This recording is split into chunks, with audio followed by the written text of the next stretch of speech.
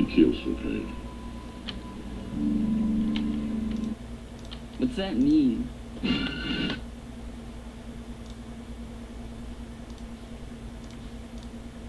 Supervisor Gustavo Oliveira. Already, people, we Our live with it. 3 judges assigned. Scoring on a 10-point must system will be Predrag Alexic of Montenegro, Lee Every of England, and Juan Carlos Pelayo of Mexico. Our referee in charge, third man in the ring, will be Victor Laughlin of Scotland.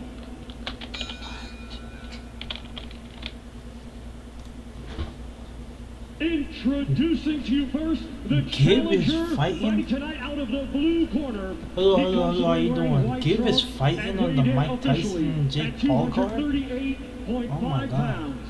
Coming to us from Bochum, Germany, he brings an undefeated record. My day's going beautiful. How's your day going? 16 of his 24 wins coming by way of knockout.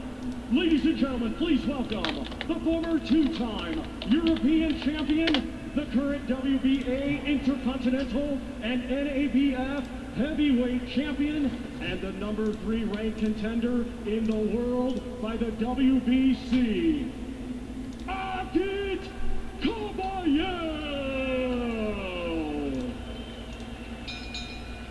That's surprising, you know. And his opponent across the ring, he is the defending champion, fighting tonight out of the red corner. He comes to the ring wearing white with red and blue, and weighed in the same as his opponent, 238.5 pounds. A native of Guantanamo, Cuba, he is now making his home in Miami, Florida, USA, and brings an undefeated record with 24 wins, 17 of his 24 wins coming by way of knockout.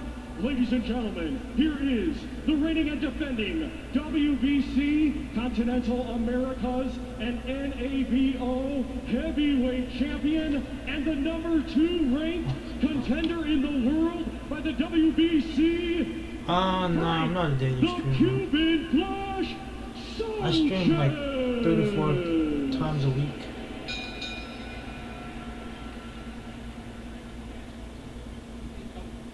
Okay, gents, by your instructions, remember, obey my commands at all times, defend yourselves at all times. God bless. Touch gloves.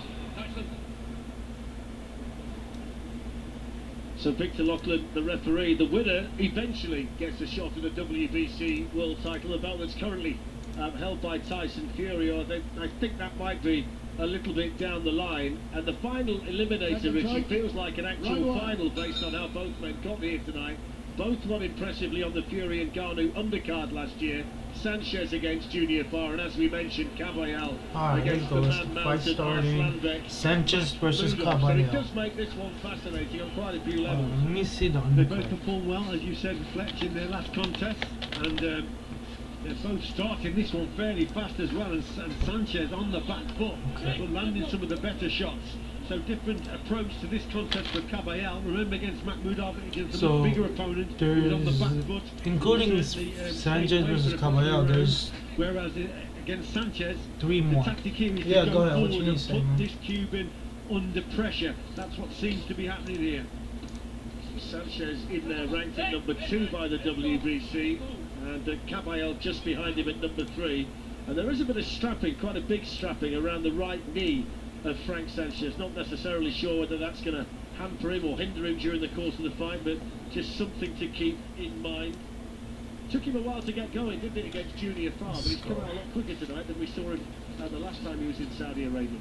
Yes, I think that's because Kabayel has opted to push him back, Fletch, so he's making Sanchez actually punch and trying to keep him at bay. Sanchez, like a lot of the Cuban boxers, likes a bit of time and a bit of space. They're very skillful, they're very talented, the Cubans. And for them to really show that talent, Nah, I don't really have any. Not at the moment, honestly. Just to maintain No, I don't know if I'm gonna keep streaming. Backwards, So, maintain the gap, and then not at the moment, Kabayel I'd come say. into that. It's not a bad shot there from Sanchez. A nice solid left hook from the Cuban. He's happy to box off the ropes in this opening round. Both of them unbeaten. There is one no contest on the record of Frank Sanchez, which is the only minor blemish. And there's a lot at stake for both of these fighters in this final eliminator for the WBC World Title. Tyson Fury is going to defend that tonight, top of the bill, as part of Undisputed. For the first time ever, 4 belts on the line for an undisputed World Heavyweight title fight. The first time they're going to have an undisputed champion for 25 years. Lots of action though between now and then, the top of the bill here in Riyadh.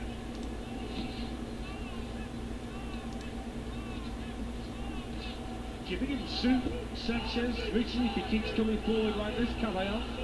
I think what he'll have to do, Sanchez, the jab probably won't be enough to keep Caballero at bay, so he's just showing me a shot there that he's going to probably use more of. Is that right uppercut? It's a really decent punch when he gets it going. If he can bring Caballero onto that shot, then who knows? But I don't think the jab is going to be enough to deter Caballero, who again, he just keeps coming forward. So Sanchez is going to have to bring his right hand into play at some stage, and like I say, a right uppercut might be the answer. It's the first round where he's thrown more punches, Frank Sanchez, and he's been the more accurate of the two. And there's the bell to end the first. And here is one part of the top of the bill arriving tonight. Eeyore under his arm. Oleksandr Usyk, who's a character in and out of the ring. The pulse Usyk is entering the ring. He wasn't phased by all the Usyk is entering the ring, yo. I mean, not entering the ring, he's entering the arena. Usyk, who's bringing 3 belts into the ring here at the Kingdom Arena tonight, is marching into the arena with a nice smile on his face. And he's looking like the coolest man in the room, Richie, as he always does. Yes, he's seen it Yeah, all before, hasn't he? If anybody in there got me a follow, man, I appreciate it.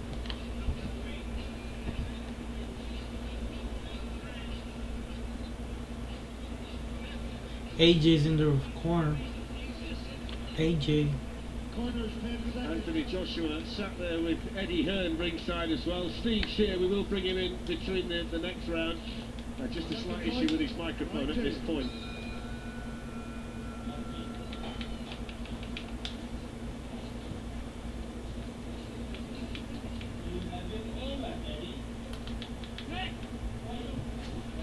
Well, I think in that first round, you've seen Caballero on that front foot. Give me a second, y'all. I'll be back in a minute. Most definitely. But will it deter Caballero, who again has set out his tactics? If Caballero's going to box like this, Fletch, he's got to move his head a little bit more. He's trying to close and walk his opponent down, but he's probably taking too many as he's going forward. And like I say, if you bring the uppercut into play, or even the straight right hand from Sanchez, he could walk onto a big punch. So he's got to try and avoid the shots as he's coming forward, Caballero. Both came in at around 17 stone yesterday. Caballero looking to assert his authority here early in the second, and he got a good shot through there, followed up by a decent body shot as well on Frank Sanchez. Yeah, we were talking about the uppercut for Sanchez, but what an uppercut that was on the inside from Caballero, followed up by that left up to the body. Remember, that left hook was the one that held Makhmedov, wasn't it? Yeah, that was a real demolition shot by Caballero when we last saw him in the ring here in Riyadh. He broke the big man down and stopped him. He ran out of gas, really. Makhmedov fought the wrong fight, but Caballero was bright enough to take him to places where he didn't want to go, and he's just started to get on top here in the second round. Sanchez can't really get off the ropes, and he's having a fair deal of success over there at the moment, Caballero. Well, Caballero's responding well. This is mainly because Sanchez holding his feet. What is he doing on the rope there? Just inviting the pressure. That wasn't a bad shot from him, but Caballero there had a good spell. He really did, and that's because Sanchez held his feet, stayed on the ropes, and invited Caballero to pressure him.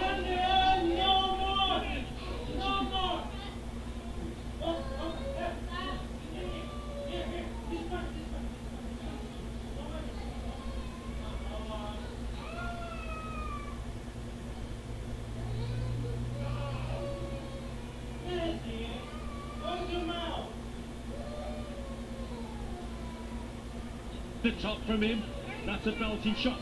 Sanchez, Fletcher's got to move. He moved very well in the first round, but now he's holding his feet, getting caught. Big pump of the chins as well from the Cuban, which indicates he's feeling these shots as well. He's an accurate worker, Caballero. And this has been a really good round for him. Final 20 seconds of the second, scheduled for 12. Eliminator for for the WBC World Heavyweight title. And Sanchez probably isn't learning from the mistakes that Makhmedov made in terms of holding the feet, getting caught to the body. This has been a cracking round for Caballero. Well, there's the bell. Now let's try and bring in Steve Munson, who's again gone from presentation position to commentary position. He's getting the steps in tonight. Alright, we back with it. Caballero. And he switched it as soon as he came out. You could just tell he just got that bit close. He was pushing Sanchez back in the first round. He wasn't really working it, so it was allowing Sanchez to pick one or two shots. But in the second, he got closer, let his hands go, and he landed an awful lot of body shots, and they were intentional. Those were the ones that broke the giant arse length Murmagomedov last whenever it was December. I liked Ajit in that round a lot. Yeah, Caballero was a lot better, wasn't he, in that second round. And taking a few risks the way he's going forward, not moving the head as much, but he's targeted Sanchez's body and he's had success there. I think he's the most underrated heavyweight in the world, Ajit Caballero, Fletch. So Eddie Reynoso in the corner of Frank Sanchez. He trains in the same gym as Canelo Alvarez. I think that's a really good point. He's like a comedian. He can adapt his style based on what he sees in there. And he's not a flashy heavyweight. He's not a fashionable heavyweight. But he's a very effective heavyweight, a very adaptable heavyweight, Richie. Yep, that's the sign of a champion. A boxer that can adapt to his opponent's style. And then, obviously, box to the right tactics. That's probably the greatest strength, in my opinion, that Tyson Fury has. He can adapt to anything in front of him, as can Oleksandr Usyk, as we know. Okay. So we can't wait for that one. I dragged Walker Peters way too far, man. Caballero's a man who's been linked with fights with Anthony Joshua, Tyson Fury. He's been a European champion twice.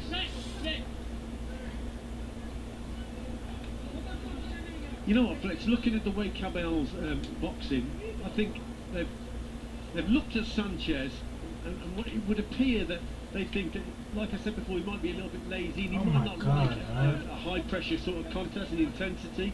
So they've sent Caballero on that front foot, and he's going through the gears here and he's making Sanchez work, and there's little signs now of Sanchez holding on the inside, you know, and trying to move away, and trying to get a bit of space.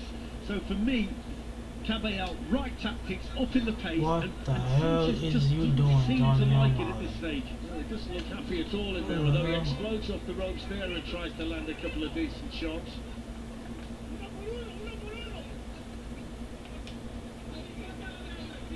Just started to move his feet a bit more. What a When he ball. gets trapped on the ropes like this, he's a fitting target for Caballero.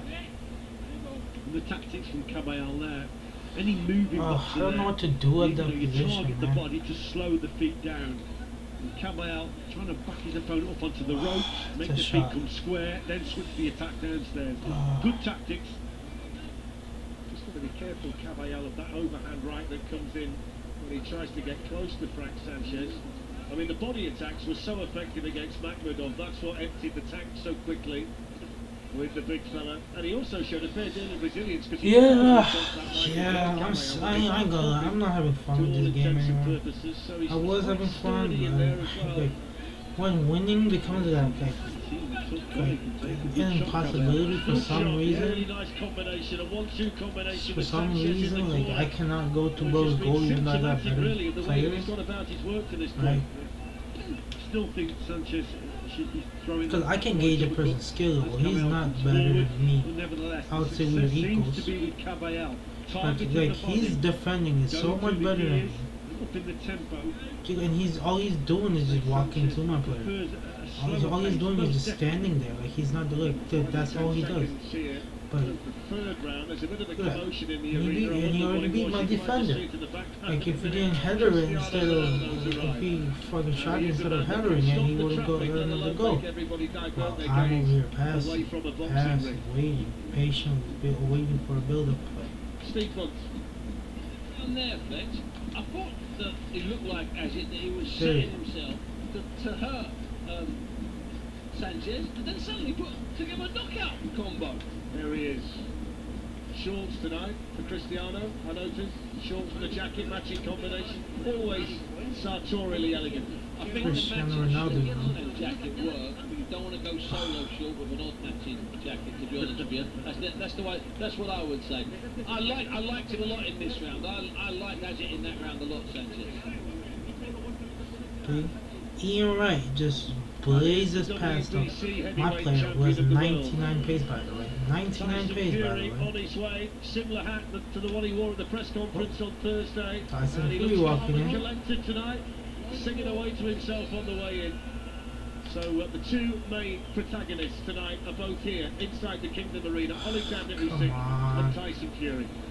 And Sanchez and Caballero out for the fourth of this one, a fight that started very well for the German. And we talk about history and what it would mean to Frank Sanchez if he becomes the first Cuban world heavyweight champion. If Caballero wins it, he'll be the first German to hold the title since Max Schmeling back in the 30s. Yeah, incredible. Be a great achievement for both of them, wouldn't it? And that's the type of goal I could see. I tackle him, he gets the ball back. I tackle him, nothing happens. I tackle him, he just Against scores. Michael Moore, mid-90s, he got beat. Yeah. You know what I mean? And like, Millie Bright's keeping up with the 96 pace. For East Germany, Marlon. as an amateur, Axel Schultz. I think he had a fight with George Foreman as well, didn't he? That's right, yeah. At some stage. And of course, Manuel Char held the So WBA what's the point of regular stats title, if but they not don't the matter? super title. There's a good uppercut from Frank Sanchez, whose success has been limited to this point against Caballero. At the start of this round, I think Sanchez certainly opted to get on his bike again. He must have got that from the corner. Hit and moved. But the feet have slowed again. Caballero is again targeting the body. This is a Sorry, I'm not even watching the match right Caballero now. seems to have got the tactics right here, but can he And carry it Tyson out and Fury finish the job on off? Usyk are still freaking 3 fights after 3 fights. I should have. Ref! Penalty! Penalty! Bins. Don't matter. Bins. Okay. Nice one. Excellent body shot, which set up the overhand right there again for Caballero. That was a pass for Deani, by the way. Tremendous work there. That genuinely was a pass for What Deani. we call switch Instead attack. of going back. Downstairs first, then he whipped the right hand over the top. So that was good stuff there from Caballero. What is happening with my team, bro? What is happening with my defense? Yeah, Gwen, by Anton, Donald. Sanchez needs to What step is it up, this? stepping it up relatively quickly before he falls significantly behind in the fight. And that's how you bring the arms and the elbows down against your opponent, Fletch. Target the body, make him think that you keep targeting downstairs, and make him bring those arms down, and then you switch the attack with the right hand over the top, and he becomes a little bit vulnerable more to the head. Really good right hand again that thuds off the chin of Sanchez. Final 10 seconds of the round number 4. And so far, so good for the German double European champion. Oh my Agit god, he just Caballero. waiting for a second. I tell you what, Steve, it's a similar story developing here to the Kovalev-Safar fight, where he's hardly going for the body Sanchez, but the bodywork of Caballero is a significant difference here. It's the significant difference, and also, Flex, he's in so much control as in Caballero. I should Even know though he my might man. have maybe not Probably would have been my cruising first around goal as a winning by header streak, goal because he's I don't in know how to control. head the ball. He's in control. You know, the point I was making at the end of the last round, I'm not sure if you heard, is that Sanchez, okay, he upset a guy called F.E. Jaguar a couple of years ago, and F.E. Jaguar was the newest thing in boxing, okay? And the way Ajit's fighting here against an unbigger man with all those ridiculous stats that they match up on, Ajit's looking to stop him in about 5 or 6 rounds. Yeah. That'd be some win, Rich. Yeah, it would be indeed. Okay. Sure. There he is, the Gypsy King. Is he going to be the undisputed heavyweight king a little bit later on? Certainly looks nice and relaxed in there, doesn't he? Fuck Yeah, he's ready for yeah. battle, Tyson. Ryan back. So out they come for the 5th. And I must say the body language was significantly more positive in the Caballero corner than it was in the Sanchez corner. And it's always great to see a cut man in a flat cap. I think that's the way it should be, Rich. I'm quite happy now I've seen that. Yeah. Well, there's that right uppercut. Okay. The shot we spoke about for Sanchez. What I like Bro, about how did he Caballero get is up? he's making Sanchez Like from work the at a floor, pace that he's not used to. chase me down and You know, tackle me, he's all going while to my the guy, ease my of person was and still up. quickening the tempo. How does that work, huh? And he's controlling the pace, Sanchez, Caballero. Get that. Sanchez, still dangerous. Caballero, he's just chipping away, round after round. Good shot from the inside. Fantastic little uppercut on the inside from Caballero, and another one Oh my god. rattling the jaw of Frank Sanchez. Having to fight a significantly different fight than what we saw him in the ring against Junior Farr, where he went through the motions for quite a while until he decided to Fucking finish hell, it. lads. He's having to work for every second and every round at the moment in there against this very ambitious and determined German. Yeah, he can't cope with the pace here. Fucking hell, lad. He just ran through the whole pitch, lads. Oh my fucking god. He cannot control the pace and he can't cope with the pace that Caballero. Dest has 97 pace and he just got burnt. I understand Leaf Davis got 99 pace. I understand that, but that doesn't mean you burn him like that. In what world does Leaf Davis burn Dest? Round of a fight that Caballero continues to dominate. Fight Oh is my. fight. How is he tracking me and then go back to the no, bro? Let me stop. We forget this is a fucking game, bro. That was a Fucking belting tricks shot, are it really better. was. They did stiffen. So the signs are there, and Caballero will know that. Hey, Will give come him on, encouragement. And now, Yes. again, trying to walk his opponent down. Still a minute to go in the fifth round.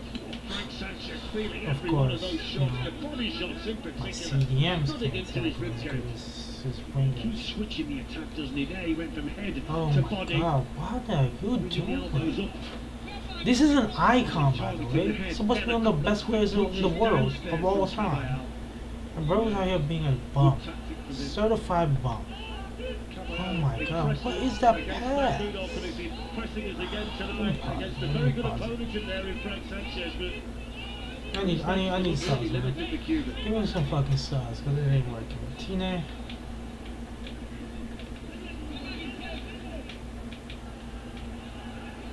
Let me get my beste. Beste!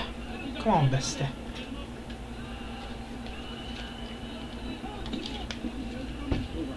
Just not quite where he wanted it. Caballero. Sanchez back in the corner, final few seconds. Why are you heading it that There's way? the bell, another good round for the German. Well, the stars are out tonight. Let's join Josh Denzel. He's with the former England captain, Stephen Gerrard. Stevie, undisputed heavyweight title fight. You must be buzzing to be in. Well, I'm normally an armchair supporter when it comes down to boxing. I'm a big boxing fan, but I like to watch it on TV. But when it's undisputed, when it's Tyson Fury, when it's so big, when it's in Saudi, I've got to be here, I've got to be present to witness it.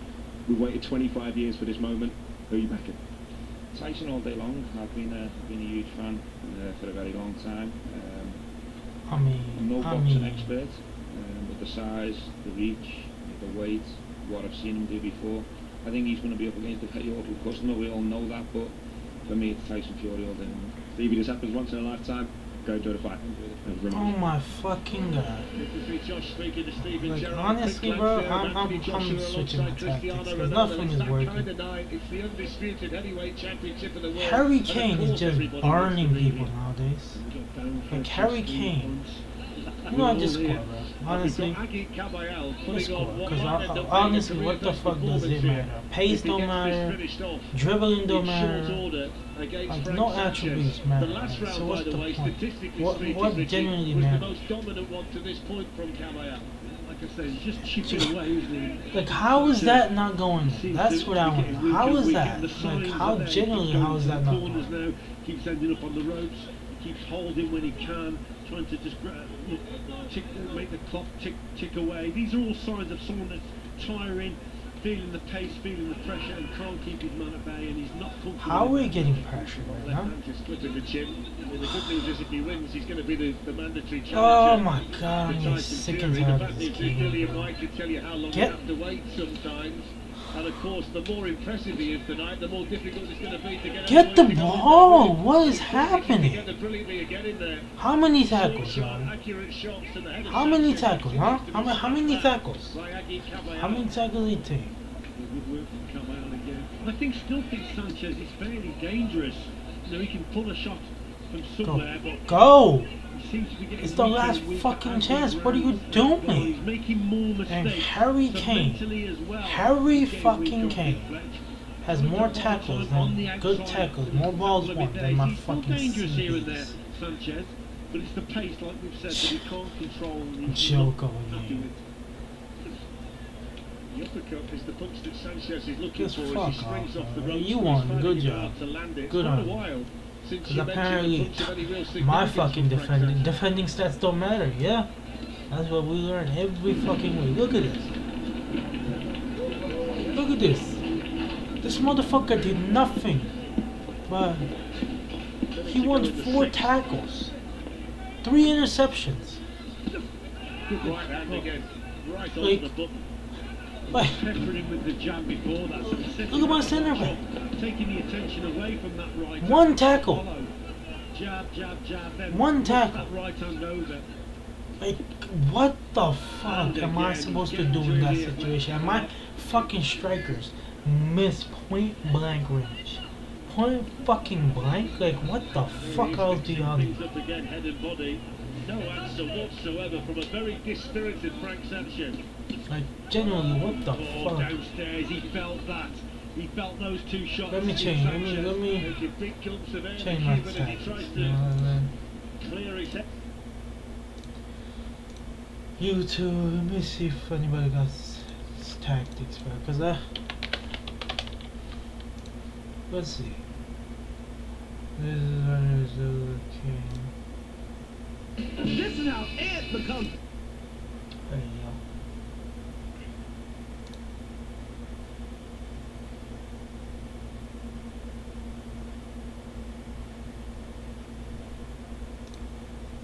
Alright, so custom tactics. Okay, so custom tech. His tactic is balance 45 and 60 depth. Oh, I don't like it. Balance direct passing 55.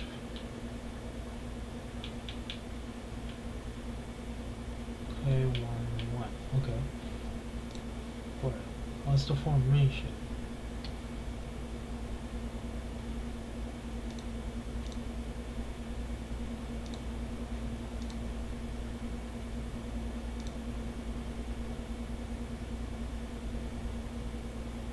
Okay, this is just not the fucking show. Okay, fuck you, bro. Bro, just giving me the same fucking formation that we've had for fucking months now.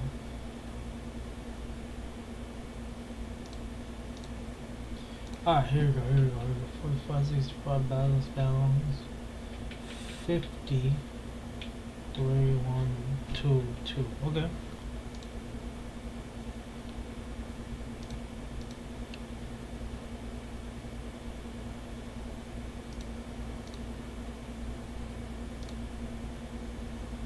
Alright, so then we got formation. It's 4-4-1-1, huh?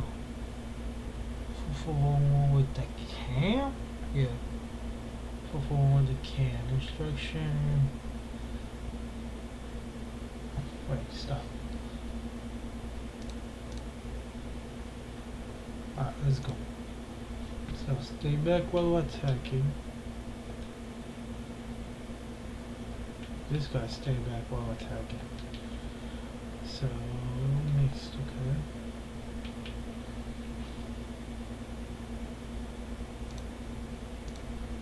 So big one, okay. Mixed attacking. Okay, so it is center forward. It's the one with the center forward led. Mixed attacking. Come back. Okay, come back on defense. Stay back while attacking. Stay back while attacking. Okay.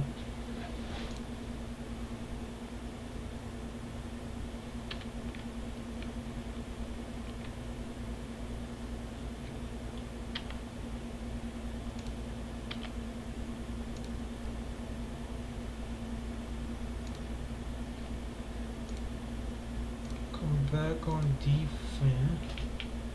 Hold on. Stay back on. Come back on defense. fight. Get into the box, put crosses, and get in behind.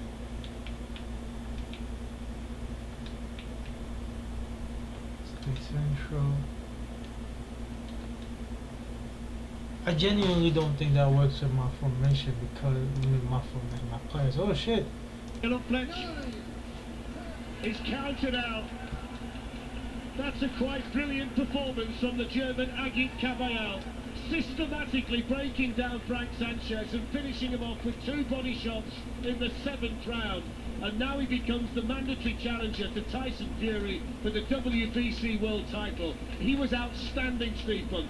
He was outstanding, he was flawless, he was too smart, he was too clever, he was too powerful. They were great shots. Frank Warren up at ringside congratulating him. That's twice he's won against the odds, against unbeaten dangerous men. And twice he's broken them down, bashed them up and taken their souls.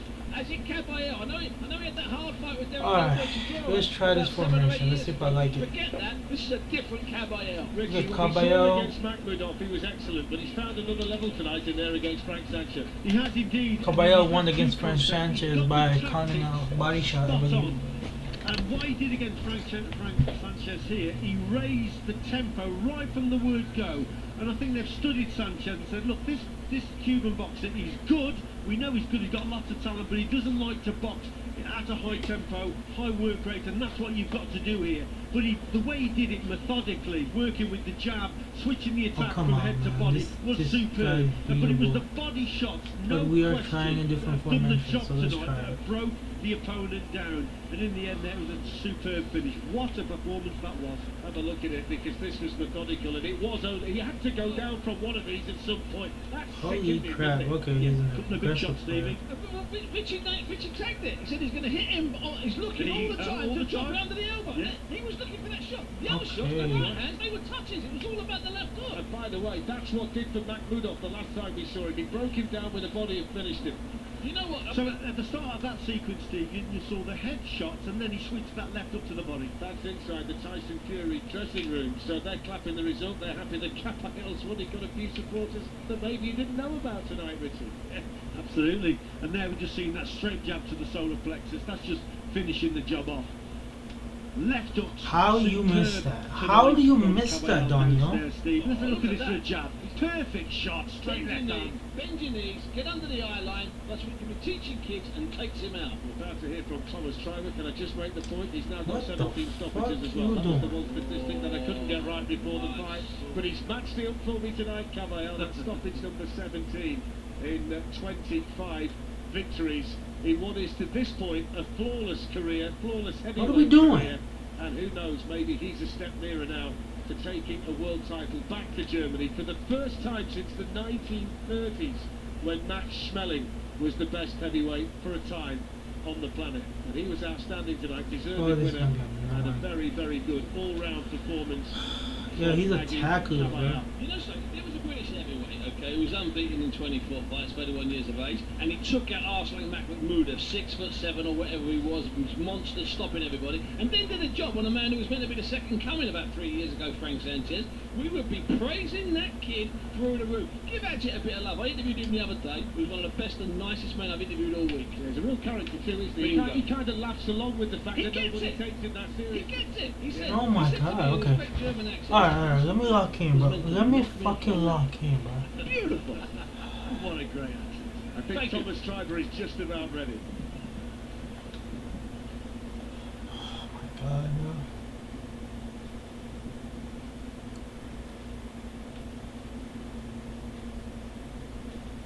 Good goal. Good goal. Didn't matter that I was doing freaking guarding him the whole time. Didn't matter that fucking hell I can go through his defense like so, like butter. Ref. That's it? Just a yellow card? Where's the red card? Okay, what the fuck is going on? Ladies and gentlemen, here is the official time. 2 minutes 33 seconds of round number 7. Our referee, Victor Laughlin, reaches the count of 10. Therefore, your winner by way of knockout, still undefeated, and new Who the fuck WBC is Continental passing? Americas What? and Huh? NABO Heavyweight heavyweight champion. We're gonna attack conceal all fucking game. We're gonna... So he gets the belts off Frank Sanchez, but the most significant happening tonight is he's now the mandatory challenger for Tyson Fury, and that's what tonight really What was a game, all about. man. What a Yes, it was fucking indeed. game For the was. heavyweight Fucking consort, hell, he's this under game the is radar, so good, bro. To the Tyson Furies of this world, now he's certainly on the radar. The numbers tonight, more accurate, more thrown, more landers, one-way traffic really, and the body shots did for Frank Sanchez. Chastening night for the big human, who's got to head back to the drawing board. And I think imminently we're going to hear from the victor tonight, Aggie Kabayel, because he's going to be chatting in the ring to Chris Mannix. Come on. You fucking kidding me? Are we fucking kidding me? Why are we not coming to him? Why are we not pressing that? Aja, congratulations. I'm not sure many people have taken advantage of these cards in Riyadh in the way that you have. 2 fights, 2 wins, 2 knockouts, and this time you do it against the best opponent of your career. How'd you feel about that performance? Who the fuck are you? Alhamdulillah, we made it. Alhamdulillah, I'm happy. We trained very hard for this opportunity. Thank you for everything, really. We trained very hard, and now, you see, we win. Alhamdulillah. You're a pressure fighter, and Oh you're my landing God. a lot of shots to the body. Like, knocked what him down the twice fuck is in that going final on? round with body shots. When Where did are you you sense going, that you were Tysor? softening him up down there? I don't know. I will only finish the fight, you know. I see he's not good here in the ring. He have not condition. I see it and I finish the fight, you know. The Labor King is back.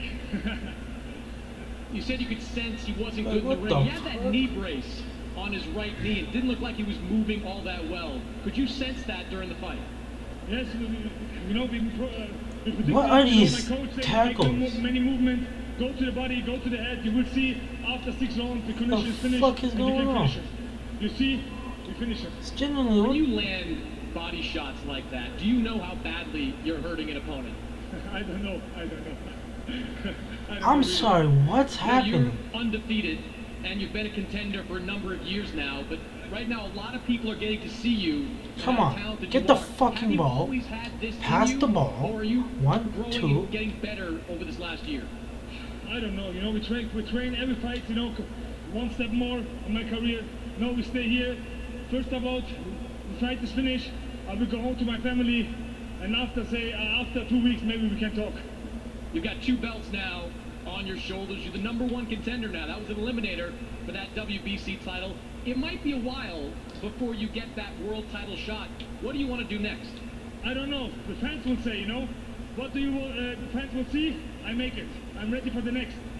But we have This Joseph Parker motherfucker calling with his this fight stupid, ringside. He was impressed stupid shit. with your performance. He's looking for a big Oh fight. my There's a fight against Joseph Parker. fucking hell, bro. I don't know, you know. My manager, my everything. What you know, the just a fuck fucking is this game? sport, you know. We go in the ring. After the ring, we are What friends. the I don't know. fuck is Baker happening, says this, lad? Bailey says this. I That! hate trash talk, you know. I will only give my best in the ring. Okay, I'm This is, switching you for know, it is what a it is. This These game last couple of is fights meant to shit. you. 2 big wins on 2 big stages. I don't know, really. I give my best, really. I'm happy. Let's go. Where's the next? I'm ready. Congratulations, Aja. Thank you. Alright, bro. Kate? What the fuck was this mess? Bayal, the winner, fantastic performance from him. Genuinely, So what next up the tonight, fuck Joe was that? Leader against Anthony Kakachi. After that, Jai Opitaya against Maris Bradis, and then the top of the bill. And we've all followed Tyson Fury's story and know the struggles that he's had away from the boxing ring. But Oleksandr Usyk has had to contend with his own challenges. Here's his story. I'm actually Я з точки зору fucking людини, pissed яка off. знає, що таке бокс. Usyk is a dangerous operator. In and out, in and out. What's happening? Після поєдинку тобі I важко genuinely, what the And that's fuck what is Usyk happening? can hit with clean shots. He's given a lot of people from now to pound number 1. Це набагато навіть вже повинно було йти. Alright, bro. This was just a hurricane that came into the boxing world. Alright, bro. Alright, fuck this formation. Let's try something else.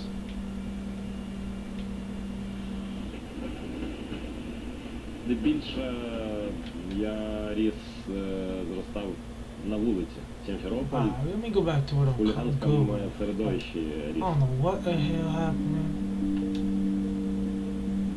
Коли я вчився в 2 класі, я дуже сильно захворів, там в мене була там пневмонія, там двостороння, ну там страшенна хвороба була. What the fuck? Навіть лікар сказав, що я можу...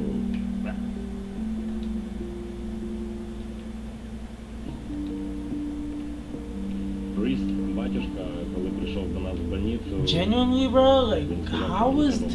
how are these goalkeepers saving everything?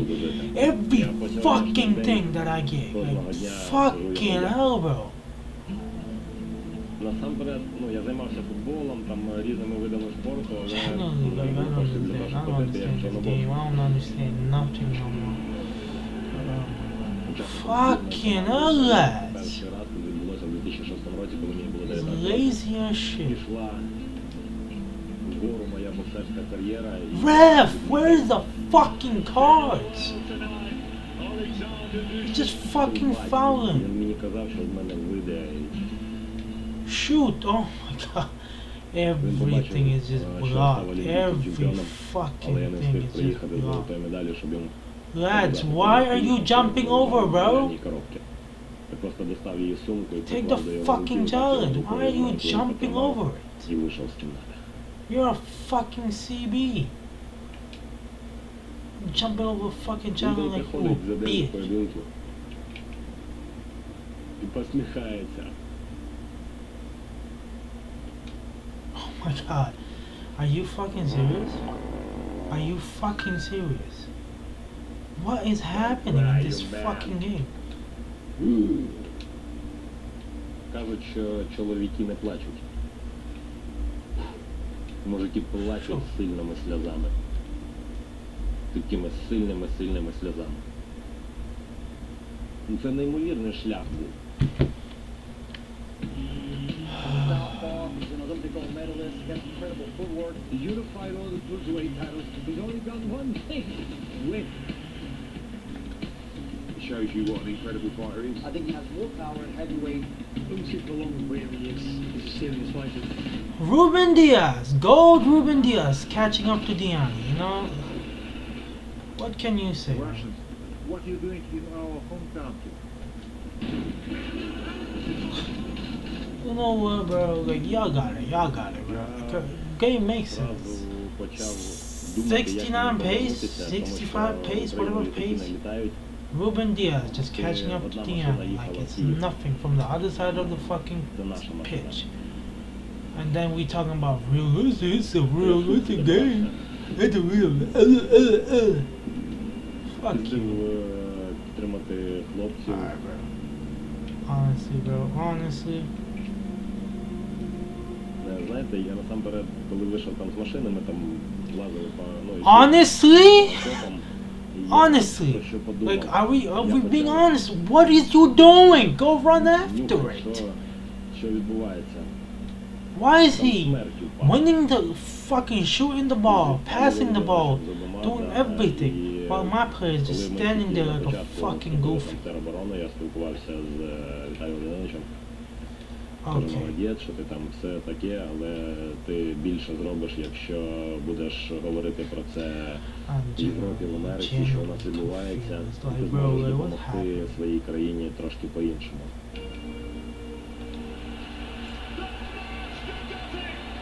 Finally.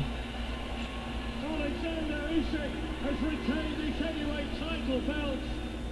It is signed. Signed, it's from 4 belts. We will finally know who the top heavyweight on the planet is. Right, Oleksandr Usyk, the rabbit.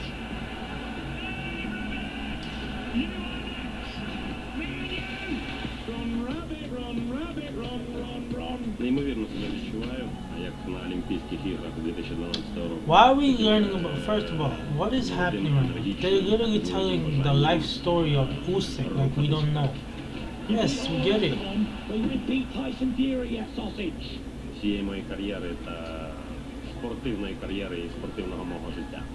Я хочу вам так сказати, перемога Let me get the last загальна time. всього українського народу. Fucking hell, lads. I more speak in the ring. І це неймовірний шлях. Like, what the fuck is happening? How many tackles? Alex, we've just seen an incredible feature about the journey of Oleksandr Usyk. Pass the ball, bro. Right. Nobody knows him better than you. How many minutes before you, like, how many fucking times? Tell me No in way. terms of what you've seen today as he goes to try to complete his journey. No. It's not the final destination for his journey, actually. This is one more step to greatness, to legacy, to something that will stay in the history of boxing for years, for ages. This man... He's just standing there. Why can we not pass through? This man has already deserved it. For his hard work, for his... Get it out, man. Just get it out. for his... how he treats his job, how he treats his team, how he treats boxing in general, because this is in his heart, it's his passion. How the fuck is this game still going on? How do you see his mentality right now, in terms of what you've seen today? Normal, as usual. He got a fucking red card. Now, this Motherfucker got a red night card. is the night of party for him, because he's done his job already. So if I can't fucking win against him, for man, bro, it's I'm in. time to get in the ring and enjoy doing what he loves best. And it seems like nobody seems to enjoy these occasions more than him. Coming in, and I saw the Eeyore underneath his arm. I saw everything else, the dancing yesterday at the press conference. He relishes these occasions, doesn't he? Absolutely. After 7 months of extremely hard work, now he's released. Now this man is free. Now he's gonna come and do his Holy job. crap, what bro. can be better? Come on, he's so relaxed, he's so inspired, he's so motivated, all of these things. Give me the ball. But none of those things are about his mental state, because his mental state is usual. You can't.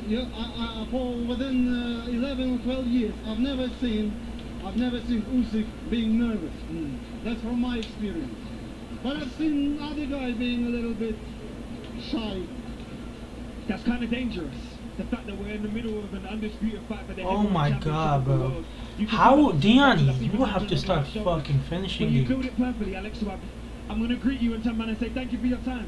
Thank you. If we weren't excited before, we're definitely excited now. We certainly are. That was incredibly How powerful. are It was you incredibly saving moving all at this? times, was that My video guy. about Oleksandr Usyk. He's an inspiration to people of Ukraine. An incredible fan base, incredible story, but his fan base as well, it keeps growing and growing. He's such a likeable character, isn't it? He comes across as such a nice guy. Yeah, I love him. I absolutely love him. I mean, the character is funny. He's quick. He's intelligent. He's a big, strong man as well. He's a Ref, come on. perfect example of what a man should be, is Oleksandr Usyk. Where are my... Everything about him. I mean, he's a hero to the people of Ukraine as well. We can't forget that. But a sporting icon as well. What he's done all this. This is going to be. What am I doing? No, stop doing too much. It's crazy. Just shoot. Cruiserweight division. Holy shit, bro. This guy's goalkeeper has fucking hell, bro. Super fast track, so fast track. Never seen anything like it. There's not anything not to like about him. He's from his personality to his style, you know, to the banter outside of the ring, and he doesn't kind of lower himself. I've been guilty of saying whatever you need to do to hype the fight, to generate pay-per-view buys. He ain't about that. He's just about doing the job. He's proved it can be done in 22 fights, undisputed cruiserweight, undisputed heavyweight, Olympic champion, and here we are potentially undisputed heavyweight champion. It's interesting David should say that about he doesn't say things that are unpleasant, he doesn't say things like that. I did the interview with him and that was done about 7 or 8 hours after Francis Ngannou What the fuck? in that ring. So What the fuck? didn't make the edit was I said, so when you see Tyson, What kind will you of remind me piece that he of dropped garbage that game man is and that? He looked at me like got offered to buy his friend for £3. He said, no. He said, I am a man. I am a man. I have children. He saved 9 shots, 12 shots against him. Say it's serious. Never had a fight. Not this man. Let's get it right here. There's because of his character. And This because is of the his persona and biggest everything joke about of a him, game ever. There's a lot of Brits that want him to win this fight. He has a massive fan base in Britain. This guy's a global superstar, and he deserved to be. He deserved to be an icon, and he's the chance to become. Are you fucking serious? What is happening right now? That was he looking in the open workout. Why are you locking off? He did the whole thing. He's the South with it, all in Orthodox. When he came up onto the box when we were doing some talking, and I said, you switched around. He said, did I? I didn't notice. He's a monster. He's a character, but he's also a scientist. Everybody in his game, they're not hangers-on. Ref. They're not just guys that are poured in. They've all got a bit of science attached to them. Ref. One's in charge of this day, Ref. one's in charge of that. He is almost like he's a machine. He's mobile, but he's built. He's been constructed. Don't worry about that. Look, David, you and Evander Holyfield both became cruiserweight world champions before doing the same. What the Usyk is looking to do the fuck same. is going on? Male boxer, it has to be said. He has 2 fucking red cards and I can't do nothing against him. Belt era. That is just mind blowing. It's very, very difficult to do. With all the different governing bodies and their mandatory challenges, trying to go. Somebody go. Keep all of them happy, defending your titles while picking up other titles is near impossible. It's so rare that this happens. And if it does happen tonight, the chances are the belts are going to fragment once again. This might be the last time you get all the belts in one place. Fucking It hell. happened in 1999. As I say, within about a week or so, Lennox had been ordered to fight John Ruiz. He said no to John Ruiz. He had another couple of fights planned, and Evander Holyfield then fights for the title he just lost in the ring to Lennox. So it happened then. And let's not talk about it. Let's not start talking about tomorrow today, but it could happen here as well. Oh, look who it is, Evander Holyfield. The real deal. He is backstage. I think this is him coming in to Tyson Fury's dressing room. It is indeed. There it is. You can see them at the back. So first up, as always, tends to be the photo and the selfie. But what conversations do you think would be happening between those two? I just think having such a legend as Holyfield coming to wish you luck is a beautiful thing. Yeah. He's a real, he's a true legend of the game. You know, someone who was small, just like Usyk is. Tyson Fury will be looking at Holyfield thinking, I cannot believe it took me. I only won by 1 goal. Motherfucker had 2 red cards, and I only won by 1 goal. After Buster Douglas beat Tyson, Holyfield is the man that did what Usyk is trying to do tonight, and it would have been a bit strange for Tyson Fury connecting there with Evander Holyfield. Yeah, well, Oleksandr Usyk, an incredible fighter. We cannot wait for the main event coming up a little bit later. But back to the undercard tonight. It's your mate up next, huh? Anthony Catching coming up against Joe Cordina. 2 world titles on the line here. What do you make of this matchup? Yeah, really good fight. Really interesting fight. So the next fight is Joe Cordina I've done a lot of sparring with him. versus Anthony Power is phenomenal. Doesn't really reflect in his knockout ratio, and I've got a kind of an idea why I think that is. I think sometimes he goes through the motions, and sometimes he doesn't maybe go up through the gears when he can. He knows that at a point in this fight tonight, he will have to go up through the gears. Joe Cordina is a magnificent fighter. I mean, probably the favourite, and probably deserves to be the favourite in this fight, but he's a big guy. And there's concern that he may be struggling at lightweight. But we'll see tonight. I think Cordina's the favourite, but don't be surprised if Anto Kakachi wins this one. And if you're struggling at the weight out here with this heat, where you've got to drink loads and loads of water, that's particularly tricky. So if you lock yourself away for 6 or 7 days in a madly, crazily air-conditioned place to try and stabilise the heat, that's also tricky. It's fine ground balancing your weight, and both of them, I think, are tight at the weight. But perhaps Cordina's a little bit tighter, and I think out here, Carl boxed in in Austin, Texas, El Paso. That's brutal.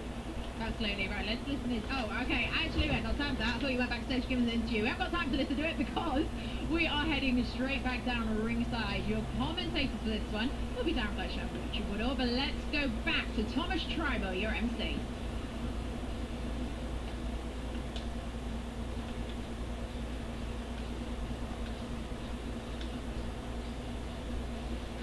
Come on now, 2 goals.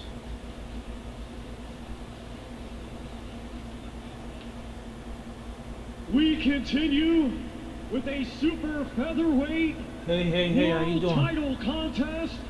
Let's first welcome the IBO defending champion, Anthony, the Andy Town Apache Kakachi. Catchy, that's how you say it. Oh no.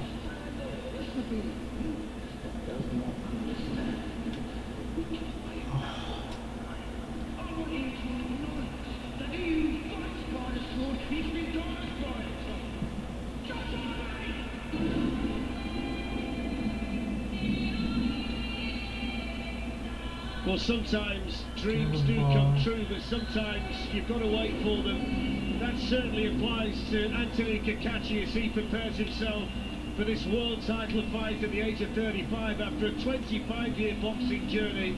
Full of struggle. Tonight, though, here at the Kingdom Anthony Arena, Kakachi is walking, by the way. lifetime dream come true. So, If he can wrestle the this fight and another fight, Dan super Fury featherweight versus title Usyk, people. away from Joe Cordina. At 35 lengths, I think it is now or never for Anthony Kakachi. Holy crap, what a freaking counter. He looks in tremendous condition, a 35-year-old. And we heard from Carl Frampton, speak to Carl earlier today, and he said, Richard, you won't believe how hard this fella hits. So he's Oh started my many god, what is times. happening? Yes, he's very My freaking internet just turned to glue. Probably why he gets so much power in his punches. Ashley Cole But just now or scored never out. for this man, and he knows it. Bro, my freaking internet just went.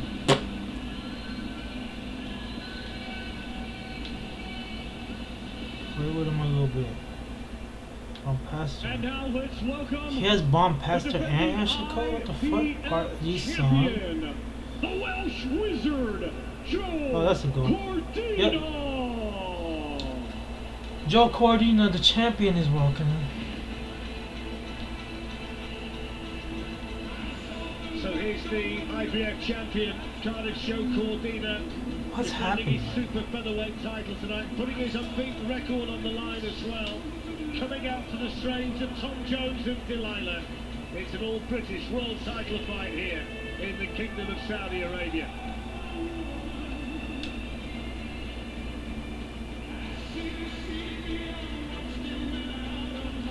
Oh my god. Alright, look at that.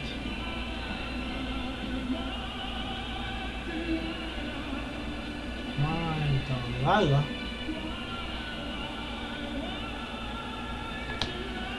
Okay, god damn, can I get better ping? Looks very relaxed, flexed, doesn't he? Best performance of his career, in my opinion, was against Rackham off the Can't pass the ball apparently at that point. Southpaw, and interestingly, Kakachi is a very good southpaw also. And Cordina seems to do well against southpaws. Great right hand, left hook combination. So let's see how it goes.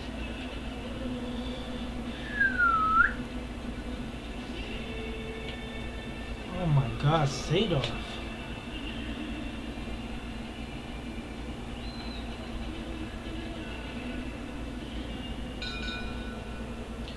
Tiani? This bout is scheduled for 12 rounds, and it'll be for Bro, you know how many how long it took me to craft Tiani? Come on now.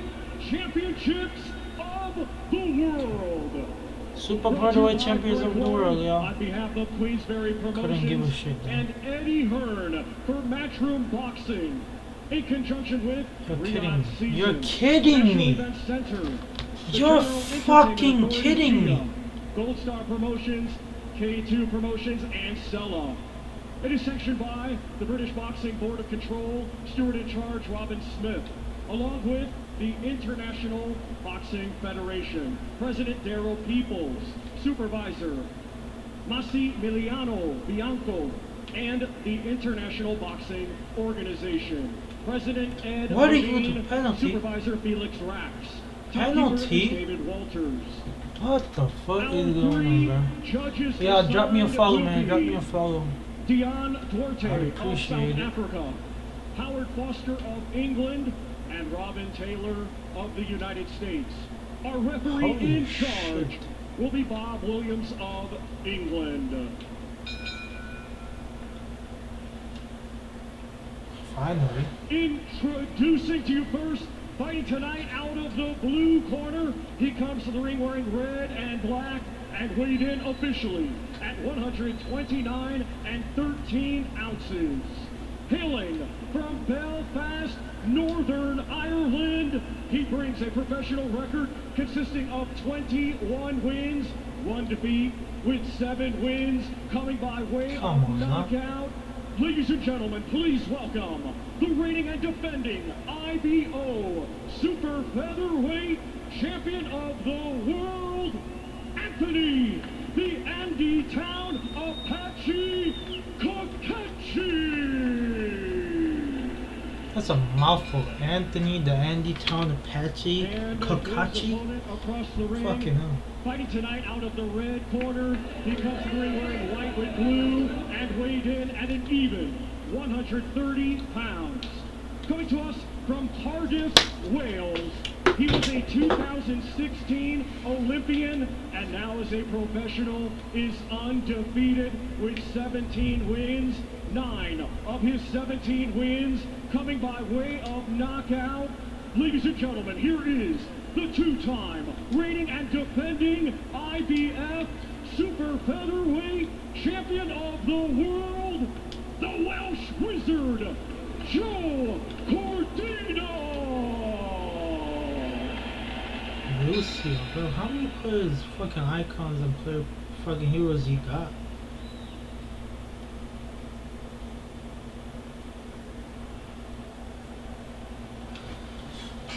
Okay, lads, obey my commands.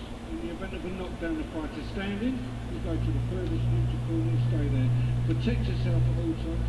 Touch gloves. Oh my god, what the fuck is you So doing? the fight that's been on the cards for a while was delayed, and we wonder if it would ever happen, is finally here. Joe Cordino defending his IBF featherweight title against Anthony Kakachi, who at 35 years old gets the chance to finally hit the What kind of fucking bullshit is that, huh? Lots of respect all week between them, and now, Richie, time to get down to business. Bro, what is this internet connection, bro? My fucking connection is spectacular, bro. So maybe he's just going to test the water out there, because like I said, Cordino did so well against Rakhimov. It was a good southpaw, but we know Kakachi can switch. He's equally as good southpaw or orthodox. We want you to come out for orthodox for this one. So Joe Cordino defending his IBF title, the lightly regarded IBO title in the possession of Anthony Kakachi, who's in the red trunks, trimmed with black in there tonight. And the only blemish on either record, the defeat to Martin J. Ward a few years ago for the man from Belfast. Joe Cordino not being stylish, but he's had to work hard in his last 2 fights. And there is this little thought in Anthony Kakachi's mind that the Welshman might be slightly tight at the weight. This might be the last time we see him at Super Feather. And he says if there is any weakness there, he's going to capitalise on it. Yes, absolutely. Give me the ball. Tight on the weight. You better get that ball. I would say when the intensity starts to increase. And the gas tank is going to be tested. At this stage, they're just feeling each other out. One of Cordino's strengths and Fletcher's his speed of punch. Very quick off the mark, Joe Cordino. Very fast single shots that he's got. Why did you start from both of them, and Kakachi taking it to Cordino.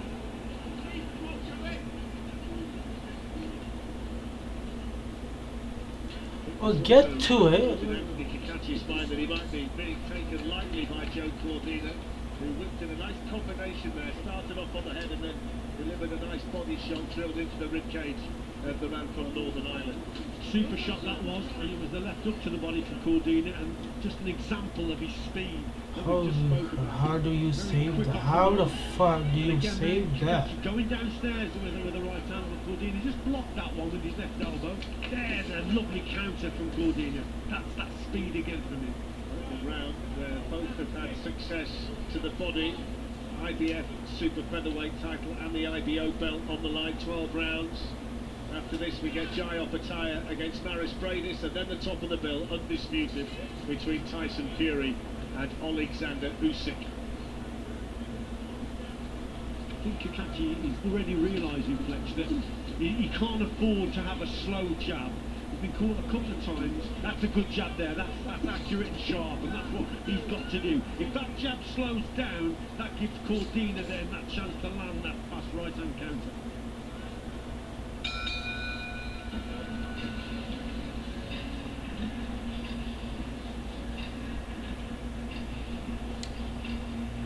Arena filling up nicely.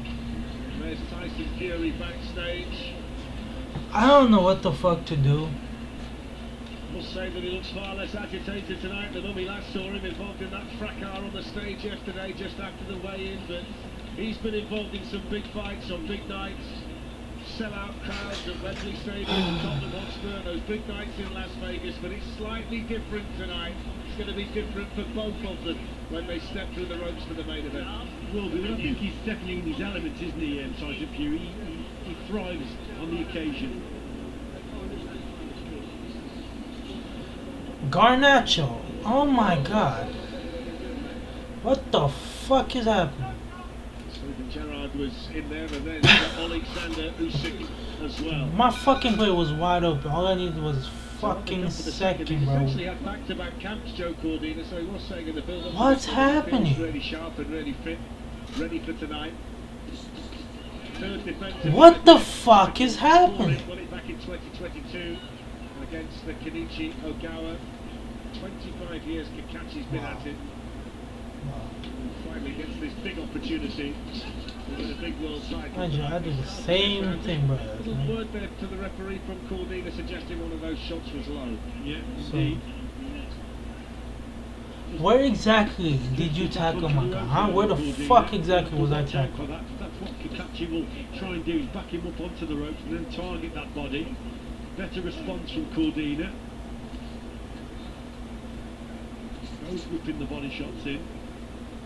What's been made this week about the body shape of Anthony Kakachi? He's got a very narrow waist and then those big shoulders. Right, so... Right. Okay.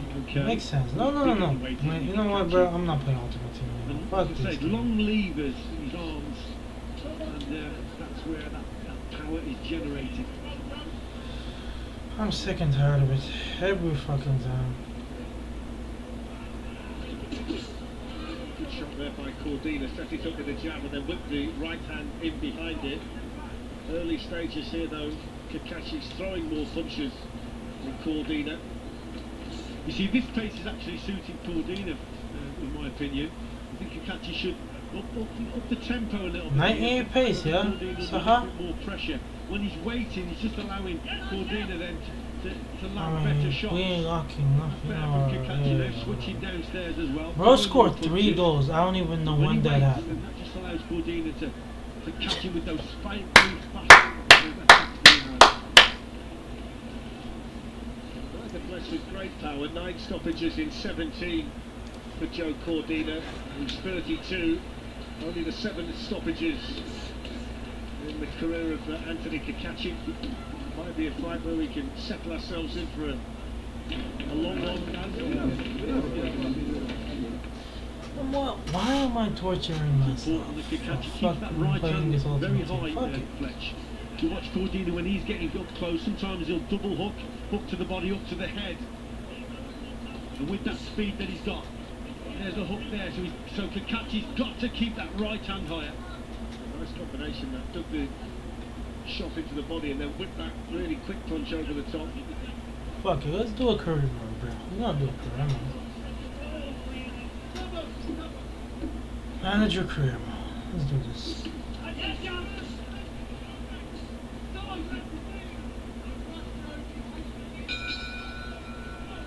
I'm gonna create a manager.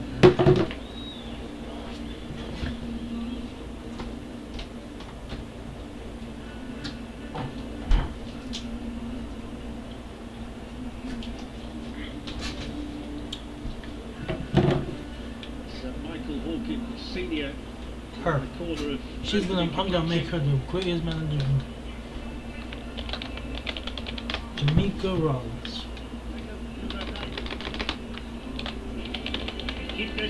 Jamaica Rollins from. We're gonna put where I'm from.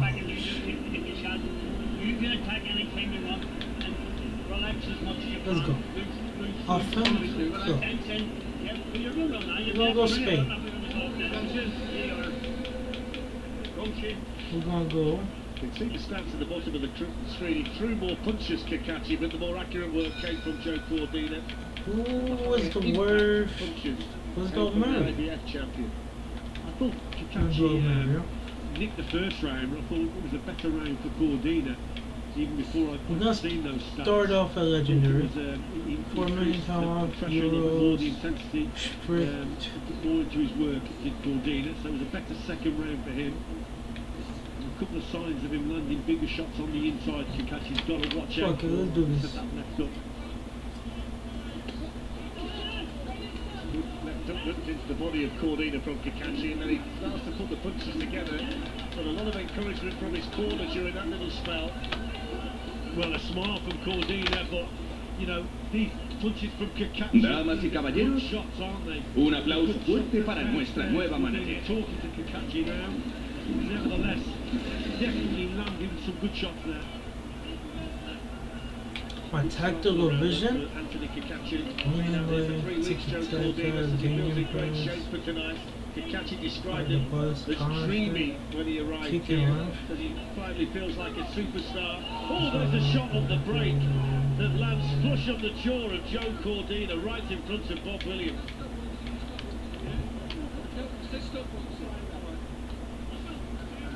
I'll tell you what, he got away with that one. Now we kicking right. Would have gone down from that. I don't know what would have happened, but Cordina, to his credit, just took it. But he's just allowed Kakachi, he's given them momentum, hasn't it? Absolutely. Whether that's left a bit of damage that we didn't realise. Oh, there's a good left hand, and that's stiffened the legs of Cordina.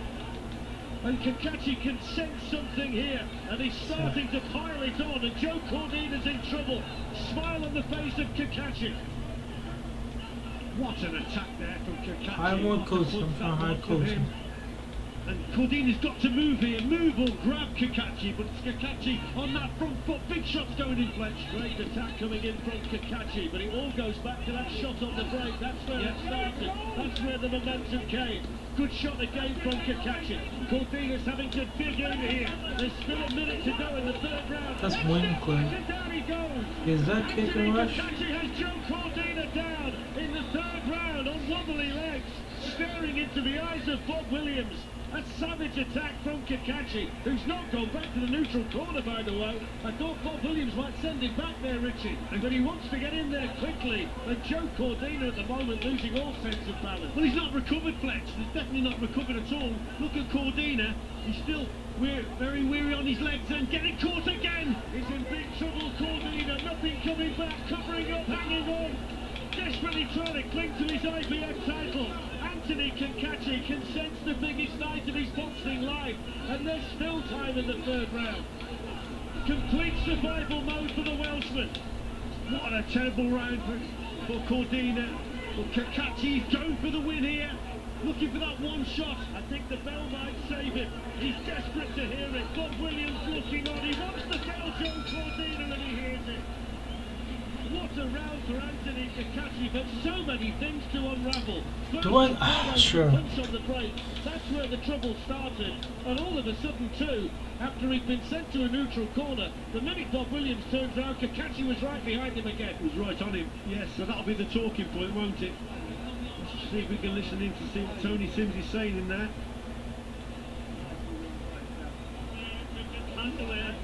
Oh my God.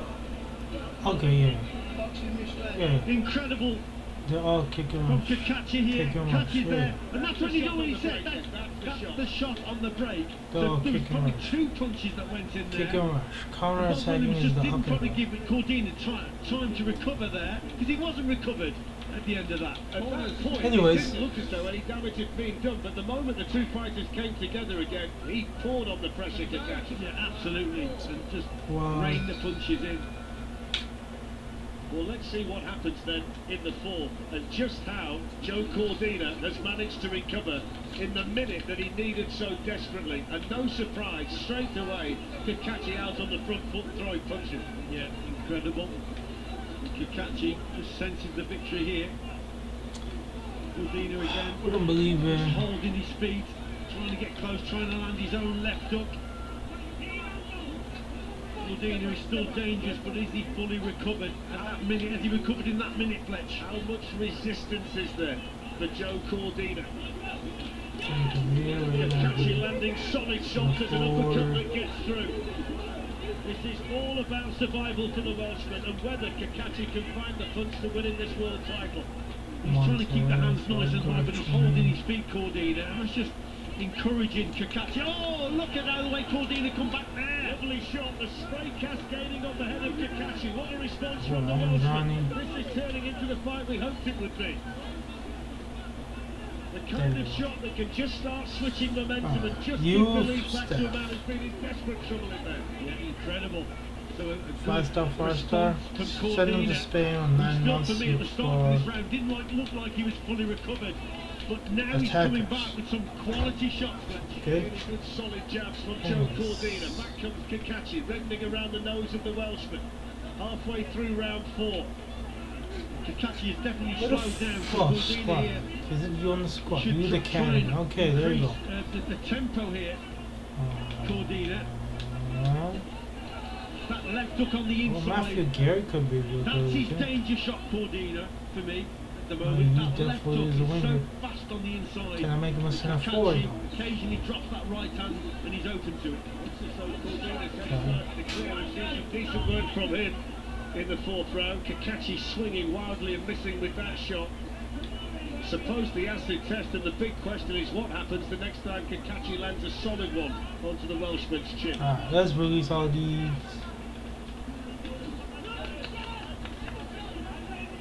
Kakachi being roared on by his corner.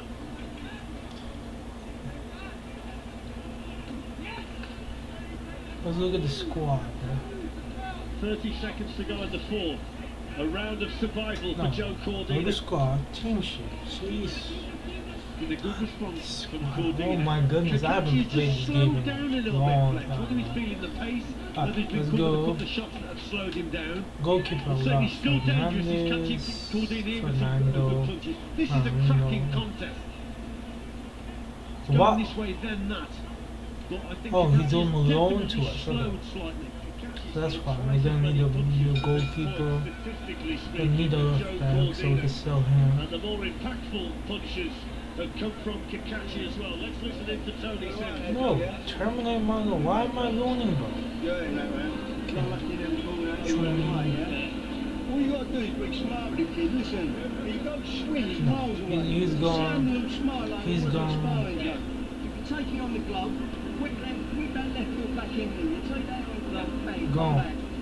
Show and get Sanchez, don't care. Gone. Sloppy looks good. I'm gonna give him a development plan. Keep your speed, keep your speed there, though, Joe, yeah? Keep your speed there. Your speed's different to his, not me, yeah? I want to get his defending on, defensive. Sit under the swings, like Joe. If you take him on the club, that's our captain. We gotta keep him for at least, you know, a little bit. Exactly the kind of IPL, you can say that. needed there, Joe Cordina. Yes, I think Too so. low, Nice man. corner. Robert Tone. I think certainly is required here. Better response from Cordina in that last round. Alright. Kakachi still dangerous. Jonathan Vieira. Still waiting for that right hand Okay. over the top of him. He's been very successful with up to now. Cordina's left hook is his danger shot. Go to Rebus. Someone is changed to a center forward. 2016 Olympic Games. Yeah, he's gonna be And a ironically, striker. the only good thing that Kakachi suffered as a professional, Tony Ramazan, Simpson's with Joe yeah, Cordina, Ramazan was is a lovely Italian. corner that night too, wasn't it? So, Get his shooting up. Yeah, get his shooting up. I must say, Richie, this felt like Luca it was going to be Romero is on yesterday loan when it to jumped us. on the scales, and everything that's been said this week pointed us in that direction, but it's living up to it. Luis Javier Suarez, Yes, it's sell cracking him. contest up to now. He can be a backup move. We're Cordina 19. has weathered the storm, most certainly, and got through it. We're gonna try to loan Kakachi, him. for me, is still very dangerous. Although momentum seems to have swung back now with Cordina. Scout report. Decent last round. And Kakachi We need find that deadly shot striker. again, Fletch. Sadiq, no. Both of them knocking off links in the attacks between head and body, but they've been headshots all the way for the last couple of rounds. I think Kakachi's defenders, either over the top or uses an uppercut is a real danger shot. But the double left up from Cordina, there's a single one there, but when he switches from body to head, very dangerous. Good shot there by Kakachi just at the end of that. Just glanced off the chin of Joe Cordina. They're standing so close to each other. No man wants to take a backward step.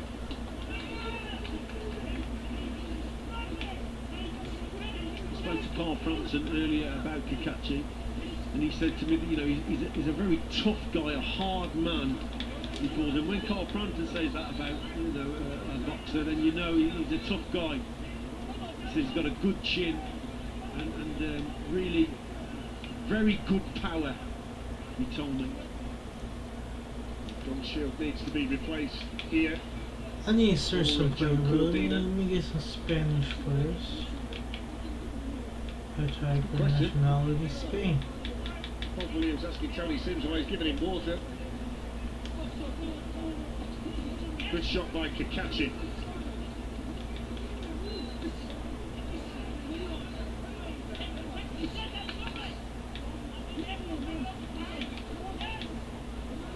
Talk about the last couple of fights, a split decision and the majority win for Joe Cordina. And it looks like he's going to be tough again tonight as well. And Kakachi just getting on top here towards the end of the fifth again. To work from Kakachi. Challenger. And again on the inside. Alright, let me see. Left hook from Kakachi. Let me see who's Almeria's top goal scorer. Hold that Slipping the legs again. And the bell comes in the nick of time again for Cordina. And he's loving it in there tonight, Anthony Kakachi.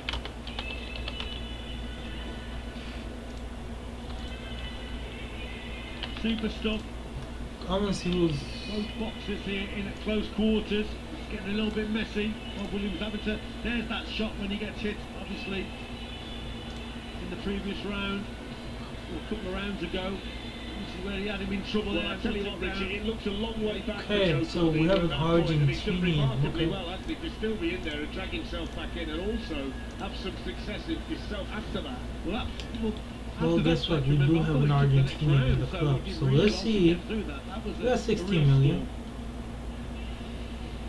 Start to finalise his preparations Let me see what very buy soon. That's a look inside Tyson Fury's dressing room. They're starting to wrap the hands. It's almost time for business for the Gypsy King. They're wrapping Tyson Fury's hands right now. Really enjoying this one, Rich. Yeah, this is a cracker, isn't it? Come on, y'all don't need them. Absolutely not. Joe Cordina is more dangerous for me. Sort of on the inside with that left hook. When he's there, he's got to watch out for that right up Kakachi. So why would you want Ramazani? Again, he's a mid-range power puncher. Kakachi really gets a lot of power in those shots. Negotiate. What do you want, man? What do you want? Important. 5 years, absolutely. To carry on working. Again, you can literally put a postage stamp underneath both of them. 22 minutes. Good infighting from both boxers. They're both picking up the defence well. They're keeping the hands fairly high on these right and left. Kakachi downstairs. Okay, bro. Shots. And then come back with a counter here and there on the inside. So it's good inside work from both of them. That's just pissing me off. 10K. Like, bro, that's pissing me off. Like, why are you acting like that? You're not a big guy. Kakachi left himself a little bit too open.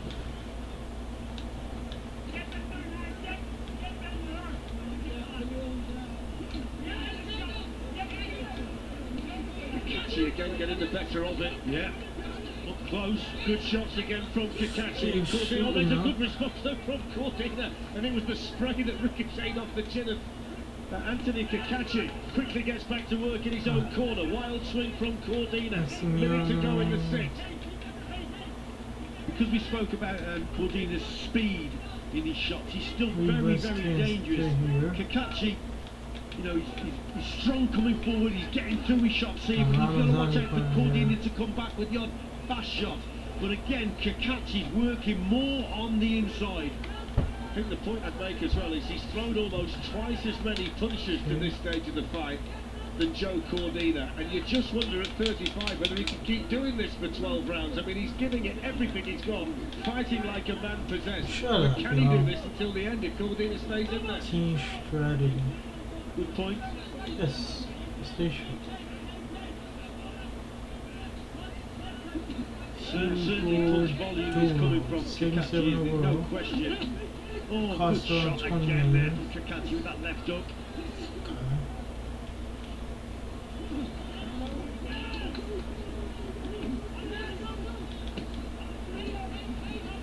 Both of them standing toe to toe, but Kakachi's getting the better of the exchanges again. And right at the end of the round, Cordina's in trouble once more, and the bell comes in the nick of time for the Welshman, just when Kakachi was putting the attack together. They'll take a break. Let's hear from Vladimir Klitschko. He's with Josh.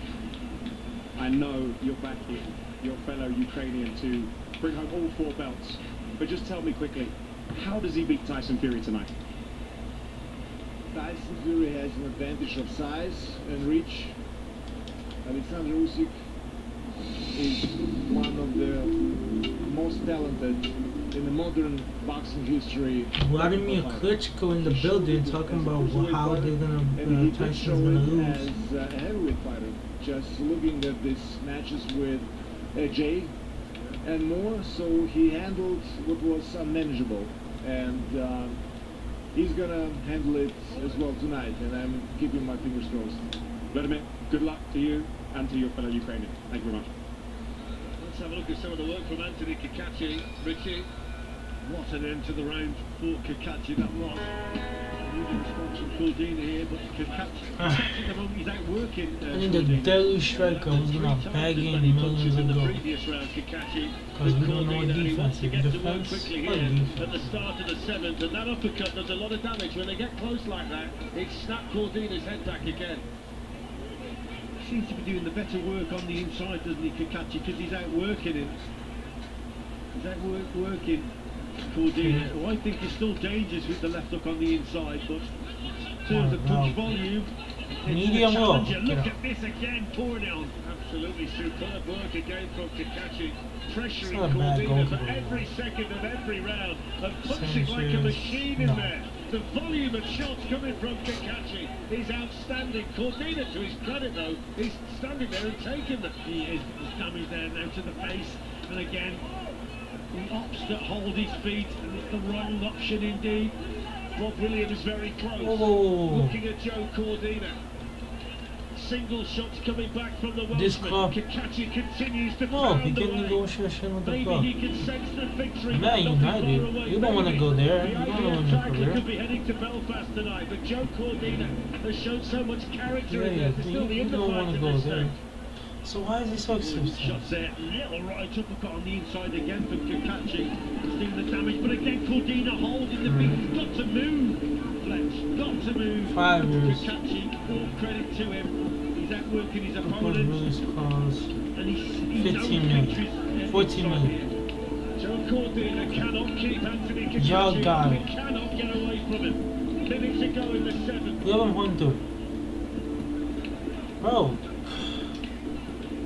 10. Why is that the hardest thing? With his back to the rope. Okay, fine. Bro, like, that's the hardest thing for apparently to do.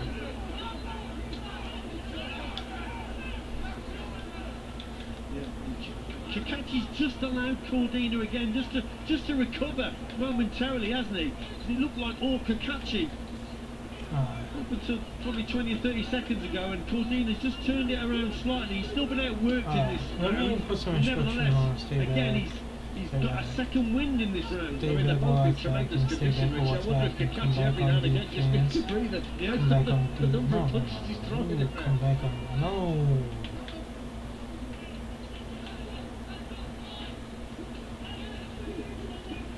It's been another really good round in there for Anthony Kakachi.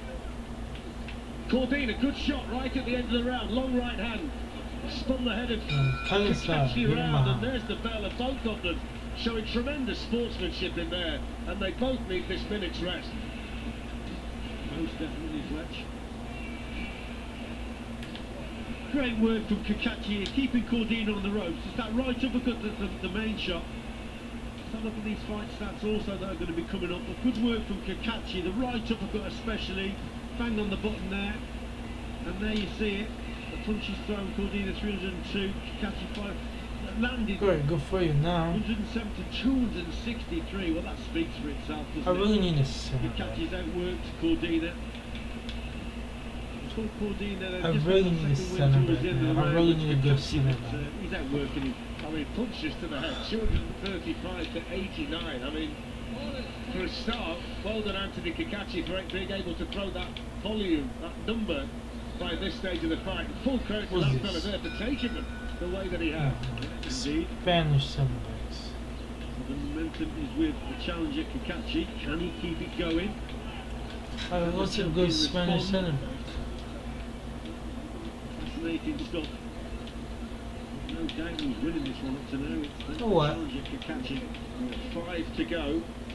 And you wonder at some stage whether the amount of work that Kakachi's doing might start to catch up with him. I mean, if you play FIFA, you know who bro is. 6'9", It's been a great year already for really good fights, and we've got another one here. There's a big shot. Kakachi's in trouble again, Cordina. No. Bob Williams is going to step in and stop it. He's seen enough, and Anthony Kakachi has won the world title. Anthony Kakachi just defeated Robert Tony and won the title. The celebrations have started. He can't believe it. But I tell you what, he thoroughly deserves that tonight. He was brilliant. He came in great condition. He gave it absolutely everything, and he's just won the IBF World Super Featherweight title at the age of 35. A career-defining night for Belfast Anthony Kakachi. What an incredible performance that was from Anthony Kakachi, outworking the champion Joe Cordina, probably from the very first round, to be quite honest, Fletch. But the bigger shots came from him.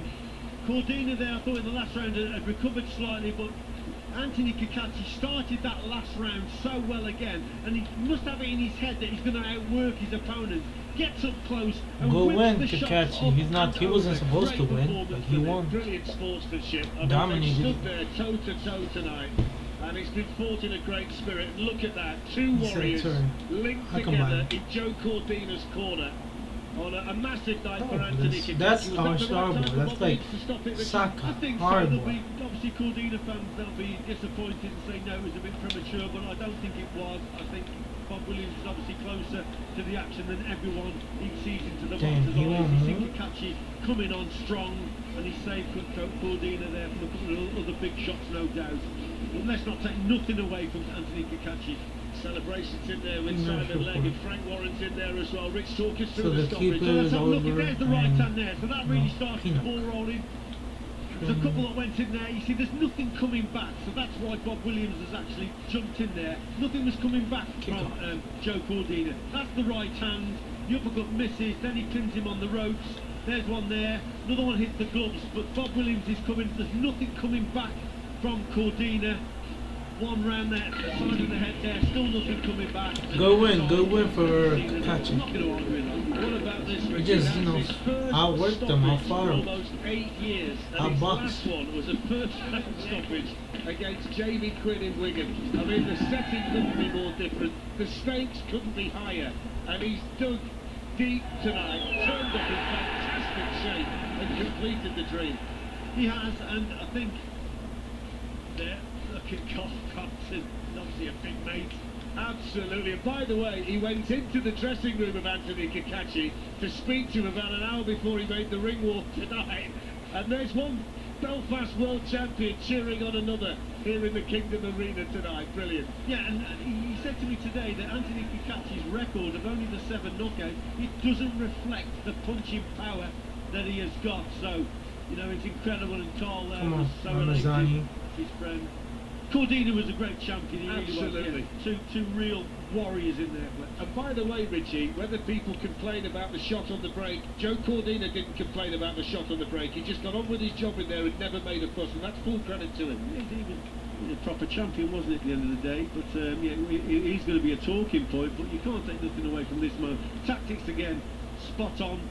worked at a very high pace, and that was a good performance indeed. He's a man who's had to do things the hard way, deal with disappointment along the way as well. He first went to the boxing club as a 10-year-old because there was nothing else to do in Anderson Town in Belfast. He's had this 10-week camp for the fight. He's done everything he can to make sure that he's in the best possible condition. It's paid off in his Ladies and gentlemen, here is the official time. 39 seconds of round number 8. Our referee in charge, Bob Williams, steps in to stop the contest. Come on, guys. Your winner by way of technical knockout, still IBO, and new IBF Super Featherweight Champion of the World, Anthony. Come on, Ramazani. It's fine. We'll be fine. We'll be fine. Well, what a performance, Richie. What a night. What a night for him. Yeah, at 35, yeah, he's really worked hard for it, hasn't he? Great performance from him. That was the shot on the break. Oh my goodness. Yeah, you're right, Claudina didn't complain at all, but look at this now, just sustained pressure from Kakachi, a couple of big shots there. You know what, Claudina did well to recover from this. Look, another shot went in there, then he goes down, he gets up, and has a decent next round. But look at this flex. Right hand there, what a bouncing shot that is. Left hook's going in, right uppercut that we spoke about. Oh, this is going to be a tough Super game. variation from him. Punching power, very deceiving. Carl Frampton told us about that. Referee jumps in, and we're not going to complain and argue with it. I don't need a The big moment for Anthony Kakachi. We're about to hear from him as well. He's going to talk to us in the ring. He's got the IBO belt over his shoulder, but he's got a more special one now. The IBF belt that he's just ripped away from Joe Cordina. What a night for Anthony Kakachi. What a fairy tale story. He's had years of inactivity. He's had setbacks. Let's hear from him. He's what the the fuck, Captain? That's your performance? That's your big show? That's all you do, Captain? That's your shot.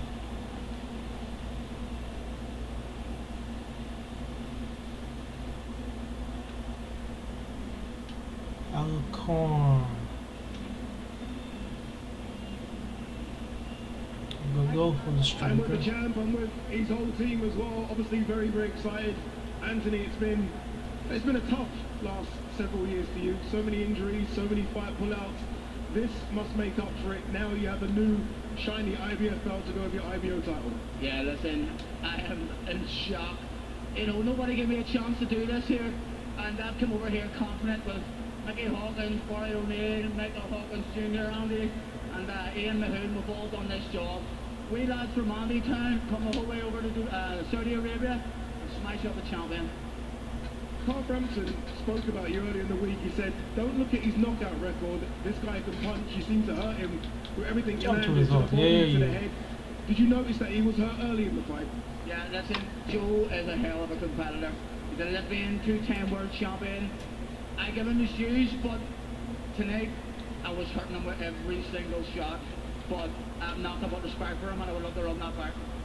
Yeah, and we may well run that back. You said to Frank just there off camera that you want to come back here and fight. If you do the rematch, you want it back here in Saudi? Yes, I mean, from here on in, I want to be boxing in Saudi Arabia every time. No more back in the UK. Saudi Arabia is the place. Turkey Al Sheikh, I'd like to say thank you very much for having me. Frank Warren, the best promoter in the world by a long shot, for having me here as well. Simon Legg, the whole team. I want to tell my missus, my wife, Sinead, my kids, Kayla, Ava, Killian, I love them so much. I've done this for you. Frank, let me quickly bring you in, Frank. This is almost the start of the Queensbury versus Matchroom 5 versus 5. This is like the prelim, so 1-0 Queensbury at the moment. What next for Anthony Kakachi? Is it a unification you're looking for, a rematch? Maybe a move to lightweight? We will see. We'll sit down as a team, speak to his manager Simon, who's done a brilliant job. All the training team has done a brilliant job, and we'll make our decision. No rush to do anything. The name of the game is what he did tonight, and what he did tonight was a fantastic performance. He's a big underdog according to everybody coming tonight, and he's come out here and shown what he's all about. You know, my only concern was he didn't fight regular enough, and look what he had in the tank there and what he did. brilliant shots, read the fight well, he sits in his arms really well, he's hard to hit, and he just done an absolute professional, top quality job. What does it mean not just to be a fighter at the level of Joe Cordina, but to become a world champion? Well, I was an IBO world champion. Everybody discredits the IBO, but this is a title as well. Albeit it may not be one of these proper legitimate ones, but it's a world title. So I'm not going to discredit that. I'm the world champion coming in here, at least according to my kids. And now I'm the IBF world champion. I just want to know that everybody at Matchroom, self-apart and all know, stick out of it, you right? So they didn't give me a chance. Look at me now. I tell you what, none of you are getting a chance. That's it. I have to ask one thing. There was a controversial moment in the fight. Round 3, when the referee said break, you hit Joe after the referee had said break. No, Joe also done the same to me. It's a professional boxing. We're in there for a fight. The referee said break as I threw a punch, and Joe actually threw a punch at the exact same time, basically to the body. So it was nothing dirty done in there. It's just professional boxing. Eat it up. So many people in Belfast were staying up to watch it. Brother said, yeah, he punched me and I punched him. It was fair. Andy Town proud of bringing his belt back to Andy Town. The first super featherweight Irish champion there's ever been, and I'm proud to make history tonight. Anthony Kache, well done. Unified super featherweight champion, well done. What an interview. I mean, I don't know a lot, but what I do know is there is the happiest man in Riyadh, Saudi Arabia. Now, we've got an unmissable few months in the UFC coming your way on TNT Sports and Discovery Plus. On Saturday, McGregor Chandler, June 29th. Lightweight Championship against Dustin Poirier in the main event of UFC 302 in New Jersey. Saturday the 29th of June, Conor McGregor makes his long-awaited UFC comeback to take on Michael Chandler. That's live on TNT Sports box office. And on Saturday the 27th of July, UFC heads to the UK for what promises to be a huge 304 card at Manchester's Co-op, headlined by the rematch between Leon Edwards and Bella Mahaman. TNT Sports box office, presented by William Hill. Victory, defeat, inevitable, unstoppable, unmissable. Only on TNT Sports. Alright, one more fight, then we're gonna get Tyson Fury. We don't do all we believe every sport should be epic.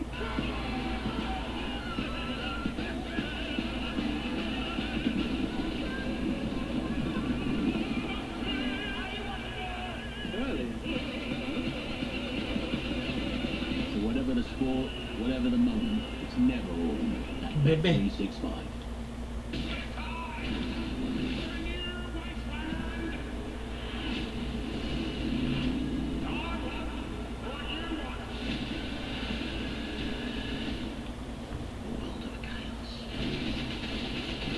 Remember me.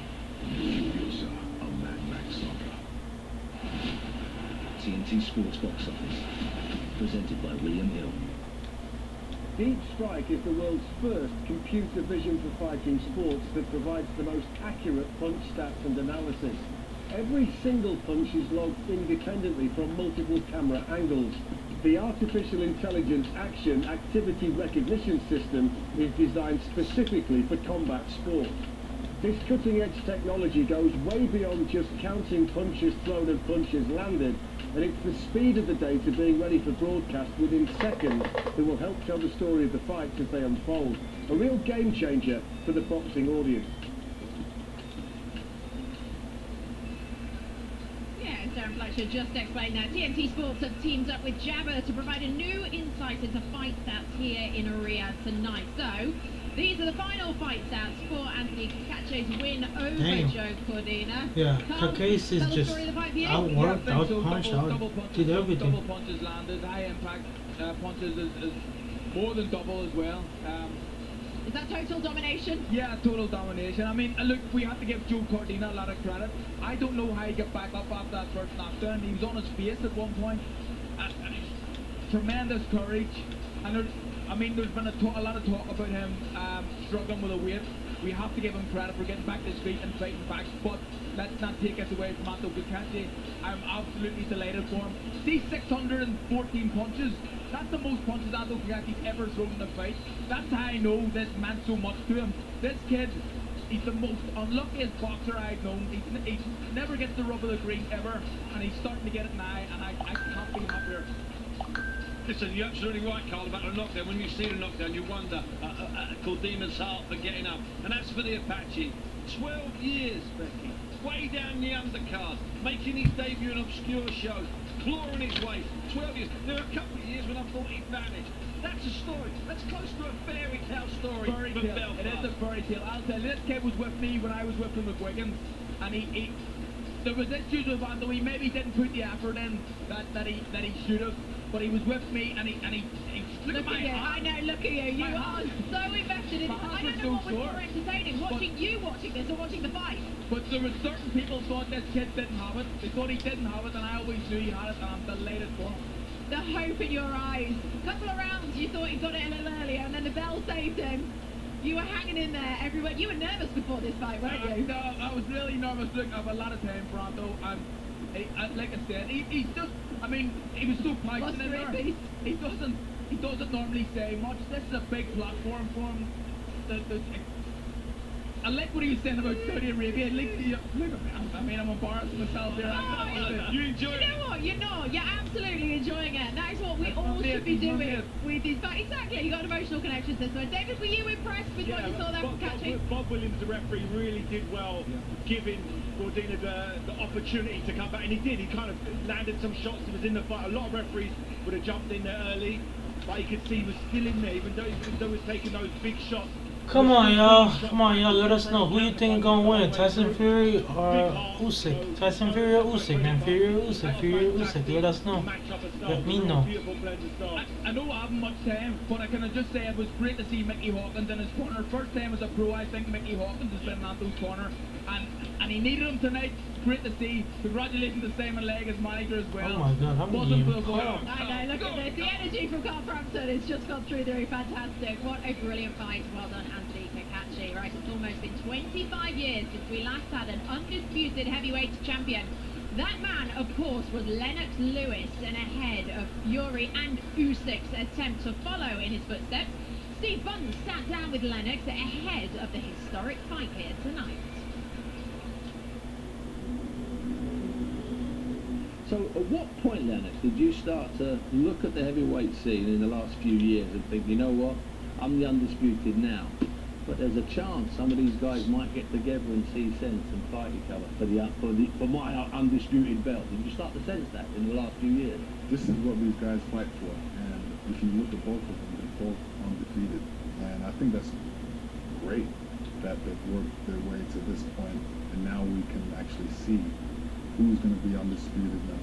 And there has to be one winner, and both guys are winners. And in this fight that they're going to fight, there can only be one winner. You got two guys with completely different styles. You know, they know about the first round. The first round, they're going to flew each other out. Second round, they're going to flew each other out. The third round, that's when they're going to start the boxing. They're going to start listening to their corner. The corner is going to say to them, hey, do this, you know, do that. And they're going to listen to their corners.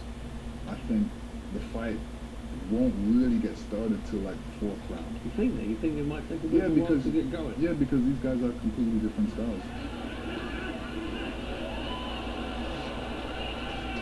It's far more than just the big man's going to win because he's the big man. It doesn't tell about the heart, the guts, the cuts, the blood. No, because you're forgetting about the first part. A good big man. Yeah, a good big man. Even a good bit small man. Right. So that's the key. Yes. Only Fury can defeat himself in that sense because he's got all the attributes of a champion. He moves well, he's elusive, he boxes from the southpaw, orthodox. So he needs to bring all those things together in this fight. It depends how Usyk comes out because he may come out aggressive and, you know, trying to push Tyson Fury around, or Tyson Fury may come out aggressive trying to push him around. And both of them are trying to hold their own ground. So that's a chess match. But that is a chess match, but sometimes in a chess match you've got to play defensive chess, as you know, rather than just aggressive chess. Yeah. So there might be a little bit of maybe Usyk playing defense. Smarter, yeah. Of course. I mean, he's a smart boxer. That's how he boxes. You know, one's a singer, one's a dancer. You know, I see him kind of dancing around and, you know, trying to find some way in, trying to find some weak point to Tyson Fury. And, you know, that's how he boxes. He's a thinking boxer. During the open workout, Usyk comes, he does his 3 minutes. He messes around, he's orthodox instead of southpaw, but he's playing, he's laughing, he's joking. And then Tyson Fury came in the room. He did about 25 minutes. And Usyk was stood next to me. And he didn't speak or look around. For 20 minutes, he just watched Tyson Fury move. Would you have done something like that? Would that have been part of what you had done? Absolutely. What he's doing is getting a sense of Tyson Fury, how he's going to move and what he's going to be doing. You know, he's watching his body motions. He's trying to catch a vibe watching him. I've got to put you on the spot. Okay. How do you think it will end? How do you think this fight ends? Who's the winner and how does it end? I think it'll be a close fight. I think Tyson Fury should win on points. It's going to be an unbelievable fight. It always is when you got two undefeated guys that don't know nothing about losing. Part of your role here in Saudi is to hand the winner the belt you've carried in your heart for 25 years, the undisputed. What would that be like for you? I feel good because I'll be giving it to the next guy that it belongs to, and I feel good handing it over because now he has to beat my record, hold it for 25 years. That's possible. In this day and age, who knows? Lennox, thanks very much. Wait, Lennox Lewis. Oh, yeah, he did all. Lennox Lewis there. What a fighter he was. And tonight, the two guys, Usyk, Fury, trying to emulate his success. I mean, he was an incredible boxer, Lennox Lewis. He was the best. I mean, everybody loves Lennox. He was the boy. I think the two boys, well, Steven's a little bit older than me, if you don't mind me saying. Ponty's been around a lot longer than me as well and covered a lot of Lennox's fights, but I mean, even to me, a youngster in the game, the first real big fight I remember of Lennox Lewis was the Mike Tyson one. So there was a lot before that, and when he fought Tyson, both of them were probably beyond their best. Absolutely. But it was a great fighter. David, what's your fondest memory of Lennox? I remember the Andrew Galotta fight. I remember Andrew Galotta really gave Riddick Bowe two amazing fights. He got disqualified. En primer lugar, muchas gracias por dedicar parte de su tiempo a contestar estas It was preguntas. a tough night for Lennox. I was a massive Lennox fan, and he went out there and absolutely destroyed him in one round. That Lennox Lewis is a very, very dangerous Lennox Lewis. And to Lennox Lewis, I remember watching that fight thinking, how could I ever beat that? I'd say he's the only guy that I'm not sure what my game plan would be to beat him, because he's just as fast as me, 2 sizes bigger than me, great reflexes, amateur pedigree, Alright. still couldn't get in his head, great chin, engine. I know there's no holes in his game. Well, can't mention you've been around Bunsey, but yeah. Yeah, listen, it was nice the way he did it. He said, David's a bit older than me, and Bunsey, well, he's been around. That's kind of polite. That's how old I am. I've been around. Okay, right. It is time. Tyson Fury, Oleksandr Usyk still to come later on, but now it's time for a chief support. Jai Opataya, Maya Friedens meets for a second time for the vacant IBF Cruiserweight World title. Darren Ritchie on commentary after Thomas Schreiber. First, the former world champion from Latvia. Cold main event time, y'all. Cold main event time. Friedens.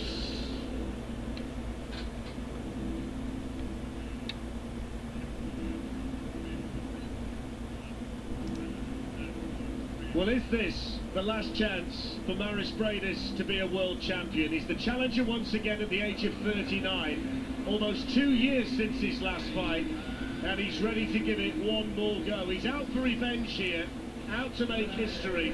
One of the great cruiserweight world champions is hoping for one more big night. Come on now. So, Marius Bridis is walking out right now. You know what, Vex, this guy's been a quality act throughout his career. He gave Oleksandr Usyk his hardest fight, no question. But at 39, you know, as time caught up with him, we'll find out tonight. But again, he really gave Jai Opataya one hell of a fight in that first one. It was a real hard scrap. It could have gone either way, but Opataya got it. But yes, he's quality, this kid. But at 39, how much is left is the big question. He's probably never made a ring walk with more questions swirling around him.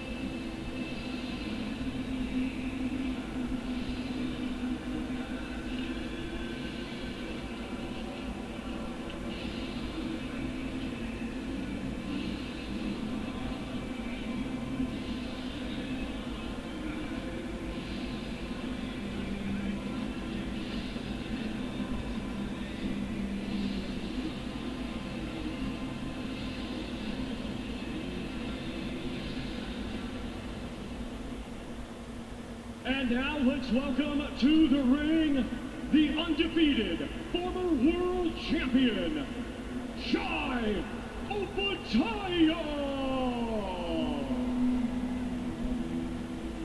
So Maris Bradis will listen to music, headphones under the hood, while we prepare to see Jai Opetaia.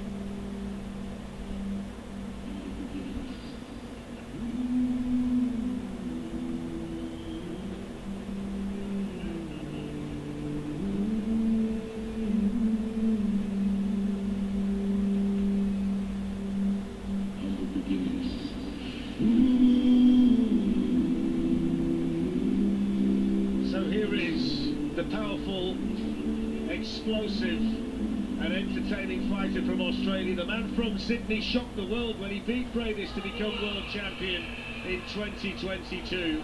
Tonight he's out to prove it was no fluke and to show the world that he's a superstar in the making.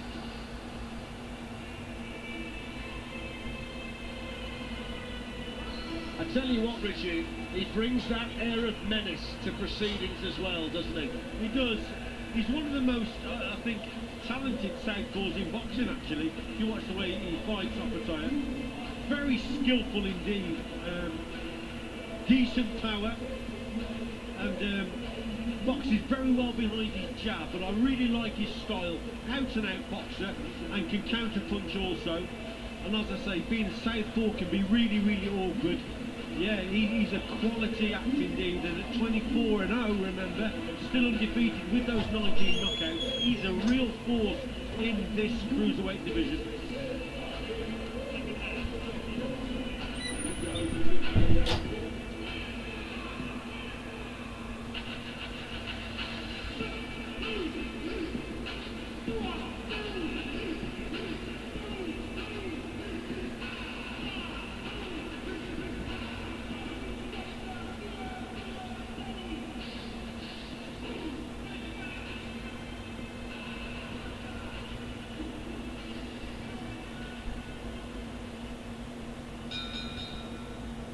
Ladies and gentlemen, this bout is scheduled for 12 rounds, and it will be for the vacant IBF Cruiserweight Championship of the World.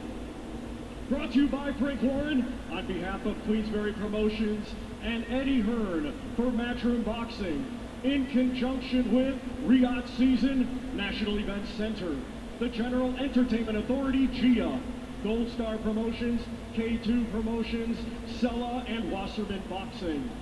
It is sanctioned by the British Boxing Board of Control, Steward in Charge Robin Smith, along with the International Boxing Federation, President Darrell Peoples, Supervisor Ben Keelty, Timekeeper Dale Elliott.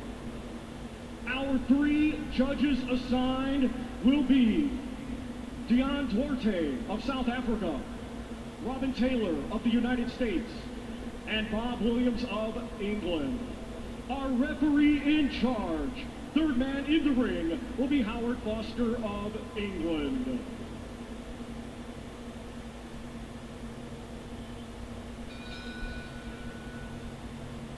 Introducing to you first, fighting tonight out of the blue corner, he comes to the ring wearing black trunks with red and weighed in officially at 199.1 pounds.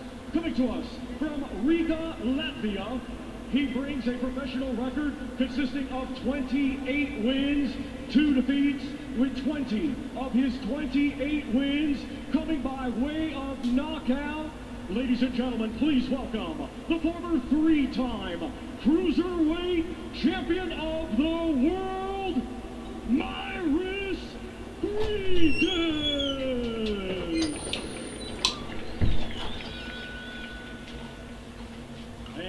His opponent across the ring. There's a link if you want to see the fight. Somebody sent a link in the chat. The red corner, he comes to the ring wearing blue with silver and weighed in officially at 198.1 pounds.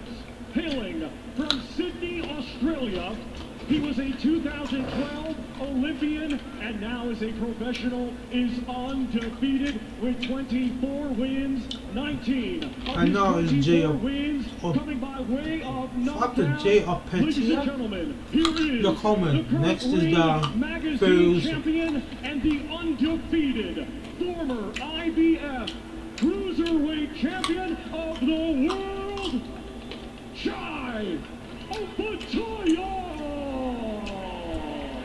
Opataya. That's how you say it.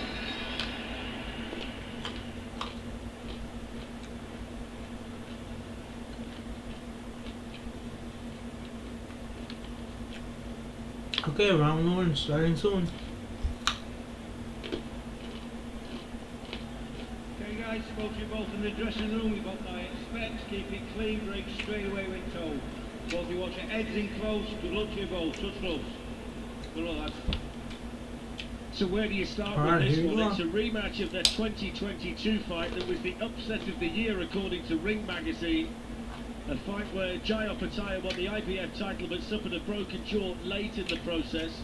It's a chance for the Australian to get the title back. He was stripped of it for not fighting Brandis here last December and facing Tysor instead. And at 39, it's the last shot potentially for the Latvian. I mean, there's so much out there for this one, Richie. Yes, it is. Opataya with blue and white, Bridges with red and black. The ring hasn't fought for 22 months. 39 years of age. Both haven't done anything, both are just staying long. Be going into this contest, so let's see how it goes. So for me, the advantage is with Opataya. Bridges, like I've said, he is a quality act. He's been a quality fighter throughout the whole of his career. A big question how much is left, and has he still got the desire as well? That's another question. Well, it's the first time we've seen him since the first fight between them. That was in July of 2022. 21 months of inactivity that might be hard to shake off at 39. What you would say is the only other man, apart from Opataya, to beat Maris Bradis is Oleksandr Usyk, and that was by majority decision. He's been a good champion and a good fighter for a long time. And if we think back to the first fight, Opataya went ahead, and it was Bradis who finished the stronger, and he got a broken jaw in the 11th round, Opataya, but managed to get over the finish line. It was also a fight where Bradis suffered quite significant damage to his nose in the process too. I mean, in an ideal world for Bradis, he could have done with a couple of more fights over that 22-month period leading into this contest, because we know Opataya is a class. Alright. 1 minute 25 remaining. minutes. The duration of the contest against Bradis over 12 rounds. I haven't seen them throw anything significant. I mean, I haven't seen them throw anything at all. Opataya seemed to struggle a little bit. So he needed probably a couple of fights going into this one, but They're nevertheless, both being very patient. Okay, Opataya trying to throw one down the pipe to the chest. The blue and white, and the silver for Opataya. That's a good left hand. 1 minute left. Southpaw stance and the black and red for the very experienced Maris Bradis. Chief support, Tysor Usyk up next for the undisputed heavyweight championship of the world. Scouting mission definitely for both boxers in the opening round, but at the moment Opataya is controlling things, controlling the pace, keeping his lead leg on the outside, so it's bringing Bradis onto his backhand, his left hand. That's what Opataya is doing, just moving to his right. So he's controlling the Bradis, moving round onto that left hand of his. So at the moment, not a lot happening, but Opataya is just controlling things with that lead leg and that jab of his.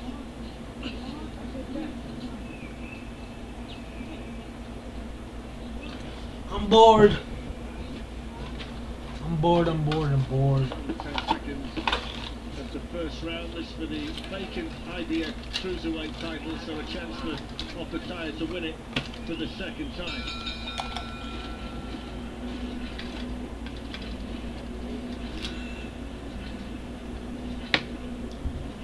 Generally, these Riyadh cards have been really weak, other than the main event. A very important process of wrapping the hands. Usyk getting his hand wrapped. Usyk, the WBA Super IBF and WBO heavyweight champion of the world. I'd love to know what he's thinking. That's my good friend Usyk, who is the head of Rival. I don't know why there's a Lowe's bucket in the back. Lovely man, Canadian, and he's an expert. He also wraps Lomachenko's hands and many other world champions. Tremendous hand wrapper, Usyk.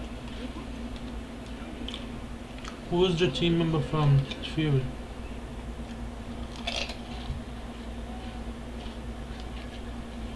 Second fight, right kick. So they come to the second round. Of course, the big difference tonight, Richie, is when they met for the first time, Opetaia wasn't supposed to win. That's why Ring Magazine voted it the upset of the year. So there's been a total role reversal coming in tonight. Opetaia is quite a heavy favourite in everybody's eyes for this one. And now he'll have the confidence, obviously, of going that 12 rounds with Good now, they're punching. Holy shit, I've been live for 2 hours. Feels so much longer. He always saves himself over the 12 rounds distance if he hasn't lived the distance before. Both guys are just level change thing. It should be a different. Nothing's happening. One thing we don't know a great deal more though is how much he's come on. There's a good shot though by Opetaia with his back on the ropes as Bradis was just starting to open up for the first time. He blew Jordan Thompson out at Wembley and then flattened Tysor here in Saudi Arabia.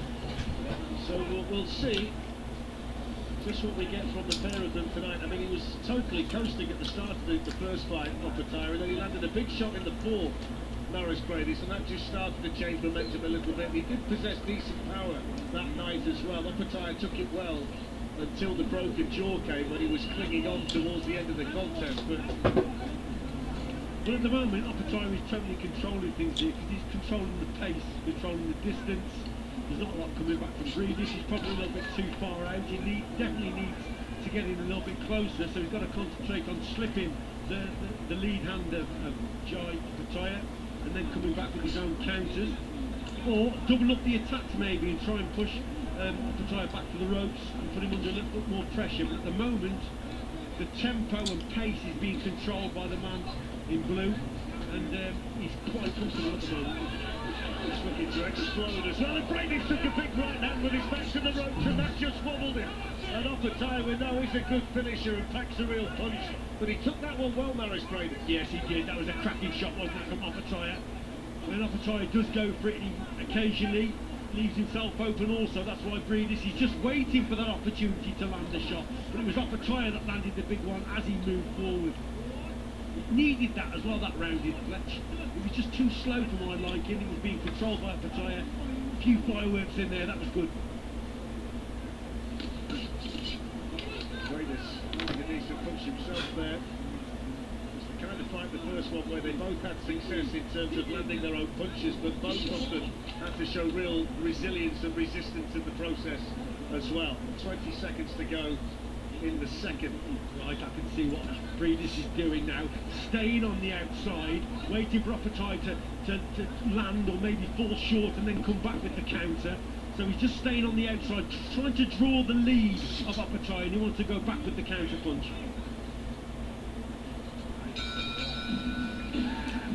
Nothing happened yet significant yet, you know. Nothing significant happened.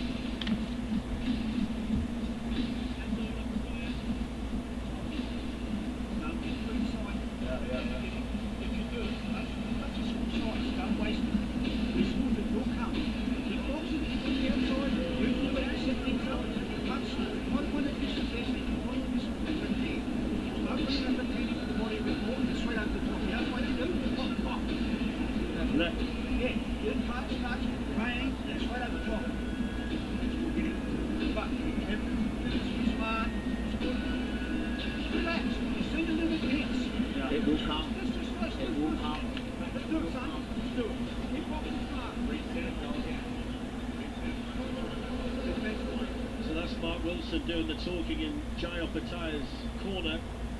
One thing I would just say is don't take your eyes off it. They've got 27 wins between them inside the first 3 rounds. 2 men who can end a fight in an instant.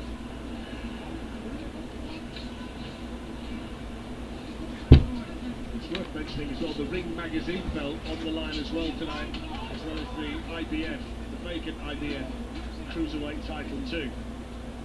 You know what, Fletch, it's important the Opetaia keeps this jab going, you know, and keeps Breeders off balance, because he's setting up his left hand Opetaia behind the jab. That's important, yes, but if he misses with his left hand, you watch Breeders come back with the counter.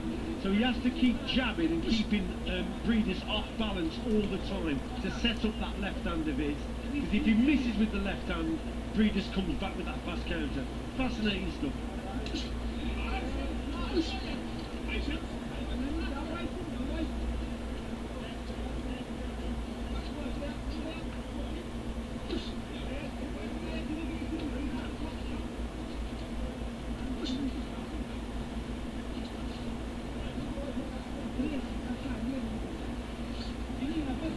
He's just a little bit too far out. He's got to try and find a way to get a little bit closer. Maybe edge forward and draw that lead of Opetaia and then come back to the counter. Oh, great shot, left hand. He took it well though, didn't he, Breeders? Yes, he did. It was a really quick shot that Opetaia was able to land, but he bounced off the Latvian.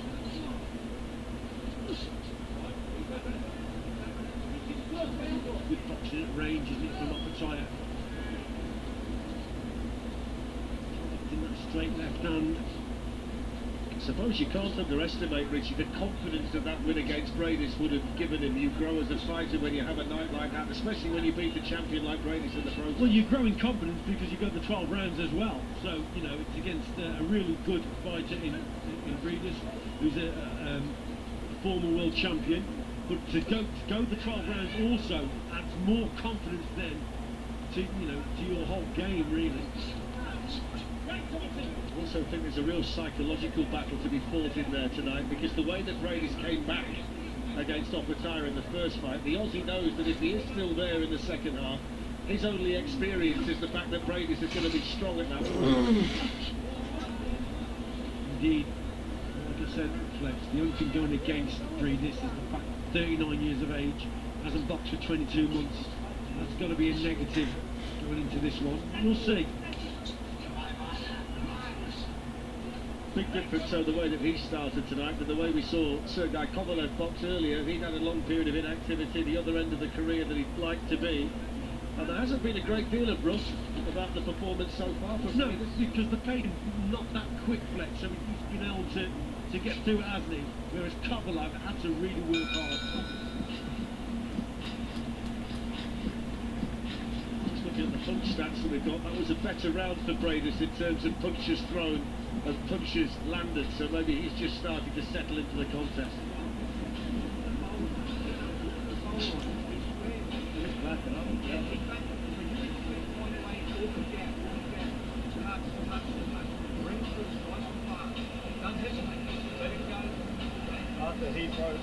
Or if you're looking back to that, make it good and then let it go.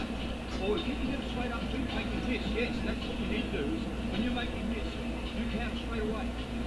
Nothing behind the stand, it's all set up with that right hand. There's Dr. Steelhammer, Vladimir Klitschko, one of the great nicknames in boxing history, I think. Yeah, tremendous. And there's the man that beat him, of course, Anthony Joshua. And they'll have the footballer next to him, of course.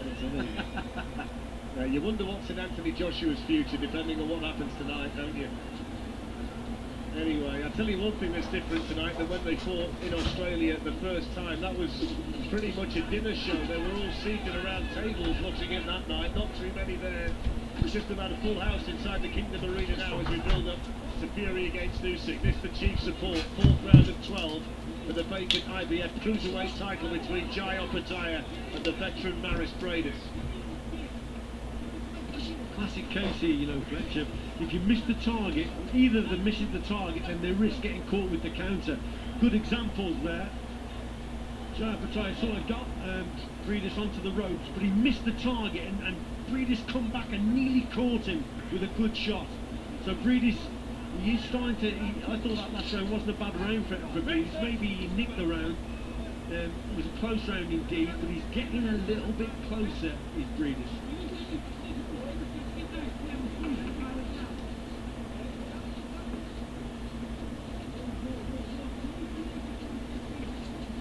mentioned earlier tonight that had the bill taken place on the original date, Opataya wouldn't have fought Bradis that night because he picked up an injury, and it would have been David Nika stepping in to fight Bradis, but he's okay now.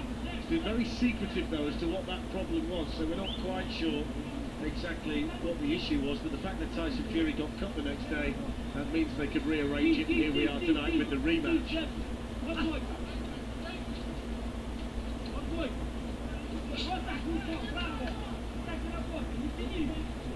Really dangerous with his right hand, but also he should maybe target the left hook here. Opataya, oh, landed something. That was a big shot there from Opataya. That was a good punch. Bradis now back in the corner, which is... Come on, Opataya, get him out of there. Just Or Bradis, get him out of there. Somebody get him throws out this of there. left hand, and if he Oh, misses I'm the bored. target, that's when he's open to a left hook. So maybe that's the shot Honestly, that like, these Bradis has events got are to amazing. concentrate on landing. Except for the Throwing that fucking backhand undercard. there, you They're see, always and then underwhelmed. coming back with that left hook.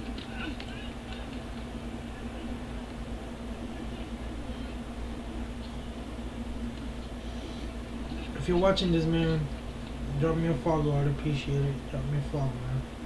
And let me know who y'all think is gonna win, Fury or Usyk. Fury or Usyk. Fuck it. Let me see what's going on Twitter. I'm bored.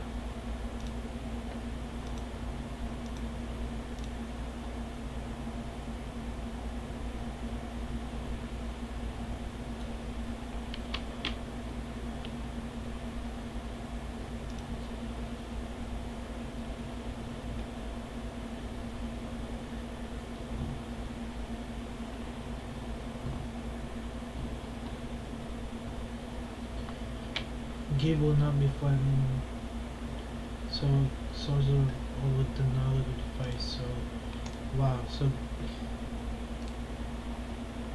wow. Gabe is not fighting on Misfits. Bro is fighting. Tell me, how does it look? Wow. I think Oleksandr is ready for this fight. He have a big Okay. big What if we fight. made it this size? They have a great. Yeah, like a little smaller, like a tiny prime. Genius. Right? I was inspired by my... Okay, so you know how prime is this size?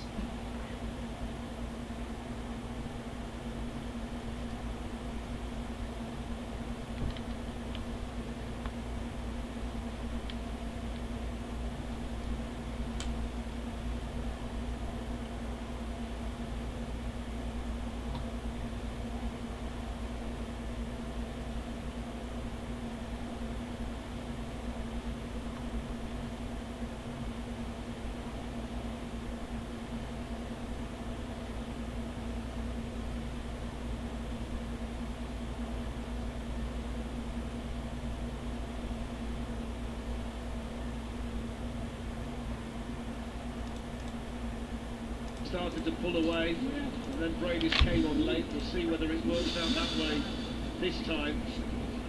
The damage to Bradis' nose was a hindrance, and then the broken jaw for Opataya, so there were other factors to take into account. Bradis proving elusive there. He's fighting in his 9 different countries tonight, Bradis. Professional career that spanned 15 years, and he's a hard man, isn't he? A very determined man, a very proud champion. Yeah, he's been a great fighter, Bradis. Three-time cruiserweight champion. I think on one of the judges' scores against Usyk, I'm sure it was like a 114, it was level. That just shows you the quality of him against the great Oleksandr Usyk.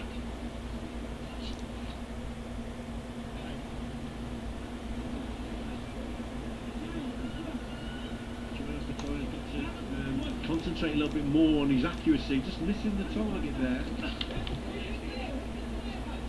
Still controlling things at distance. Wasn't a bad shot.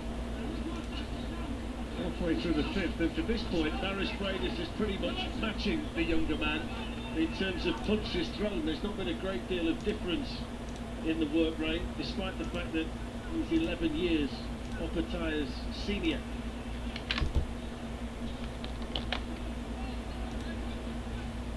Also, Flex, what Marius Bradis has got to do here, he's got to counter-attack as well as counter-punch. Now, counter-attacking is different. Counter-attacking is waiting for your opponent to attack, then beating him to the punch and stepping in. There's been several occasions here when he could have done that.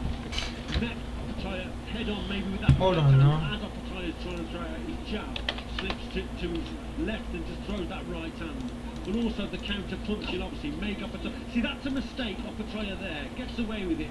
Through the punch from a little bit too far out. His feet come square, and Breedis wasn't just quick enough to get back with the counter.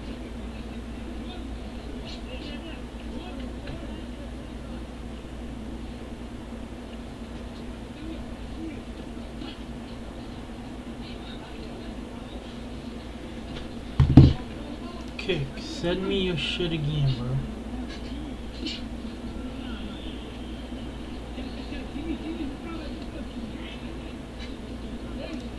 See the respect that both men have for each other.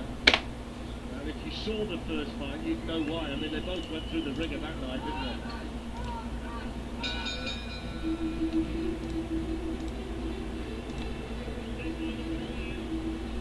they? Just not getting anything.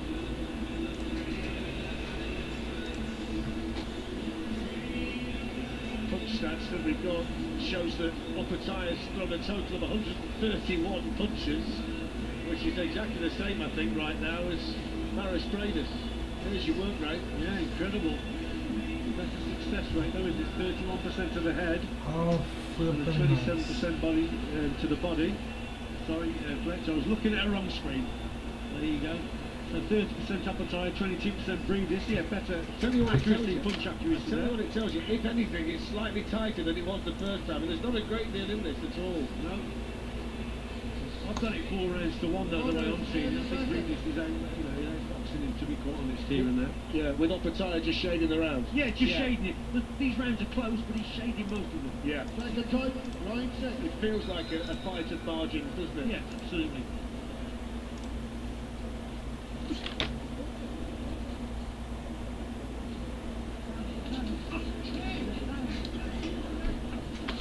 Yeah, it's the 6th round, just starting, bro.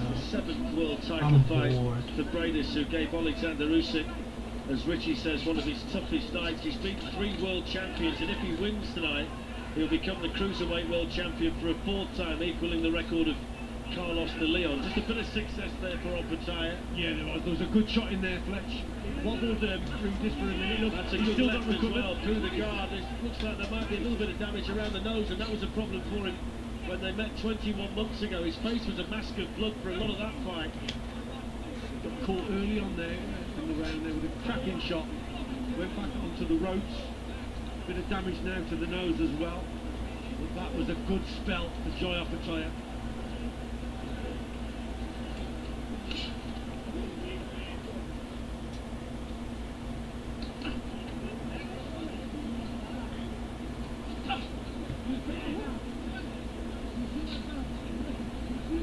Throws every punch with mean intentions, doesn't he, Opataya? Never seems to hold back on anything.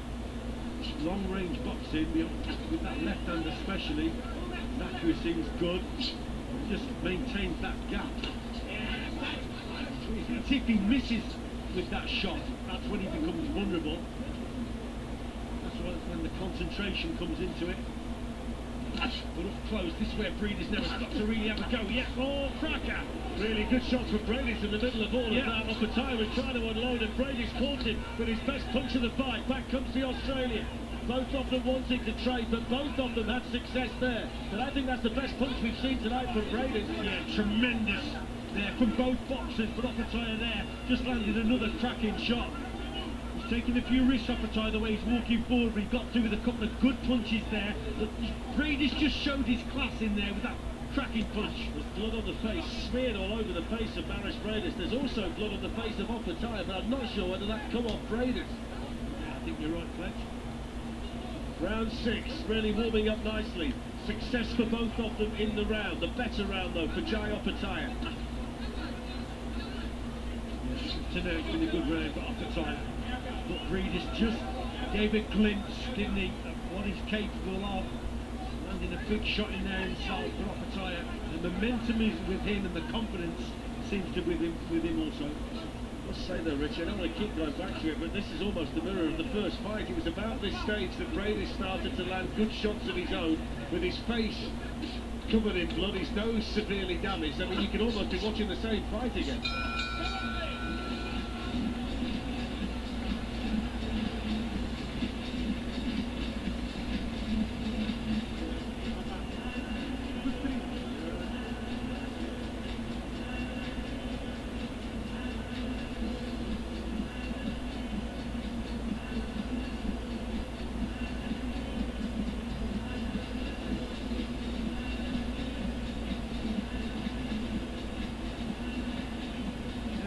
punches thrown, 170 to 185. But let's have a look at the punches landed, 55 to 41. So that just shows the accuracy is with Opetaya. Read this again, the better of the head. Punches landed, Opetaya. I'll be back, yeah, I'll use the restroom. This is where lands a good shot there. That was an absolute cracker, wasn't it, for Giant Opetaya? Reed's looking straight at him, but that straight left hand's bang on the button. Tell you what, he's hard as nails, isn't he, Grady? Hard as nails.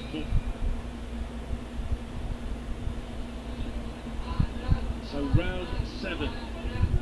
Scheduled for 12. Based IBF Cruiserweight title on the line and the Ring Magazine belt. They're pretty much matching each other punch for punch to this stage. Better quality work and the more accurate work coming from Jai Opetaya. I think when Jai Opetaya goes forward a little bit and he throws, say, this backhand, there it is there. They're still giving opportunity to Breedis, so he's took the words out of my mouth there. So Breedis has got to take more advantage of that. Opetaya comes forward, he risks a little bit with that left hand, and if he misses the target, he just closes that gap himself. And so Breedis then has got the chance to land those shots on the inside. He's got to take more advantage of that, Fletch. That was nice of them to illustrate the point, just as you were making it. Just as I was making it. They were reading my mind.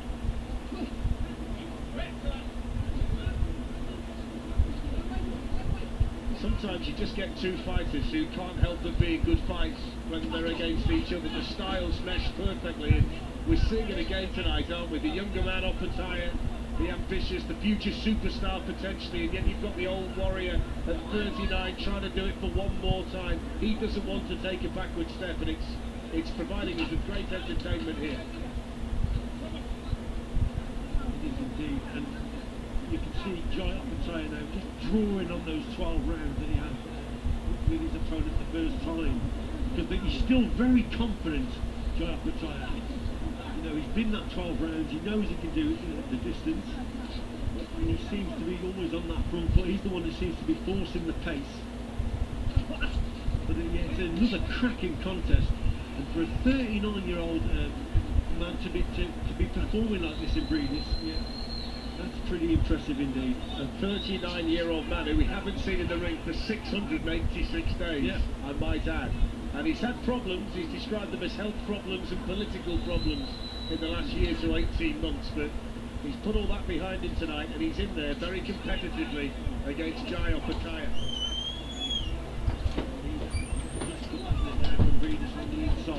Alright.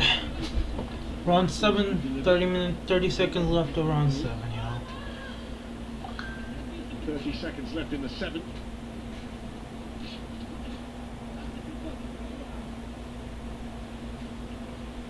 And what I like about Opetaya also, Fletch, there's a nice, his general rhythm is impressive. He's bobbing, he's weaving, he's left, he's right, he's sticking out the jab. There's a general rhythm to his work that impresses me.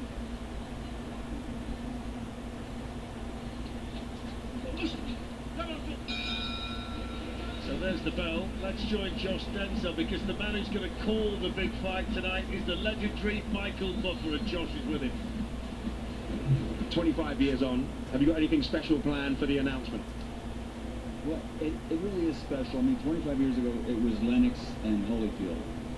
But this particular fight is only the 3rd time that undefeated fought undefeated. First time was Ali Frazier won, and then Michael Spinks and Mike Tyson 36 years ago.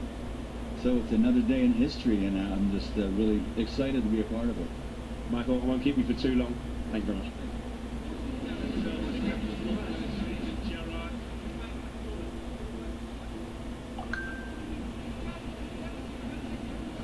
Great play here was Fletch. Absolutely. I tell you what, they couldn't be two more different fights, could they? Ali Frazier won, and Tyson Spinks. Forsky, there's a link on the top. Somebody dropped the link on the top. If memory serves me correctly. So out they come for the 8th. A fight that Richie has Jai Opetaya leading relatively healthily, I think. Yeah, I've only give Breedis a couple of rounds to be quite honest.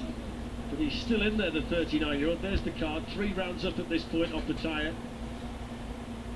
With 5 to go, including this one. think we've seen enough, I think, from the 39-year-old to suggest that he's going to be in there till the end of this, giving as good as he gets. I mean, anybody who's thinking about writing him off tonight, he's in there with a man who they consider to be a future superstar of the sport, and he's standing there with him. He's more dangerous in short and mid-range, Breedis. That's why Opetaya, tries to keep his distance and box it at long range, and so to limit the success of his opponent. So Breedis, it's up to him to try and gain that inside position. He's got a slip, especially to the left, with that right hand over the top.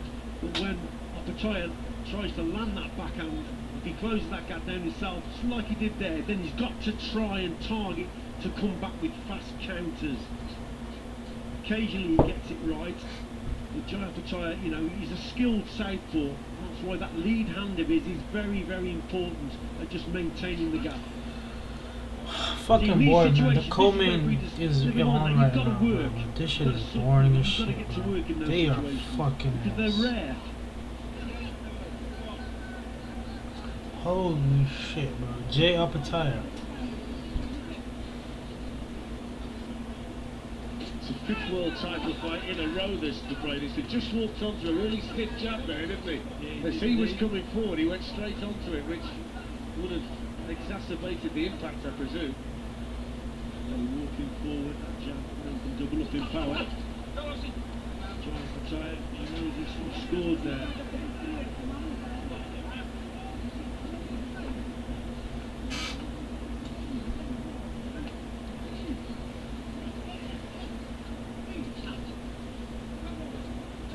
What y'all on, man? Who y'all think gonna win, man? It's Fury or Usyk? What y'all thinking? I think Opetaya just senses, doesn't he, that he's going to up the pace it a little bit here. Breedis just showing signs that he may be feeling the pace a little bit.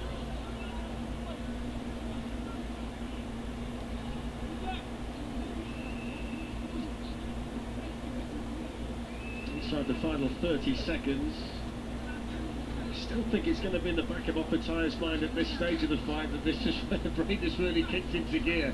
And if you think back to that night, he looked as though he was running out of steam at that point in the Latvian, but managed to find something from somewhere. I suppose you can't keep going back to the well, can you, and finding something. Opetaya, that's a bit low. No shot. Put the swelling under the eye of Opetaya as well, with his left eye. A bit of damage under there.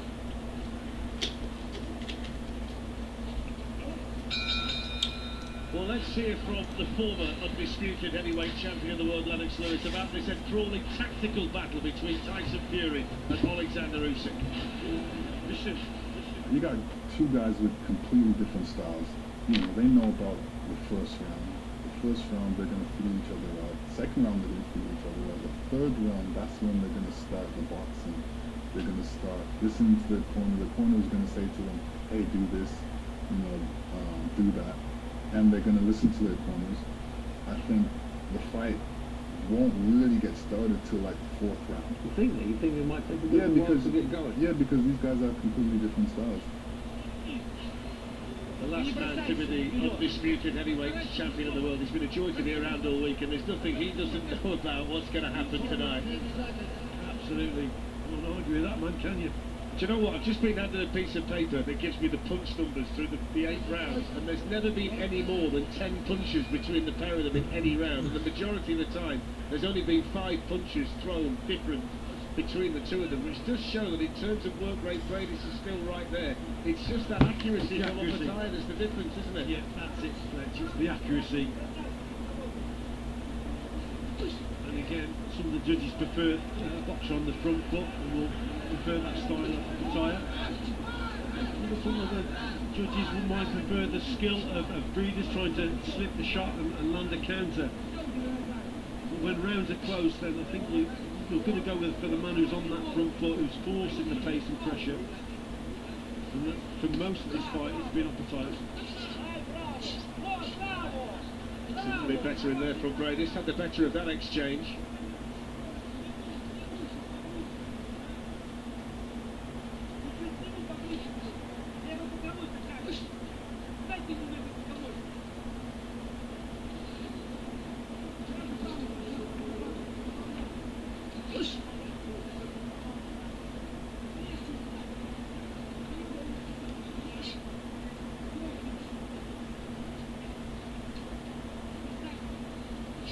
It's one of those fights, Richie, where each round's taken on a familiar pattern, and the more accurate work again there from Jai Opetaia. Yeah, the pace is suiting Opetaia at this stage, and the distance is suiting him. He's controlling things very well.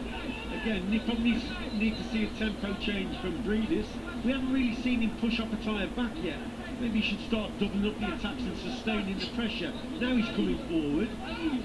When you're coming forward like that, Fletch, you can counter-punch on the front foot. So as you're going forward, you're threatening with your feet, you make the opponent lead, and then you slip, and then you catch him with a counter. That's what Breedis can do there, but he's just being picked up again. So that's what he's doing going forward. He's waiting for the lead of his opponent, then he'll probably try and come back with the counter. These two were originally due to fight in December, but Breidis wasn't fit enough at that point, and he walked onto one there, Breidis. The blood starting to flow from the nose again.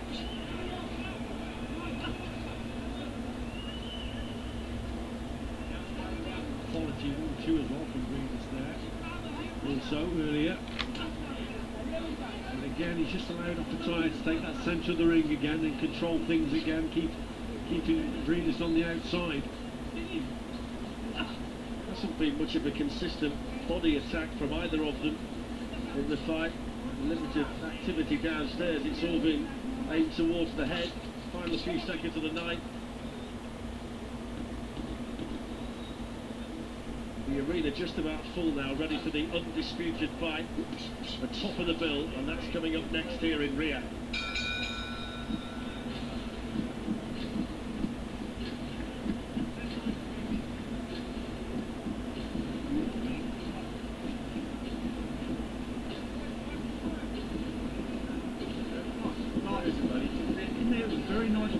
And you build off it, you move your feet when you come and attack and win again. That's what we need. But we're not.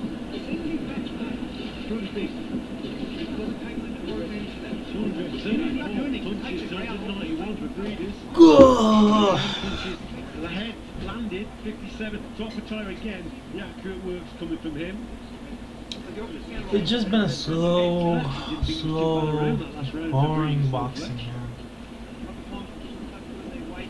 Nothing exciting, just good clean boxing. His ability to box on the outside, and Breidis is finding it difficult to get close enough, isn't he, to do any real damage. I wasted $70, but Fury Usyk aren't amazing, bro. 25 fights that Jai Opetaia's got into the 10th round.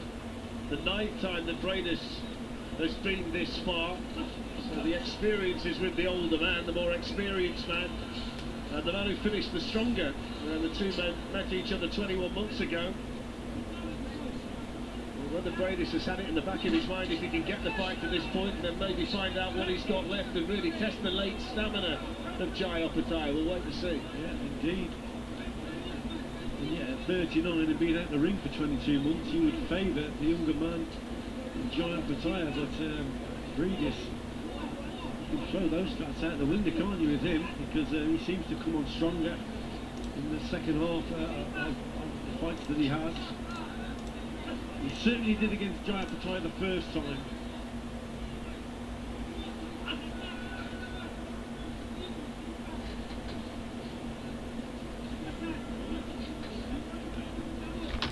Sensible boxing there from Jai Opetaia, not holding his feet. Prepared to move back and just maintain the gap against Breidis, you see. Again, moving on. If there's a gap between himself and Breidis, he tends to be in control. It's when Breidis closes that gap, is when he's Bro, it's 1 minute 30 in round 7. Oh, wait, 10. Hasn't quite been able to uncork the kind of shot to take him out to this point, Opetaia, based on the fact he's got 19 stoppages in 24 wins, and the punch that he flattened Tysor was an absolute beauty inside this arena, in this very ring, the last time we saw him. He's got all the experience, though, Maris Breidis, to make sure that he's not a sitting target like that.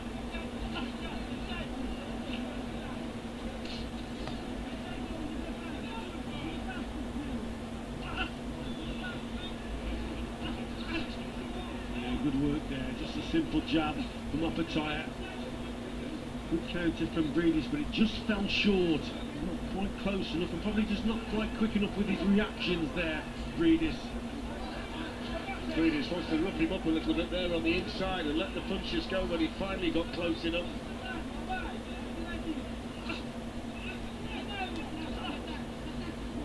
Quickly back to work though on the outside behind that long jab.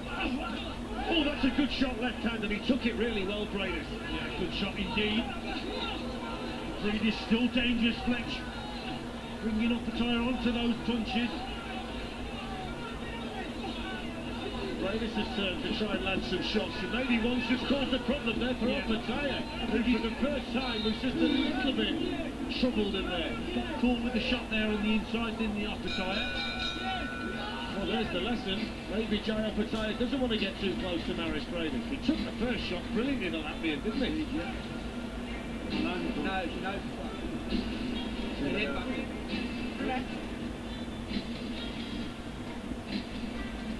What a cracking shot that was, Jai Opetaia.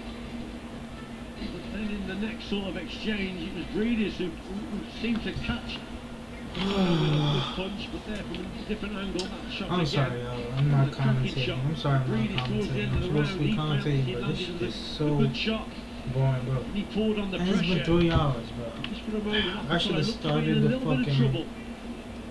I should have started my fucking. It's not very often you said that a big shot from Jai Opetaia was possibly the best thing that happened to Maris Breidis in the round because it got him close enough to land some of his own. Hey y'all, drop me a follow, I'd appreciate it, bro. Whoever's in the stream, drop me a follow, man. I really appreciate it. Encouragement at the end of the round might be continued here by the former champion Maris Breidis.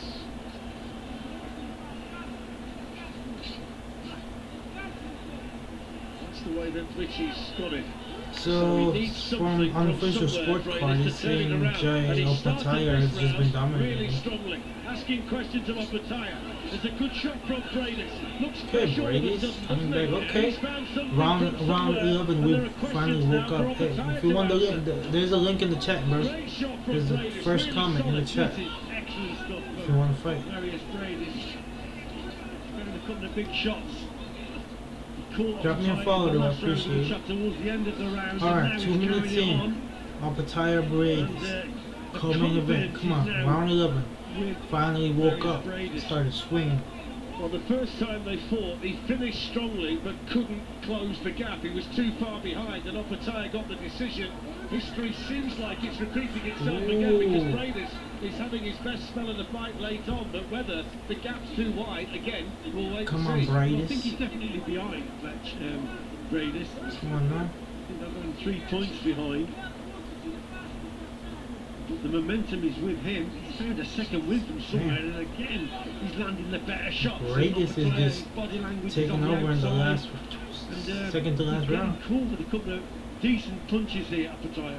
Breidis wants to tear up, and why not? Halfway through the 11, Opetaia really ought to keep it on the outside if he has got the lead. Blood on the face of both men, showing the scars of battle of both of them having to dig so deep here. Well, we said earlier, didn't we, that Breidis needed to be a little bit closer. But in this round, he's got right up close to Opetaia because he's got on that front foot, he's pushed his opponent back. Opetaia has let him close the gap. And when he's on the inside, Breidis, he's having the better of it. Let's make the point as well. There aren't many men who can stand in there with Opetaia, feel his power and take it, but Breidis has done that tonight.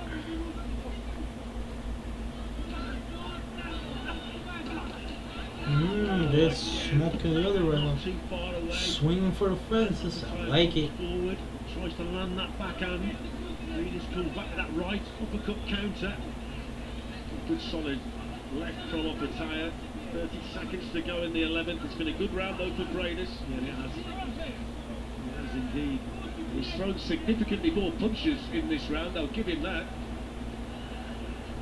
How was Foster feeling the need to call them together? I'll tell you what, that's a new clean shirt from Howard Foster's going to be needed. Absolutely. 60-degree wash won't shift that, Rich.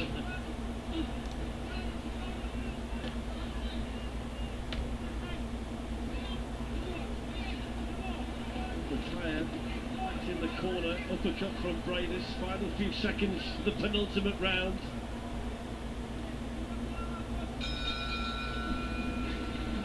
Alright, we're about to go into the final round.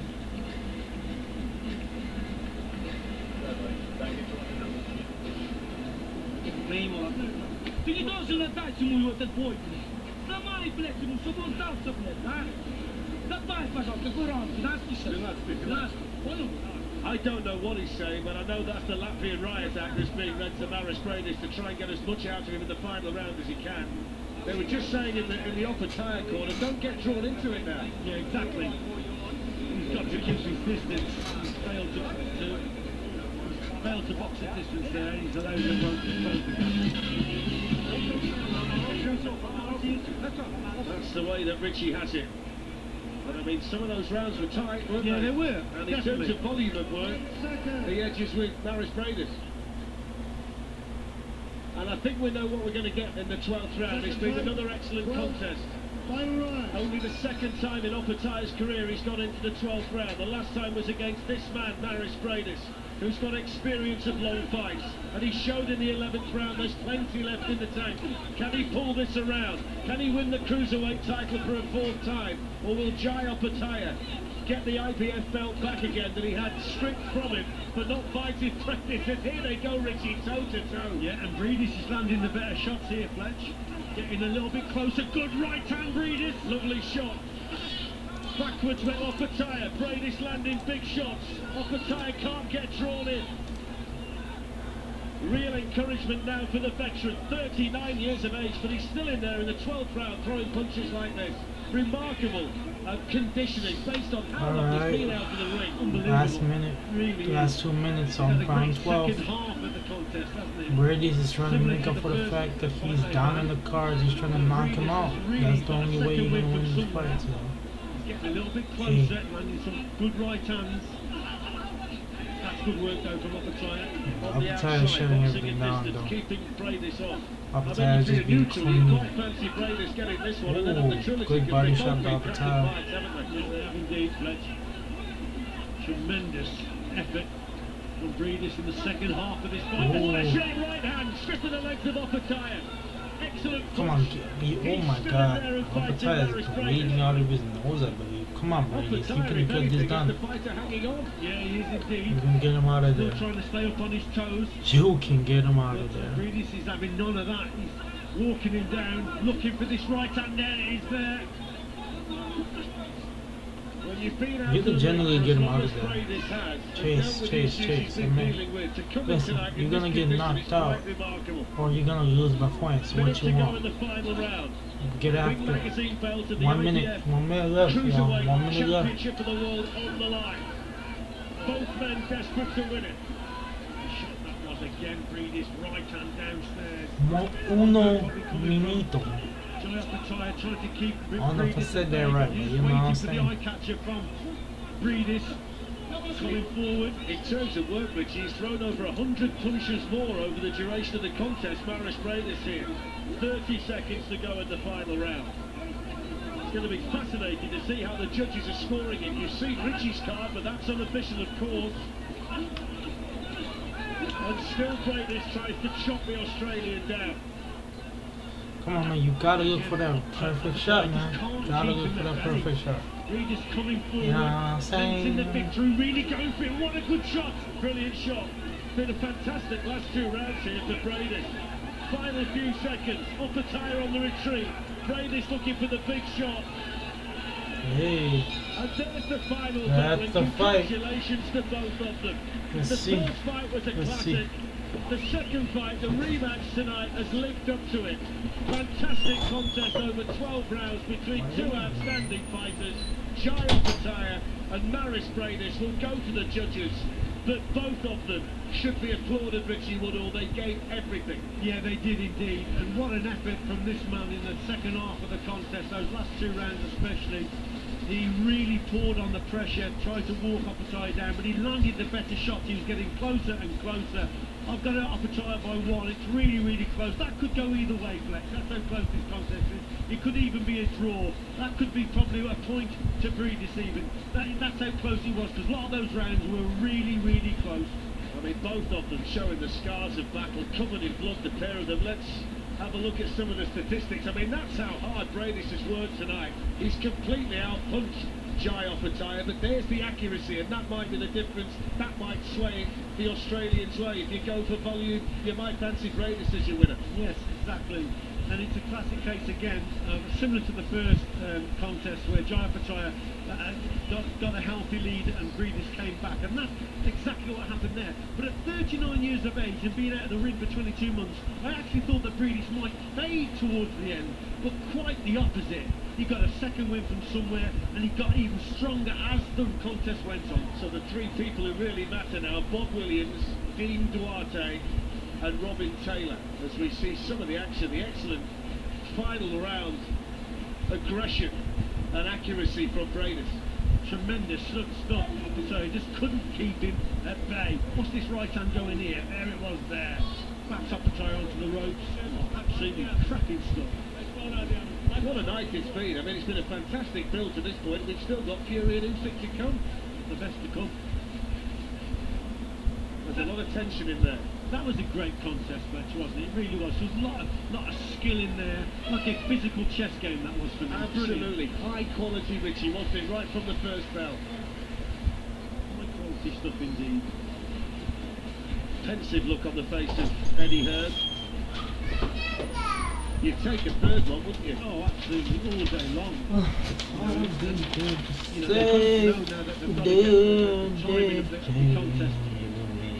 In terms of the pace, you've got to judge it correctly. Superman got nothing on me. The way he's come back in the second half. He is an absolute warrior. He said that you don't win 3 world titles without being built a different way to most human beings, do you? He's a special man indeed. Well, Thomas Triber's in there. Howard Foster's got the 2 fighters. I think we're about to get the verdict. Let's see how they score. You know judges, man. Ladies and gentlemen, after 12 rounds of boxing, we go to the judges' scorecards. Judge Dion Duarte scores it 117 to 111. And both judges, Robin Taylor and Bob Williams, are in agreement. They both score unanimous the same, decision. 116 to 112. All in favor of your winner by unanimous decision. And now the IBF Cruiserweight Champion of the World, Jai Opetaia!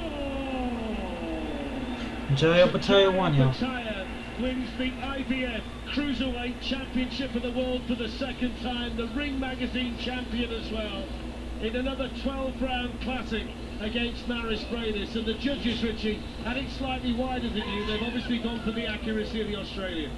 Yeah, they have, I had it a bit closer than the judges, but I'm not going to argue with it. I thought Jai Opetaia won the contest, but I didn't think it was that wide. I thought it was a good effort from Bradis in those last few rounds, but it wasn't to be. Tremendous contest. I'd see it all over again. It'd be a great third fight between them. But for me, a lot of those rounds, Fletcher, were pretty close indeed. These Bradis here, getting caught with a couple of good shots as he's coming forward. This was early on in the contest, so better accurate work from Opetaia early on. What a shot that is from him, and then he just gets back to that safety zone there. But as the contest went on, Bradis certainly had a lot of success in the latter rounds. Again, early on in the contest, straight left from Opetaia. There it is there. So yeah, it was a good performance from Opetaia, but I just thought Bradis was a little bit closer. Tell you what, both of them made the granite. Both of them took big shots in there. 12 hard rounds. Jai Opetaia is a world champion again. A lot of people would say he shouldn't have been stripped in the first place, but he's got the IBF title once again. And there are the numbers. And it's the accuracy that made the difference. So I think we're about to hear from the new champion. Chris Mannix is in the ring. And Jai Opetaia, with his brand new belt, is waiting to talk to him. Oh, yeah. Just ordering some grub, yo. Congratulations. Jai, you get your old belt back, but it's never easy against Maris Bradis, is it? How difficult was that performance? Shout out to my family on the Central Coast in Campbelltown. I love you guys and I miss you guys. Maris Bradis, I'm honoured to share the ring with a champion like that, man. I watched this guy coming through the cruiserweight rankings You know, so I idolise this guy, you know what I mean? To be here and share the ring with him, he's a true warrior, and I've got nothing but respect. Thank you, Morris. It looked like you were in complete control through the first 8 rounds of this fight. Then around the 10th round, maybe a head clash, something happened to your nose there and seemed to affect the rest of the fight. Well, he headbutt my nose. It's a bit broken, but we'll get this fixed. We'll line the next fight up, and we'll be back soon. Was that headbutt what shook you up in that 10th round, or did he land something during those exchanges as well? He got me with a good shot, you know, he got me with a few good shots. He's a tough dude, right? You know, he keeps coming forward. He wanted it, you know, I could hear him. I could hear the pain in his fucking punches, you know.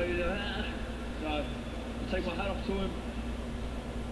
Thank you, Saudi Arabia, for having us. I love you guys. Thank you. You went 12 rounds with Greatest the last time. How did that help you prepare for what you were facing this time? Bro, he doesn't want to answer your question. I said it from the whole lead up. We were ready for 12 rounds of war, and that's what we got.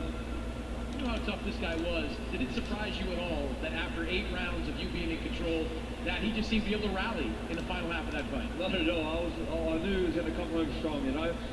After he hit my nose, it sort of rocked me a bit, but we stayed we just kept boxing and we won the fight, so that's all that matters. He broke his nose, it seemed like, early in that fight. What kind of shots were you looking for? Man, you know, I broke his nose, he broke mine. We just kept punching on, so, you know, shout out to him. You got that belt back, and certainly you're looking at the rest of the cruiserweight division. What do you want to do next? We want the WBO next. We want the winner of Coley and Philip Smith. And then after that, we're going to collect the rest of the belts. You know, a fight like this, how much do you take away? How much do you learn from going 24 rounds with Morris Greatest? A lot, you know. We're getting the rounds in the bank. There's 12 tough rounds under the belt, you know what I mean? Toasted Italian herbs chicken. To be honest, I'm not that happy with my performance. I know I can do a lot better. But we go back to the drawing board, we work on a few things, and we learn and we progress. We get better. Congratulations, John. Thank you very much. Kate, throw it to you. So that's Jai Opataya, who's got the IBF Cruiserweight title back again, the Ring Magazine champion. Sweet Caroline is just stuck up here inside the Kingdom Arena. And we can tell you that the European football season reaches its conclusion over the next 2 weeks. Atalanta by Leverkusen beat in Dublin. Yes, you know, your budget orders, you know, food right quick, you know what I'm saying? In the Conference League final in Athens the following Wednesday. And then all roads lead to Wembley for the Champions League final, Saturday the 1st of June. Borussia Dortmund take on the mighty Real Madrid in London. TNT Sports Box Office. It's the footlong. Victory. Defeat. Toasted Italian. Inevitable. Unstoppable. Grilled chicken. Mac and cheese. Ready tomato onions. On TNT Sports. Bet 365 we don't do. We pay out before the game has even finished. Thanks to our unrivaled early payout offer. Just back a team to win, and as soon as they go 2 goals ahead, your selection is a winner. Even if they go on to lose or draw. Our early payout applies to hackers and bet builders. Check out our early payout offer and see why. It's never ordinary at Bet 365.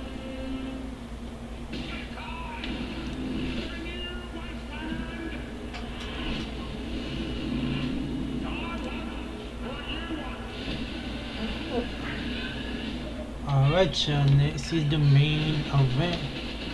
Remember me? TNT Sports Box Office. Presented by William Hill. Undisputed. It's the pinnacle in boxing. I did it 25 years ago, and nobody else since. So you want to join us in the history book?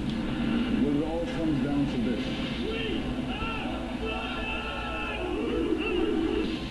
Tyson Fury, Egyptian, a tale of redemption, monster, and inspiration. Demons conquered, mountains climbed. A comeback story worthy of Hollywood. What is the monster?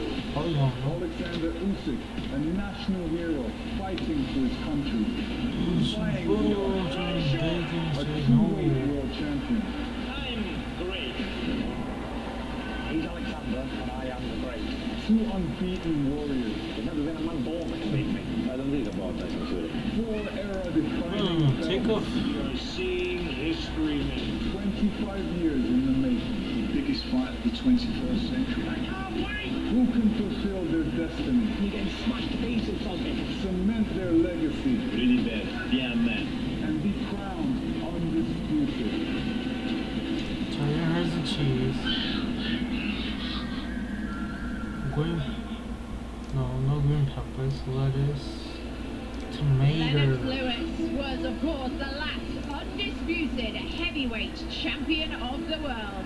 We've had to wait nearly 25 years for the next undisputed champion who will be crowned here tonight. Will that be Tyson Fury or Oleksandr Usyk? Alright, it's Alright, next, we are y'all. so It's looking next. forward to this next fight. It's almost there. The atmosphere is really starting to ramp up here. But let's take a look at tactically where this could be won and lost. Carl, what are your initial thoughts? Well, I mean, it's typical of... I don't think it's that difficult to think how the fight's going to play out. Usyk's going to move, we know that. Well, we think that. We know that. We know that. Usyk's going to move. I think Tyson's going to be aggressive. He may be aggressive from the first round. He may leave it a few rounds like Lennox Lewis did, have a look for a few, and then he'll be aggressive. But I think it's a really aggressive fight. You can make an argument for both guys winning. Just look at Usyk. No. Magic, go. He makes Let me. mistakes all the time, and that's Okay, what makes him hard. go. I'm working, go. He's not the biggest punching heavyweight in the world, but he's very accurate, and he hits you a lot, and the accumulation hurts people. Hurts the big guy, and that's what he can do to Tyson Fury. And I tell you what he also does, he takes a shot. Okay, forget the Dubois belt line shot, forget that. Some of those cracking big right hands that we saw from AJ, he took them, cut up, busted up, but never hurt, never in danger of going over. Does Usyk have a weakness? He hasn't been that clear so far. People say he's weak to the body. In the amateurs, he got decked with a body shot. Against Dubois, he took a cut shot, low shot, and he went down. I don't see any clear weaknesses whenever I've seen his fights. He looks as well-rounded as you're What going the to fuck get. am I going So to against, for? Dubois, very calm, very cool. Wasn't moving that much. He was holding his feet significantly more than I've seen in the past. And he showed Dubois a big, strong heavyweight, and he was able to deal with it. Obviously, I'm sorry. Why can I not enter my If the discount? referee would have started counting, would he have got back to his feet? But, He would have got up. But we'll never know. We'll never know. But do you think he's weak to the body? So that, Do you think so that loud, it's Usyk, great. it is, the noise in there has just gone through the roof, it's fantastic. But do you think that Yeah, I Usyk is weak to the body? Is that something that Tyson can expose? Listen, if he catches him with a good body shot, he'll become weak to the body. Yeah. Is he in danger of falling over from a bad shot? No. And you know, I was there, I was ringside, I was 4 feet away when Dubois dropped him. If that referee hadn't ruled it a low blow, he would have been up in about 1 second. Don't worry about that. So let's move on from that. Can he be hit to the body and hurt? Yes, he probably can. But then you know what? Who can't? Exactly, who can? Everybody, if you're getting hit by a 17-stone man in the body, everybody has a weakness to the body. It's gonna hurt, it's gonna hurt. And especially when you're leaner, like Usyk is, Fury, excuse the terminology here, but Fury's flab, his fat around the belly, actually helps him soak up and take body shots. The leaner you are, the more a body shot hurts.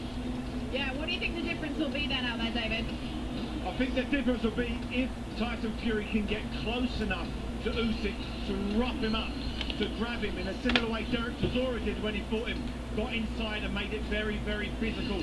When you've got a 2-3 stone weight advantage, it makes a massive difference. If you see here, Tyson Fury when he fought Wilder the second time, he came in very heavy. This time he's coming in a couple of stone lighter. I'm not sure what Tyson Fury's ideal weight is because he blows hot and cold, he gets heavy, he gets light. I don't know what his best weight is.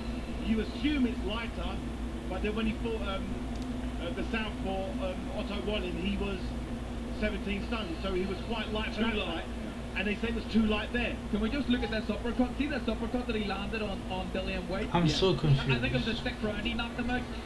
the shot the whole fight with the uppercuts just because it's Dillian White high. No, like, what is going on? Once, and he waited until the 6th round to throw it, and when he threw it, it landed. He didn't want Dillian White to be ready. He's howling right now. Waited the 6th round, landed the uppercut, and the fight was over. But you're never going to set up Oleksandr Usyk for 4 or 5 rounds with one particular shot. He's too slick, he's too clever, and he takes a good shot. The referee might be crucial, because if I'm Oleksandr Usyk's people, the moment Tyson Fury gets close and starts leaning on, I'm whacking the canvas, I'm screaming at the referee to get him to break and get Fury off my fighter's back. Well, we've spoken about what Usyk's weakness might be, but what might be Tyson Fury's? Because in his last, he's been knocked down 5 times in his last 6 fights. I'll tell you, that's a staggering figure for a great heavyweight, bizarrely, with a good chin. I mean, let's go figure. Those are the contradictions in our business. Sometimes Tyson can have his mind elsewhere. I don't think. Some of the problems you've had with Tyson in the past, they will not be problems in this fight. He's got an incredible power of recovery, doesn't he, David? He does.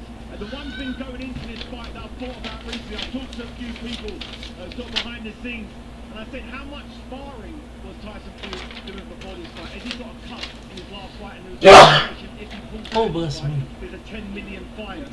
To have a 10 million fight for getting cut in sparring, you're going to make sure you don't get cut in sparring. And had you not get cut in sparring, you don't spar that much. Has he done the quality round of sparring he needs against the quality southpaw? As the last time he was sparring quality southpaw, he got cut. Did he bring the same guys in for sparring? Or did he do no sparring? Did he do a lot of body work on the pads, on the bag? Stuff, maybe. Because you're going to need quality sparring to get the distance and rhythm against such one of the greatest ever southpaws. Maybe he wore a crash helmet.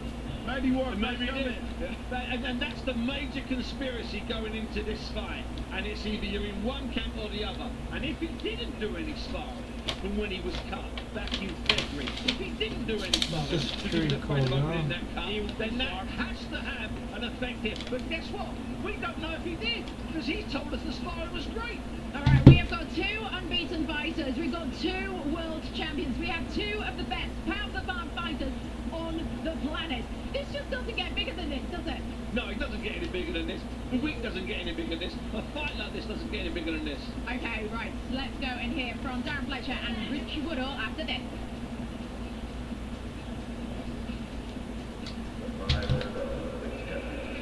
At Bet365, we don't do Got a gift card. We believe every sport should Add a new gift card. Gift card number 60.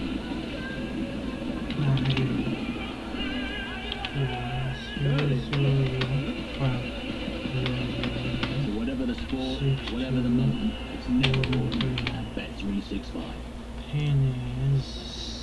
Well, look, we're really excited down here at ringside. It's really starting to build around us, Richie. What about the start of this fight? What about the early tactics? How do you think it's going to start? There's a link on the top, bro. Somebody put a link on the top. As a professional, neither have been behind too often. How's it going to start this fight? How's it going to start? I think Usyk's going to have to start fast. Usyk. Carl Frampton spoke about it there, about the movement. That's going to be really important for Oleksandr Usyk. I think he's going to try and get an early lead. Probably try and get 3 or 4 rounds under his Drop belt. me a Then follow though, make y'all. I Tyson Fury appreciate come it. forward. I think if Tyson Fury come forward, might be more vulnerable to the odd shot here and there from Oleksandr Usyk. Having said that, Fletch, I think Fury, because of the way There's he's a coming link out, on the he top, wants bro. to compete. There's a link on the Alexander top Usyk of that my movement. comment And section. wants to nick a couple of the first It should rounds work. himself, early rounds, Let to me be in know. the fight. And then for me, Oleksandr Usyk comes unstuck against Fury later. What about him changing styles? I mean, we know what Tyson Fury, Oleksandr, we kind of know what we're going to get. We don't really know what we're going to get from Tyson Fury, do we? I mean, that's going to be the big intangible, really. That's what we're going to find out. We know about Tyson being able to switch orthodox to It's southpaw. almost He time, can adapt so- to any style in front of him. Here he's got to adapt against a real good moving fighter, and the movement's around him rather than going back. So that might be a little bit different. Definitely the right uppercut is going to be a major punch for Fury. Well, what about the situation with Usyk? Because he's a good mover. Drop What me a about follow, his y'all. movement? What kind of problems is that Drop going to me a give follow. I Fury? appreciate it. It's going to give him a lot of problems because he's fast on the feet. He's very, very agile. He's in and out. He's always feinting here and there, Fletch. He's excellent, isn't he, in his terms of his movements. He can also punch as well. So it's a tough ask. He's also very good at sussing out his opponents as well as Fury. So Usyk is a class act. It's a tough fight to call. Both have got strength, both have got weaknesses here and there. It's who can exploit those weaknesses and get the upper hand, especially early on in the fight. That will be crucial. It's going to be absolutely fascinating. The start's going to be fascinating. Then the middle part of the fight is going to tell us another little story, and then it's one of these guys going to be behind towards the end of the fight and need something that they've never needed before, which is a really big finish to win it. This is the tail of the tape. If we have a look at that and see the physical advantages that Tyson Fury has, 6'9" to 6'3", he's significantly heavier. The reach is advantageous to him, but Usyk, we know, has got the kind of demeanour and the skills to maybe make a mockery of that. But physically, this is heavily stacked in Fury's favour. Yes, but Usyk's a genius on his feet, isn't he? The movement's very good. I think, personally, that Tyson Fury, second half of the fight is going to be big for him. That's when he's going to impose that strength, that size, that power onto Oleksandr Usyk. How does Usyk get inside those long levers of Tyson Fury if he just wants to tie him up? If it's walking forward, Tyson Fury's throwing shots, that's when he can slip the shot and actually catch him on the inside. It's if Tyson Fury's moving away from him, it's going to be very difficult to gain that inside position. I mean, just look at this place. It's absolutely packed to the rafters. You can feel the electricity around the room. Everybody's here. Shevchenko, Steven Gerrard, there's Dr. Steelhammer, Vladimir Klitschko, the former champion. Everybody's here. Ray Donovan's turned up tonight. Evander Holyfield, the last time we saw an undisputed fight, he was in there with Lennox Lewis. Ryan Garcia's been front and centre all week. Footballers galore everywhere you look. And then Cristiano Ronaldo. It's almost that time, bro. Anthony Joshua. It really is the hottest ticket in town. And as you can see, all of those tickets have been taken. The atmosphere this week has been quite outstanding, Rich. Yeah, it's been tremendous, and now we want to see a great fight. But it's important that for both boxers, they've got to stay focused. Forget about all the razzmatazz of what's going around. It's who can focus early on in the contest and establish a lead. That will be very important, Fletcher. I wonder what they're thinking backstage now, because they've been involved in big fights before, but they've never been involved in a fight like this. 4 belts on the line in the heavyweight division for the first time ever. 25 years since we last had an undisputed world champion. This is a legacy night, a career-defining night for both of these brilliant fighters. But if anything, Flex, that can be a distraction. That's got to be put to the back of their mind. Yes, deep down that's a motivation, but that's got to be put at the back.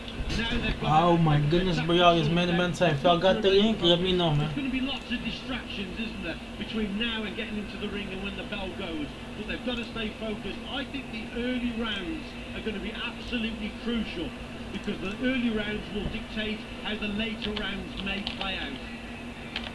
Well, all that's left really to say is that there's been a lot of talking and there's been a lot of posturing, but it's time for that talking to stop. And we are all set here in the Kingdom Arena in Riyadh. This is it. Tyson Fury and Oleksandr Usyk finally meeting for the undisputed heavyweight championship of the world. Time to hand over to the one and only Michael Buffer.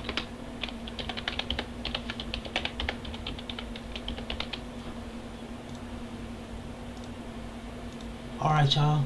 They're announcing it. They're announcing it, y'all. I hope y'all ready. Boxing history and the Ring of Fire main event. At this time, we shall honor our host nation, the Kingdom of Saudi Arabia, with his national anthem.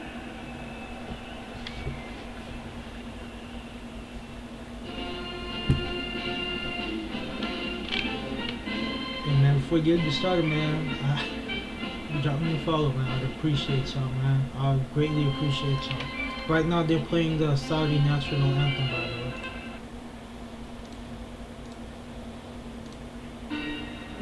There is His Highness Turk Al Hussein something. I'm sorry, I'm disrespecting bro's name. I'm so thankful to this man with his stupid amount of money, because he's making these fights happen, man.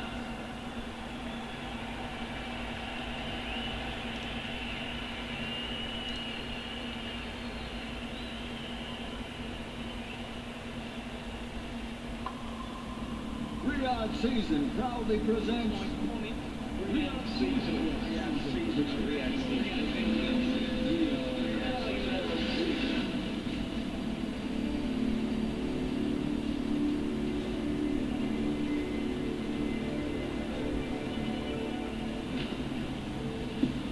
Ladies and gentlemen, this is the moment the world has been waiting for. Riyadh Tysor proudly presents Ring of Fire.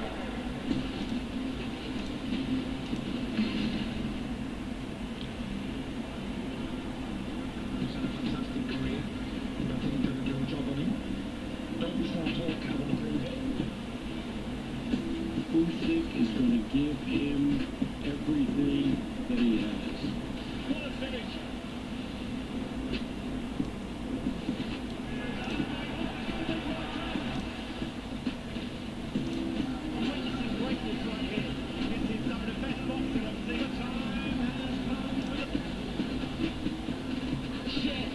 It's timeless.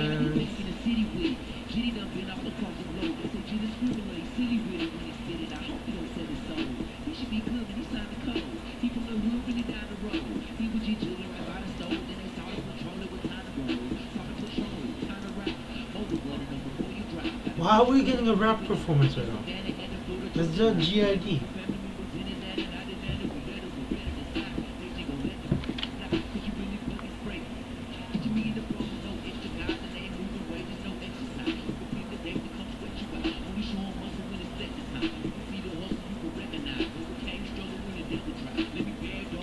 Hey, but he's getting bagged for this. I know for damn sure.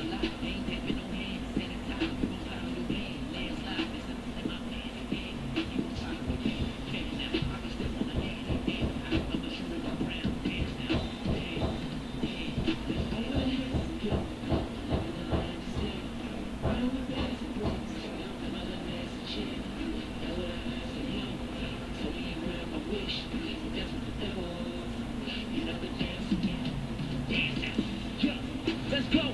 Let's go!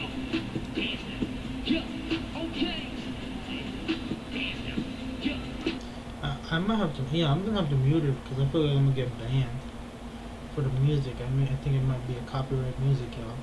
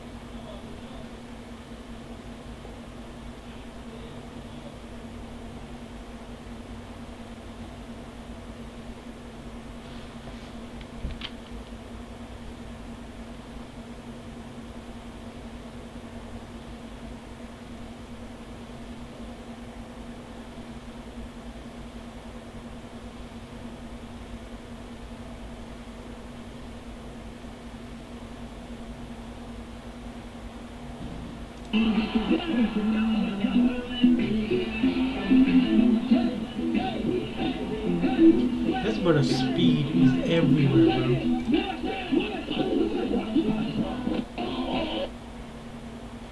This brother speed is literally every fucking where, bro.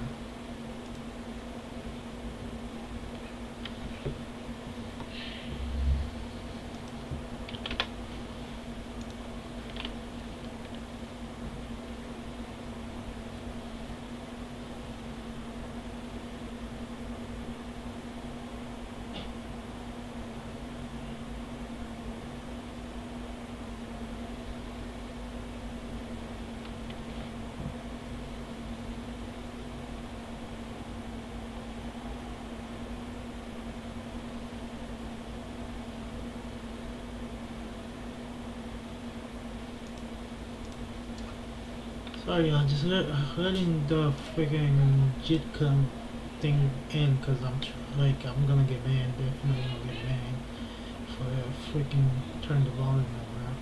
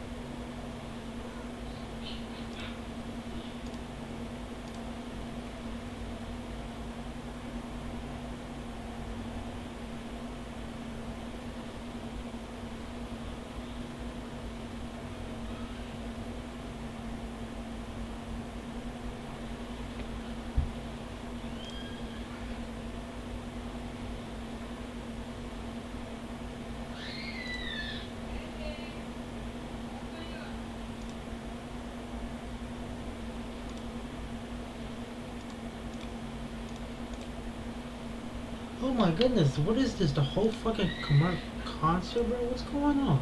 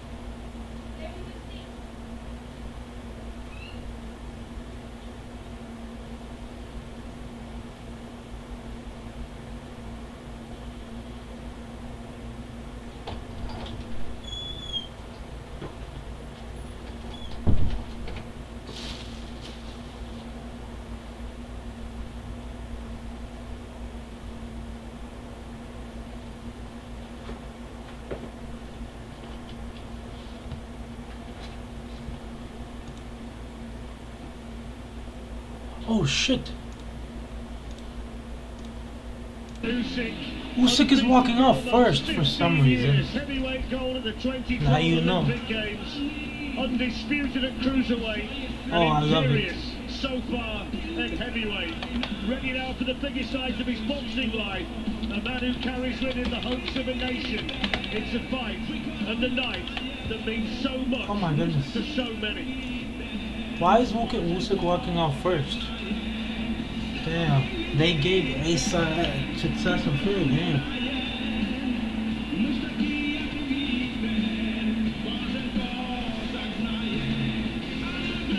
Bruh, the guy told Usyk to slow down. Crazy.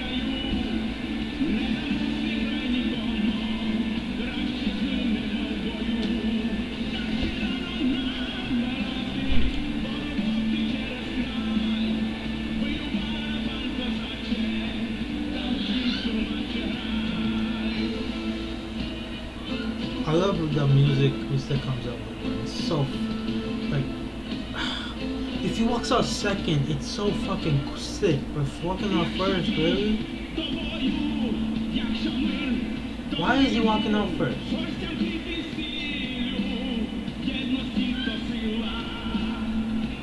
That's such bullshit. Bro got 3 titles and he's walking out first. Ready for business, and in there with Lennox Lewis and Evander Holyfield.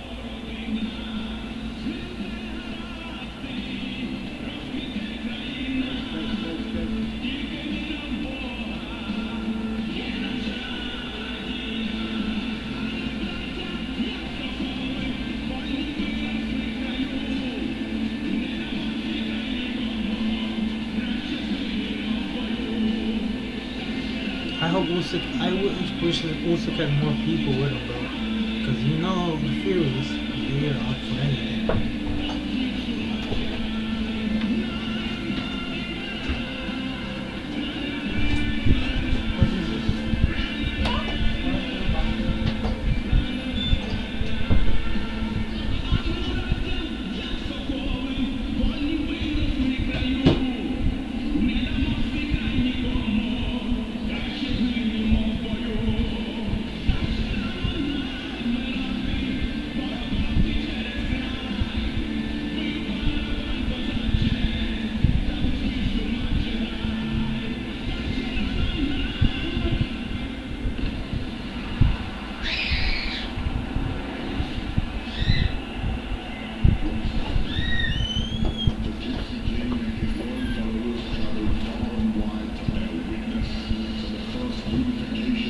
Alright, Fury about to walk out.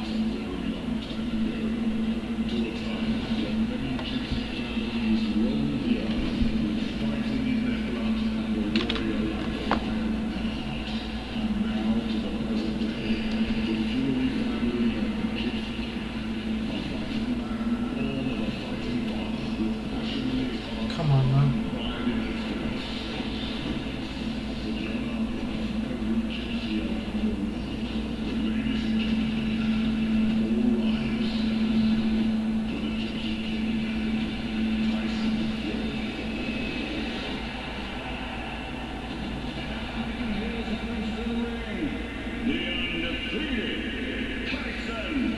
Fury, the Gypsy King. Okay, here we go. Here is the Gypsy King. Okay, so they both wearing green. The lineal heavyweight champion of the world, the man who hasn't lost for 17 years. He conquered Well, the John Andre Fury Wilder does in not the give a classic fuck. He's trilogy. walking out first. A man fitting to stand on the shoulder of giants tonight.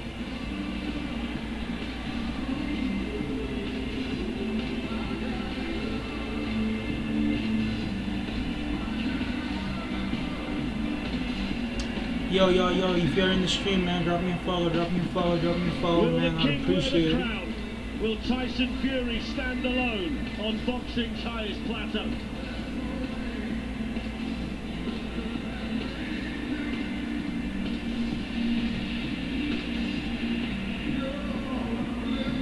Yeah, Tyson's wearing like shorts, but not shorts. You know those things?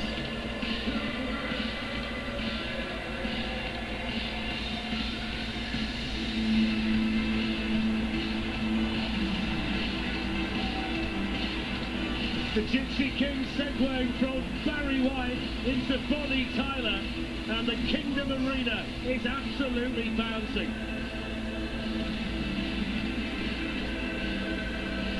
And Tyson Fury's taking his sweet time with it. He goes loose though. He was very loose.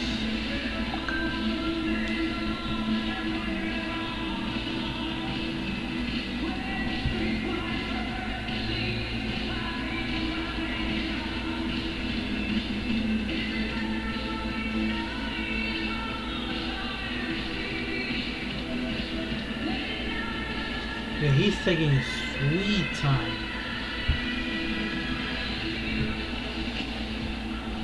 Okay, finally he's walking, he's running.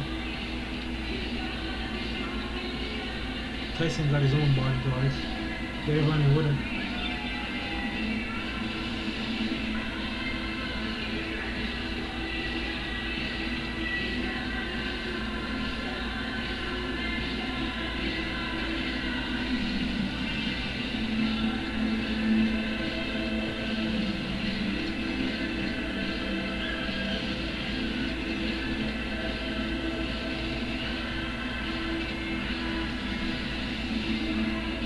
Usyk with that cold stare. There's a fella that could cause chaos in an empty room.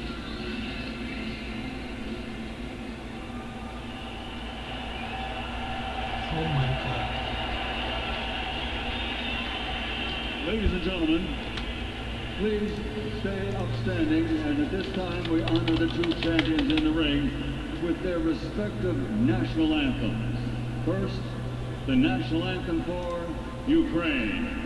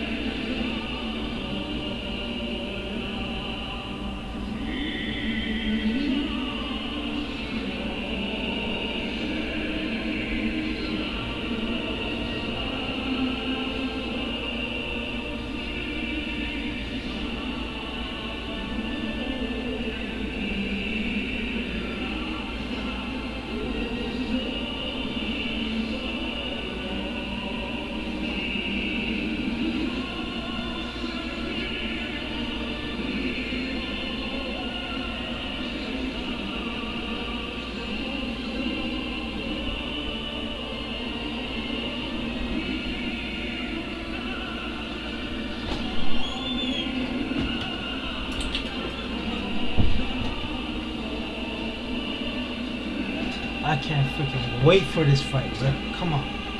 So we're just about to finish the Ukrainian national anthem. And now, ladies and gentlemen, the national anthem for the United Kingdom, God Save the King.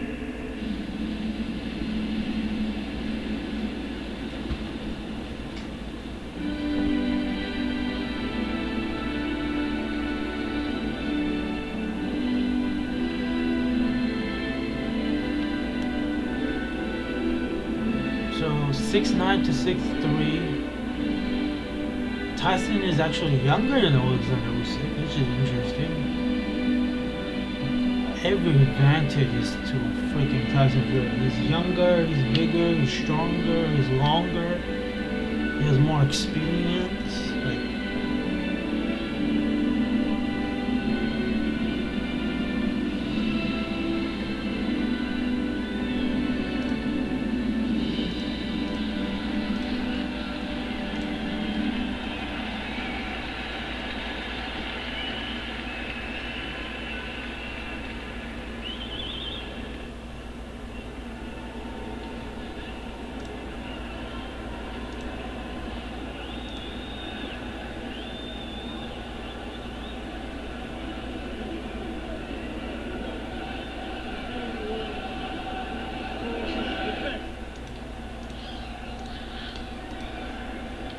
here we go.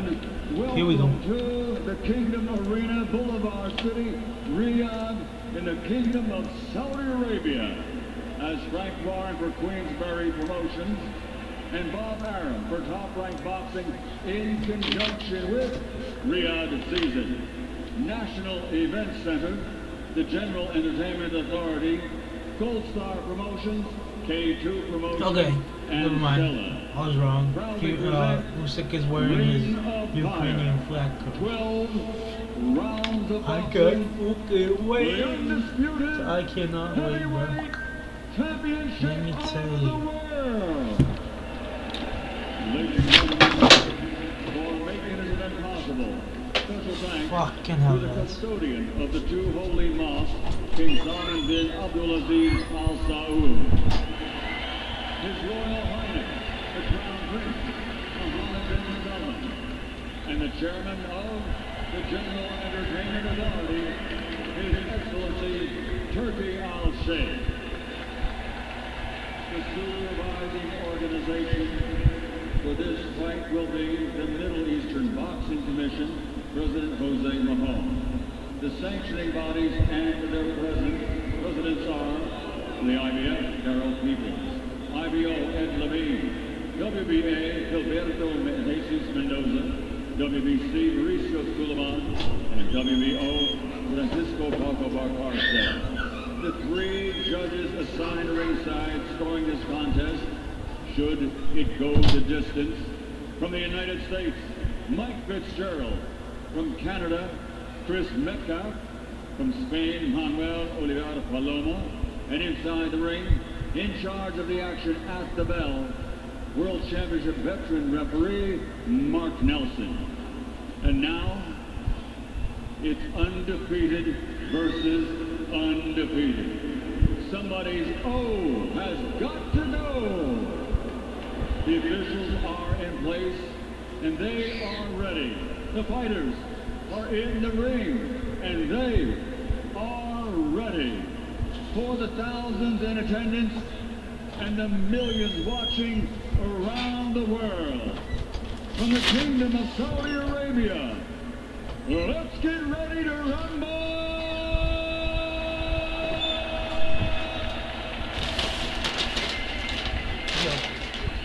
I'm so fucking excited. I got my food and I ain't even eating that. Shout out Subway, man. Blue and yellow. His official weight. Let's go. Bro, they still haven't announced An it, bro. Olympic gold medal champion who now, as a professional, has a perfect record. 21 fights, 21 victories, including 14 big wins by knockout. He's the former undefeated, undisputed cruiserweight world champion, and he is now the reigning, defending, unified IBF, IBO, WBA, WBO from Ukraine, the reigning heavyweight champion of the world, the undefeated Oleksandr Usyk.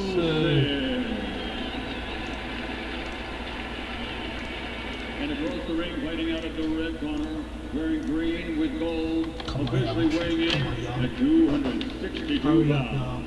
From Malcolm, England, the two-time heavyweight world champion, the holder of the ring title, and recognized as the lineal world champion.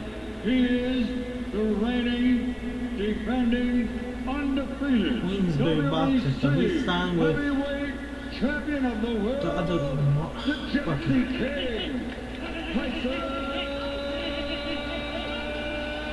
Okay, so they announced. Oh my God, Usyk is looking like a killer, straight killer. Tyson looking loose. Let's go. Come on. Tyson Fury, take off your fucking jacket and shit, bro.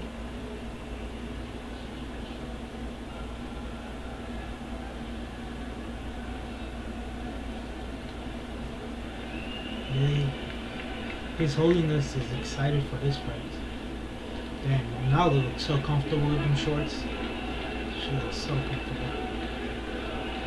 Come on.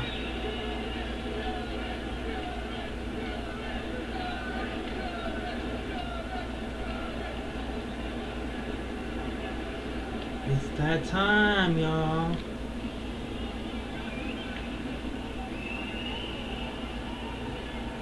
Why are we turned around? Usyk, never turn your back.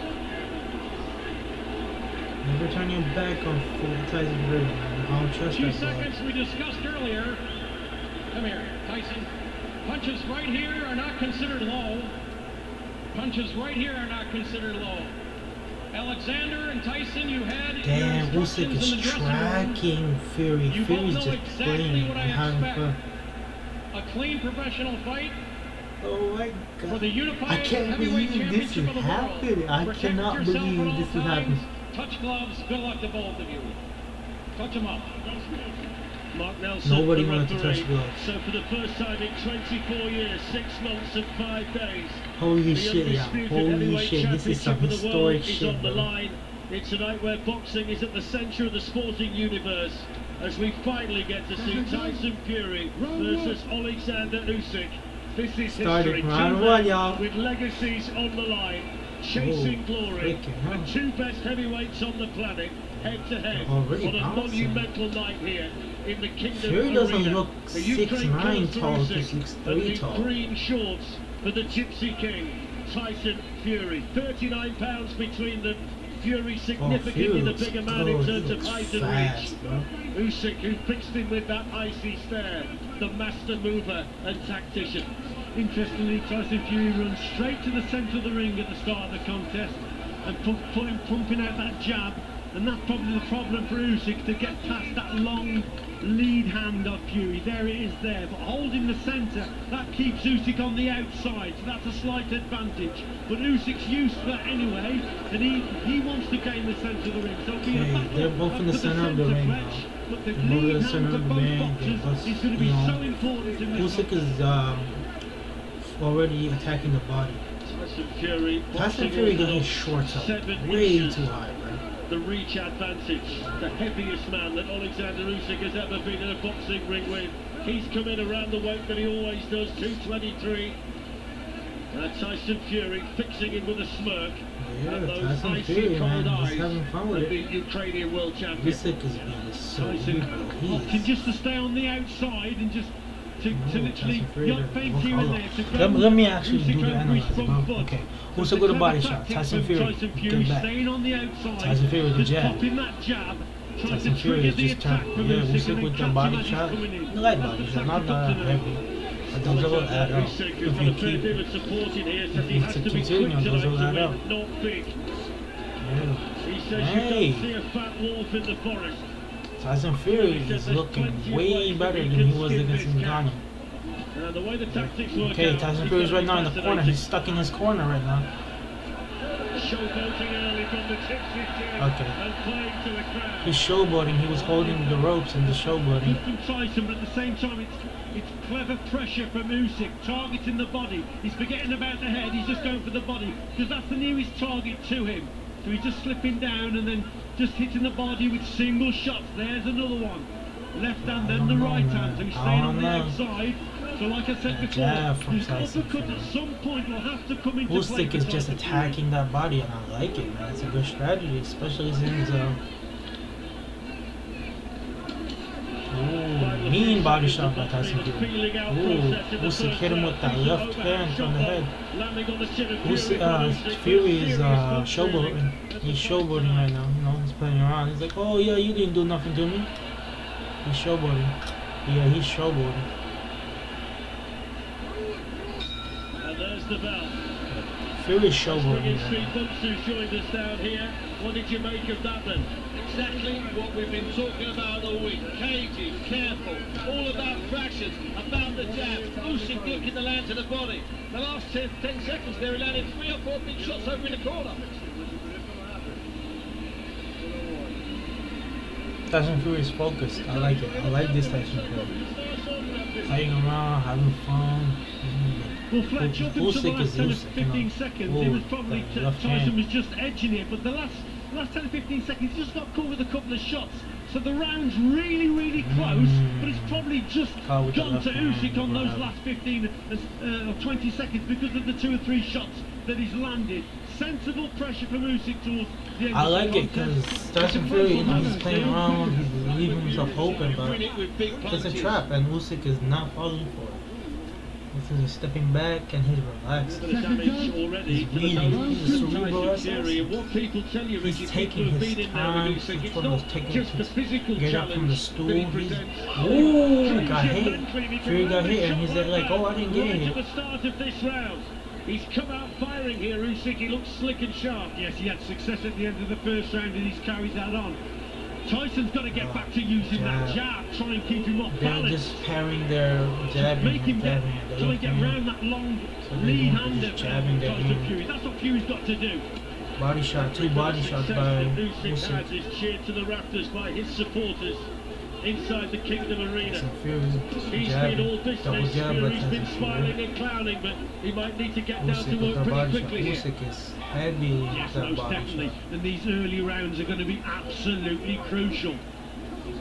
Here's the thing, because Tyson is so heavy, I don't know if Fury can put him down. Movement, and he's setting the tone. It's going to be a decision fight. Body shot, another body shot. Setting the pace, Rob. Usyk is hammering that body. I think he's trying to get Tyson to switch a little bit inaccurate, but that's the shot that he's got to concentrate as Usyk comes forward. But he's got to keep popping that jab out and keep Usyk off balance. Just reading each other. Usyk is just putting his hands out there just because. Ooh, almost connected with that uppercut by Tyson. Usyk's first fight since he beat Daniel Dubois in Poland last summer. Fury out for the first time since that majority decision win here in Saudi Arabia against Francis Ngannou last October. Tyson, Usyk is just pressuring Tyson Fury. Tyson is in the back against the ropes, against the corner a lot. So I don't know. 1 minute left. In one sense, jab to the body, yeah. Left hand to the body. Oleksandr Usyk off balance. That's why he's got to throw more jabs. Sometimes they're not going to hit the target, but they're just going to keep him off balance, and they're just going to keep measuring the gap to set up his backhand. There it was. Nice body shot by Tyson. So you've got to set that up with that left. Nice 2 punch combination by Tyson. As well there. Okay. Maybe just started to I can find see a little what bit he's of doing. rhythm. Ooh, got hit by a couple shots. Tyson in the corner. Stop doing that, Tyson. Stop it. Stop doing too much. You're doing too much, man. That's not your game, man. Good shot from Fury. Nice uppercut by Fury to the body. Y'all, this is a fucking fight, y'all. This is a fight. Okay. Good movement. 15 seconds left. Who's that? Give me a second. 10 seconds left for the second fucking around. Usyk coming forward, Fury backing off, and he whips in the uppercut there and smiled at the success. And there's the bell to end the second. Oh, those right uppercuts to the body. 3 or 4 of them. So much for Usyk being weak to the body and falling over. So that he took full-blooded shots. He landed full-blooded shots. That one's a tight one to separate. Okay, Yeah, I very think close indeed. I don't know how Again, on to quality score shot, it. maybe Fury just nicked it for me.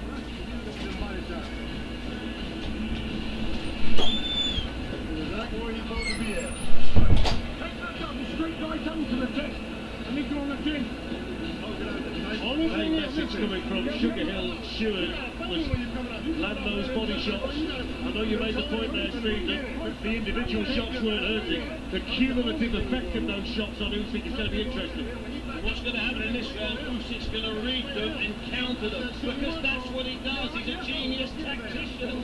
What a fight it's been so far. Let's get it right.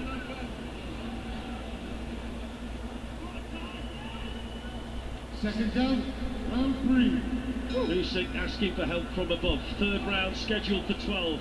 4 heavyweight championship belts on the line for the very first time in boxing history. Somebody tonight will leave the arena as the undisputed heavyweight champion of the world. Round 3 already started. Round 3 already started. Hey, like I said, if this goes to a decision, the Furies have never lost the decision. That he can't afford to stay on the outside. It doesn't matter if it's close fight, they will give it to Fury. That's why for fucking reason Fury's gonna lose decision anyways. Let's go.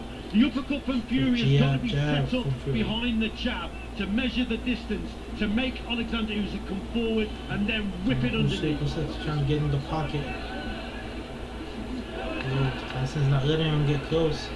Usyk to the body again, another shot to the body. Out that left hand and keeps him at bay. And of course, he's got the ability Fury if he wants to. 2 shots to the body, 3 shots to the body. He's like an octopus when he wraps those big arms around you. Yeah, He's very strong on the inside, and he's very underrated, I think, Tyson Fury. Another shot to the body. At the same time, Oleksandr Usyk doesn't allow many opponents to tie him up on the inside. He's good at distance control and in and out with the feet. Very rarely do you see Oleksandr Usyk on the ropes or into a corner. It is red. I can see his titty keeps the red. movement circular around his opponent. I can say titty because I got titties too. Oleksandr Usyk last lost a fight. He was an amateur back then. Same story for Tyson Fury. Fainting a lot, which I like. A lot of Since he fainting. hasn't A had lot his of hand fainting. grazed A lot of in a fainting. boxing ring. Here we are Jab halfway to the through body the by third of this Tyson. fascinating and absorbing undisputed heavyweight title fight Very, here in very Riyadh. careful of each other. Okay. From Usyk, nice and solid. 2-punch Poor combination Fury by with his back to the Usyk. ropes. Fury's got to be a little bit more disciplined with his movements here. He can't allow Usyk to push him back into the corners. Fury's in the corner again. Another body Pushing shot by opponent back Usyk. occasionally. Fury's Set Usyk is up that attacking. backhand of his. Going 1 back onto the minute ropes left into the in the corners third is not a round. good position to be in. Body shot right on the belt line from Fury. What I would say is he keeps pouring at the he's nose, grabbing Tyson him. Fury. That's He's clearly trying to put troubling that weight him. on Right him. from the first round, that's been an issue Yeah, for he's him. trying to put that weight on him. Okay, now he's just punching low. Ref, are we gonna break it?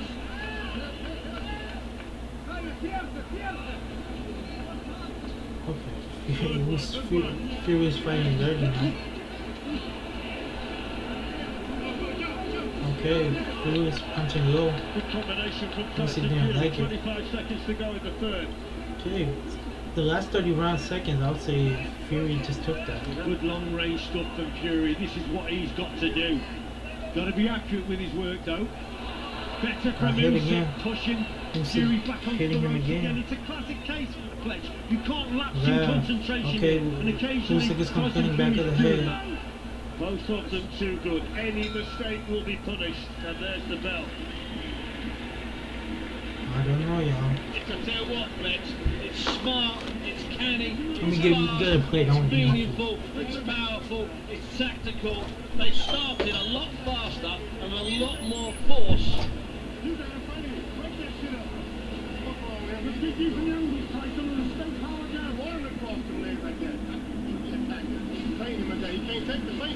When you're in a clinch, try not to hit the back of the head. I know it was a mistake. Find out a few combinations what he's done. When he comes up to you, double jab right and left up to the body. Plenty of advice in there, firstly from Sugar Hill Stewart and from his dad John. Sugar Hill, you've got to fight him. He was angry, he started swearing. I didn't expect that till round 9. They want Fury. Let's see if he responds this round, Rich. Let's see if he responds. Well, Lewis versus Holyfield, November 1999, the last time so much was at stake in a heavyweight fight. The 11th defence of the 9 years of the lineal title that Fury won when he beat Vladimir Klitschko.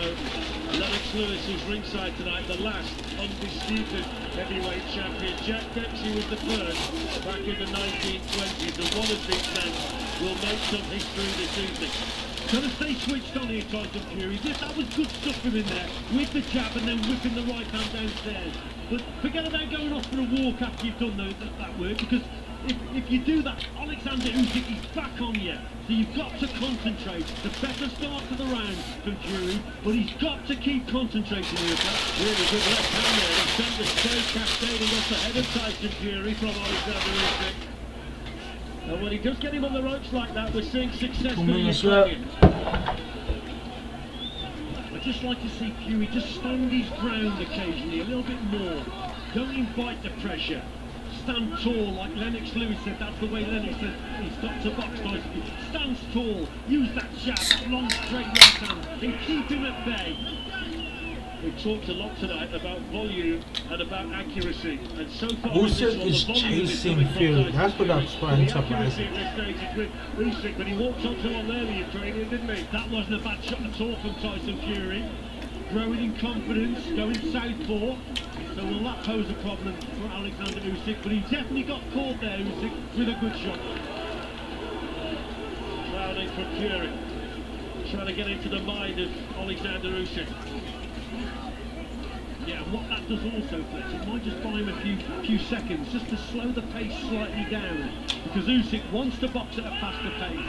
So Tyson Fury doing a little bit of clowning, but that's Fury just complained about the headbutt. So that may fall into his favour. Very experienced third man in there tonight. Oh, Fury with that uppercut, man. So there's that little hook come uppercut that he whips in with so much speed, Tyson Fury. That's the shot for me that could do all the damage in this contest.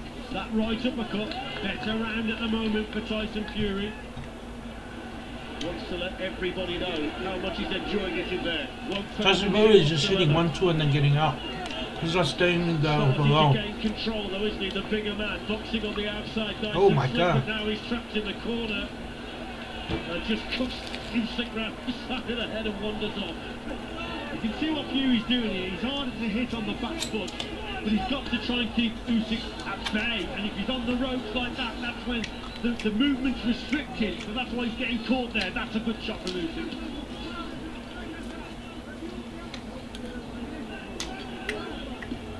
One thing that Tyson Fury has been able to do tonight is hit Oleksandr Usyk with combinations, and people who have been in there with him before say that that's virtually impossible. Advantages see there, uppercut not too far away, and again, both of them almost catching with big punches. Steve, is that the first indication that Tyson Fury's gaining a semblance of control? Yeah, I think Tyson Fury won that round. But I still feel that Usyk's fairly comfortable. And I tell you what, I know we've got the corner now. I tell you what Usyk's making Fury do, work. Even when Usyk's not throwing punches, he's making Fury work. That's why, Steve, I think you're doing a little bit of clowning, just to slow things down, to get into his head, get a breather, most definitely. You can see that the faster pace is sort of suited Usyk, but this is close.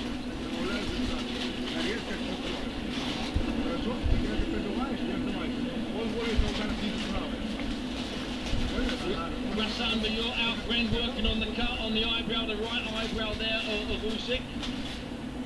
Only a week from Vladimir Klitschko, there's Andriy Shevchenko, some of the greats of Ukrainian sport here tonight supporting their man. Interesting. Oh, Usyk got cut on his right eye. Round 5. And just like that, we're into the 5th. I mean, he's flying by this, Richie. Yeah, unbelievable. And this is a close contest tonight for me anyway. It's all about concentration. I've got it 2 rounds apiece, Fletch. Tell you what's interesting. We all thought that Tyson Fury would target the Usyk body. He's only thrown 17 body shots to this point, compared to 60 for Oleksandr Usyk. He's not gone to the body at this stage of the fight, which is a surprise when we talked about the tactics that Tyson Fury might adopt here. Well, at the same time, though, Fletch, Usyk's on the outside and his movement's very good. He doesn't make many mistakes. That's a good technical war. So that body is hard to hit. To be quite honest, he's still keeping a gap as he's moving forward there. Good work there from Usyk. That's better. There's the body work. There's the body work. Doubled up on the body. There's the uppercut as well, that he just likes to lean back and whip in, and when he lands with that, that's a payoff punch for him. It's the one that put Dillian White out at Wembley. Yeah, and it could pay dividends here. But as I say, it's just got to set... Tyson Fury is trying to land a nasty uppercut, Jab's the man. important Nasty punch uppercut. also to measure the distance. Excellent there for Fury. Yeah, he's felt that. Usyk has to take a couple of backward steps, and maybe Tyson Fury starting to soften him up a little bit. Body shot goes in. Little pat of his own side from Usyk. What message did that send, I wonder? Halfway through the fifth.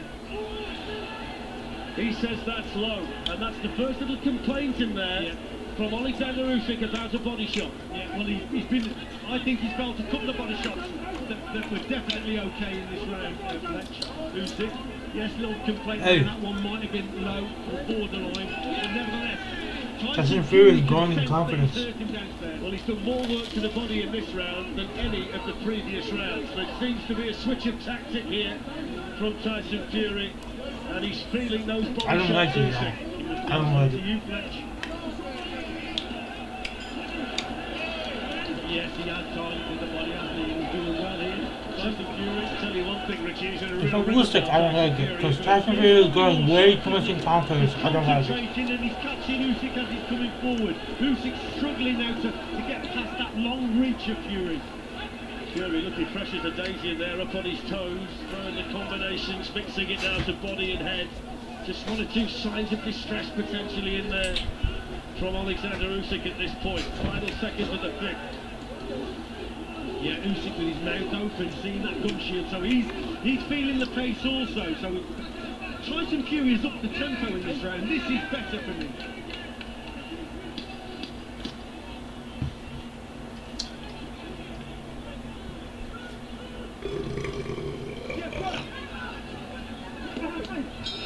Combination right on the bell for Tyson Fury at the end of the round.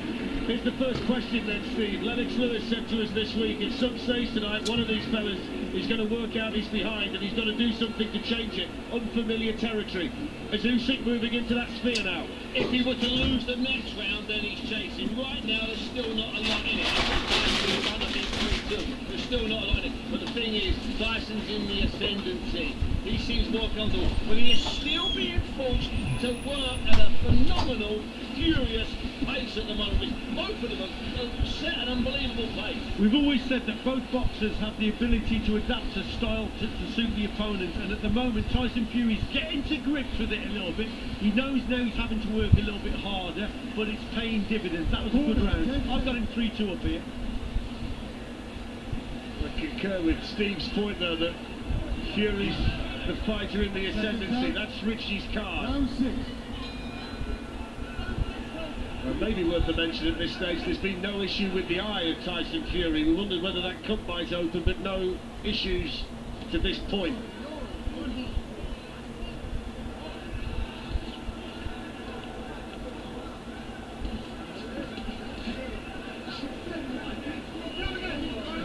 I think they would have told Usyk in that corner that you've got to get up closer to him.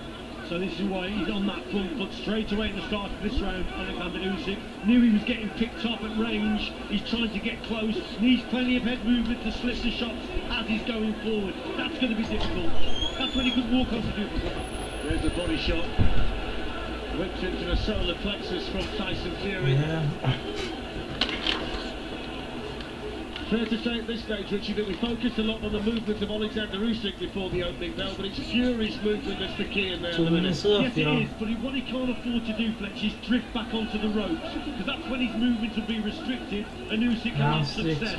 Fury's good from the centre of the ring. I don't know. I don't like it. I don't like it. Usyk is just getting... That's what he's got to concentrate on, working behind that lead. He's getting worked. He's getting worked, man. like pace, Usyk trying to the triple up the jab. jab, the body, like Fury he's putting quickly like back to Fury's putting his whole weight unified on champion against Usyk when lineal he's champion clenching. in there to find out who the undisputed heavyweight champion of the world actually is. Good solid shot, shook him down to his boots. Usyk took it well, but that's a peach of a punch from Tyson Fury. Big punch indeed. And you know what? Usyk's legs have slowed a little bit. Another good body shot there from Fury. There's an uppercut, what a shot! Oh, he got hit. Usyk got hit by an uppercut from Fury. I told you. Hey, that's low, man. From Fury, concerning times for Usyk. This is going to be a big test for Usyk now. We always said that this uppercut could be the main shot in this contest. That was an absolute belter. Into the final minute of the sixth, body shot again. Nasty body He looks work distressed from in there Tyson right now, Fury. Usyk. Something we don't often see, hardly ever. This brilliant champion being tested to the limit by Tyson Fury. Cleverly went back on the outside. He bought himself a few seconds. Has he recovered?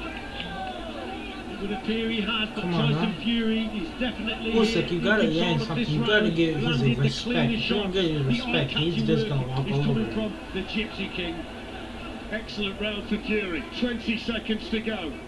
Fighting with confidence and authority. There's the uppercut again. Can't miss with it right now. And there you go. Set up again behind the jab, Fletch. Good work. Showboat to finish the round. It's been a good one. He's growing with confidence with every second, Tyson Fury. And there's a combination at the end of the round. Let's bring in Carl Frampton. He's starting to assert his authority, Tyson Fury, Carl. I have a 4-2, but he's in control, and Usyk was hurt in that round. He's been hurt to the body as well. It's got to be so demoralising. When you're hurt and you're in that position, you're trying to come forward, and you've got a guy Fury who is in looks to be in full relative control now, and he's smiling at you. I think that Fury's really in control, and Usyk's going to have to change something, but it's going to be an uphill battle here from this point on. Fury is, I think at this stage now, the momentum's with him. It's going to be really difficult for Usyk to come back. Thank you, Carl. Little nick over the eye of Oleksandr Usyk as well, which is something else for him to contend with.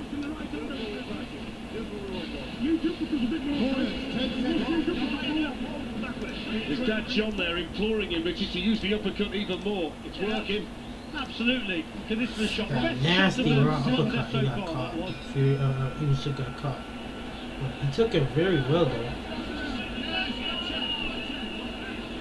Round 7. And it feels like the stage of the fight where Usyk needs something to happen for him just to change this momentum. Yes, he's got to up the tempo probably, Fletcher, and put Fury under a little bit of pressure, so he's got to take a few risks. Somebody's all to gotta go. just have a go. Somebody's He's been all picked up at gotta range, go. but that was always going to be the case of getting past that long lead. There's the uppercut once more. Just might have been able to block it with a glove there, Usyk, but he took a body shot on the back of it. Again, Fury's putting One his of the whole big weight considerations to coming in tonight was how would a fully motivated and this fully fit ref Tyson cannot Fury get look? this fight And the under answer control is right very impressive. Yes, indeed, this is a totally different Tyson Fury, and I think we called it as a team, a TNT Sports team. We definitely called it would be a different Tyson Fury, and it is indeed.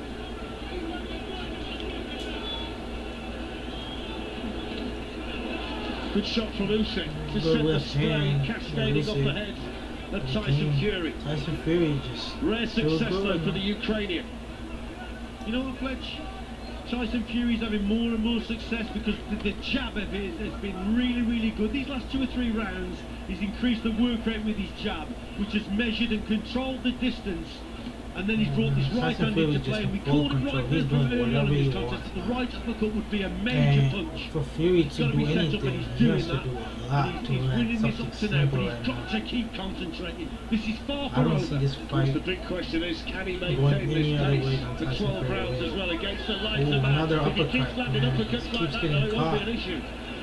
Yeah, and very cleverly then just closed the gap and just leans on Yeah, Usyk, then which will try wrapping him up as well. Usyk. So again, Ooh, but there you nice go. left hand by So Usyk. not a bad shot there. Yeah, they saw that one at the back of the arena. Shook his head a little bit.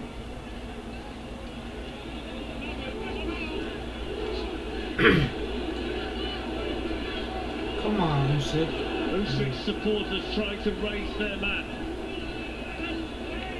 This jab, man, it's a nasty work, man. That Now jab what is just slowed nasty. Usyk down is definitely the work from Fury, the jab and the right hand. But the feet have slowed considerably from Usyk, so he's an easy target. Also, Fletch, the head isn't moving anymore. The head's got to move from side to side to try and slip the shots.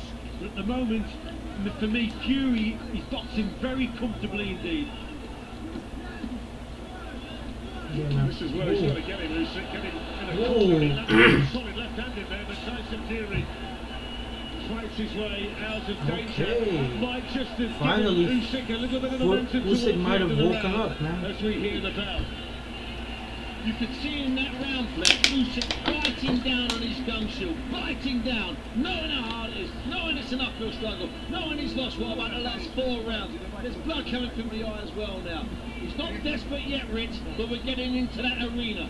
Lennox Lewis said about it, didn't he? He says that at some point in this contest, one of these boxers, you know, both undefeated, are going to feel that they're behind and they've got to do something different.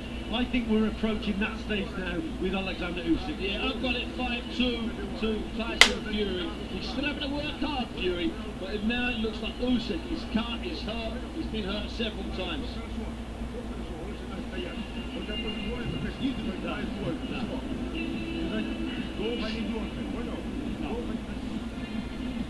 Let's have a look at the work here. There's another uppercut from Fury.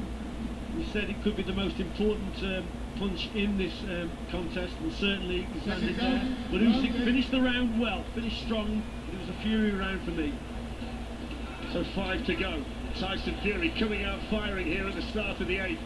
Meeting Oleksandr Usyk in centre ring and Alright, landing 3 Usyk. coming shots, but Usyk that's not came in bad hot. by way of reply from Usyk. Round 8, Usyk came in hot. Maybe he feels this is the time to change gear. Usyk has to. He has to. He has to get something going. He has to win these all these rounds. Man. The last 4 rounds, he I has think to win. Fury has been fairly difficult to catch on the back foot. There's an example there, you see. The power's taken out of the punch because he's moving backwards. That was a better shot downstairs. Come so on, Fury's got to Usyk. There keep you to go. these tactics Usyk to is not stay on working. the He's outside, not but doing just everything avoid he the should have been ropes doing and- from the beginning. and the corners, Fletch, for me.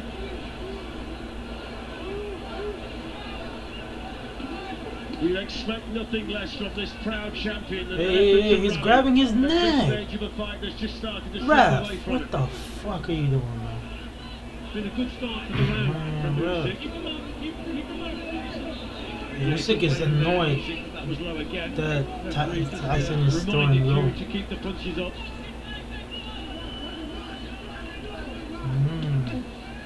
Good shot. Little missed, but good shot. Good idea. Fury's keeping his chin. Ooh. You know, some of these punches from Fury, they're hard. Ooh, nasty 2-punch by Usyk. Doubled up there. Ooh. Tyson Fury with a bit of a shake of the Yeah, head. this is a Still lot lot to do better there. round for Usyk. The one thing we can absolutely guarantee is that Oleksandr Usyk is going to give you every ounce of energy and every ounce of ambition. There you go. Usyk is not bouncing, kind of.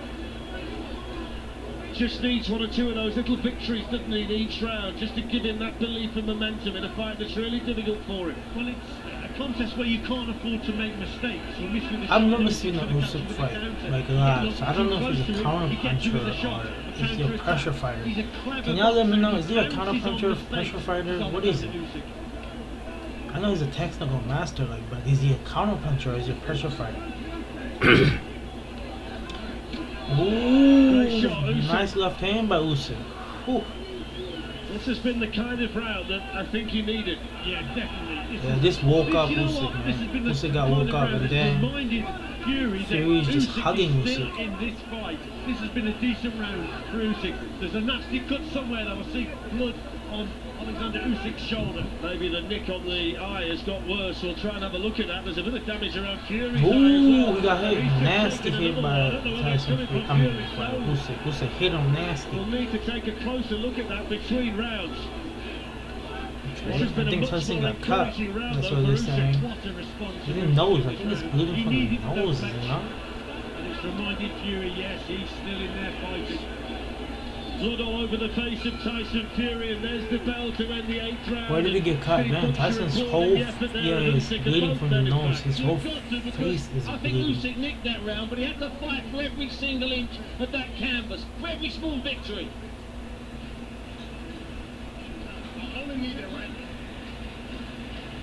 Yes, indeed. Usyk there caught him with a cracking left hand. That was probably the cleanest left hand that he's caught Tyson Fury with. Let's have a look at it there. Short Good left shot. hand. So Fury can't afford to make those mistakes of coming forward with those low hands. Another looping shot there from Usyk. So He's it's a just good looping response it on, from Usyk in that round. you know, Because the top fight was of slipping Tyson's away from him. hands. Now he's back in it. He's getting hit, but he's hitting hard. It's hit him absolutely flush on the nose, and he had a problem with that from the first round on, and that's a real wake-up call for Tyson Fury. He's been showing when he doesn't like the shot, Tyson, and that's going to give Usyk an awful lot of power. Second gun. Round 9. Round 9, y'all. They got a 70-75 to Fury. Unofficial card, He's of got course. Tyson Fury 2 rounds up at this point. Come on, Usyk. This feels like a big round. If he can nick another one, Oleksandr Usyk, he's right back in the fight. Then he gets really interested, doesn't it? Fury's got to get back to what he was doing earlier, boxing at range, bringing him onto that uppercut and using that jab a lot more. Fury's got concern with the nose, and we've got to find out whether he can fight at this pace for the full 12 rounds as well. We know about Fury the endurance is not and the attacking. stamina of Oleksandr Usyk. Jabbing, feinting, Might just be a another lot, bro. twist and turn. Hey, yo, in if this you're on the claw. stream, man, drop a follow for me, man. I Fury just showed appreciate you it. something there, Fletch. He's got to keep doing these feints. It's confusing Usyk. Usyk doesn't know if he's going to land the shot, if he's going to throw the shot. Yeah, Sometimes Fury you is throw it, just sometimes you bleeding don't. from that That nose, little bro. feint with the front foot It's and the definitely front hand, affecting really him to where he important. can't see, I'm pretty sure. It's the... Good straight right hand from Tyson Fury. That one was blocked by Usyk. Hey. Everybody Come you on. speak to is Ref, he's Usyk holding said that he and punching. eventually breaks Tyson your Fury is heart. holding Usyk's head and punching. Come on, ref. Where are you at? You don't like that, Usyk. You don't like that. Fury has got to concentrate. You don't like that, Usyk. Compete for every second of every round. Usyk's taking the best of Fury. He's still in there. He's becoming a... Good shot from Usyk. Nice, I like this. Hold on, man. What the fuck? Did my fucking face cam freeze? No way my face cam froze. That shot there from Fury downstairs. Again, slow. What the fuck, Beat man? too slowly from Usyk. Just momentarily there. That's My just fucking allowed face Tyson cam Fury froze. to score with some shots.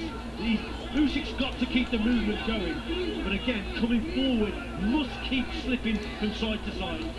Good shot, long left hand. Oh my Oleksandr goodness. Usyk right onto the chin of Fury, who wipes his face with his glove.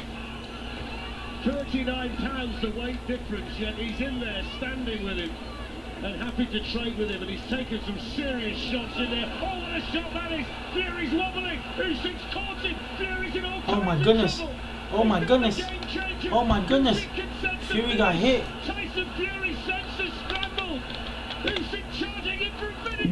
Fury doesn't know where he is. He's all over the Oh my ring. goodness. Is this the Oh my goodness. Fury. Fury. There he goes, does he know?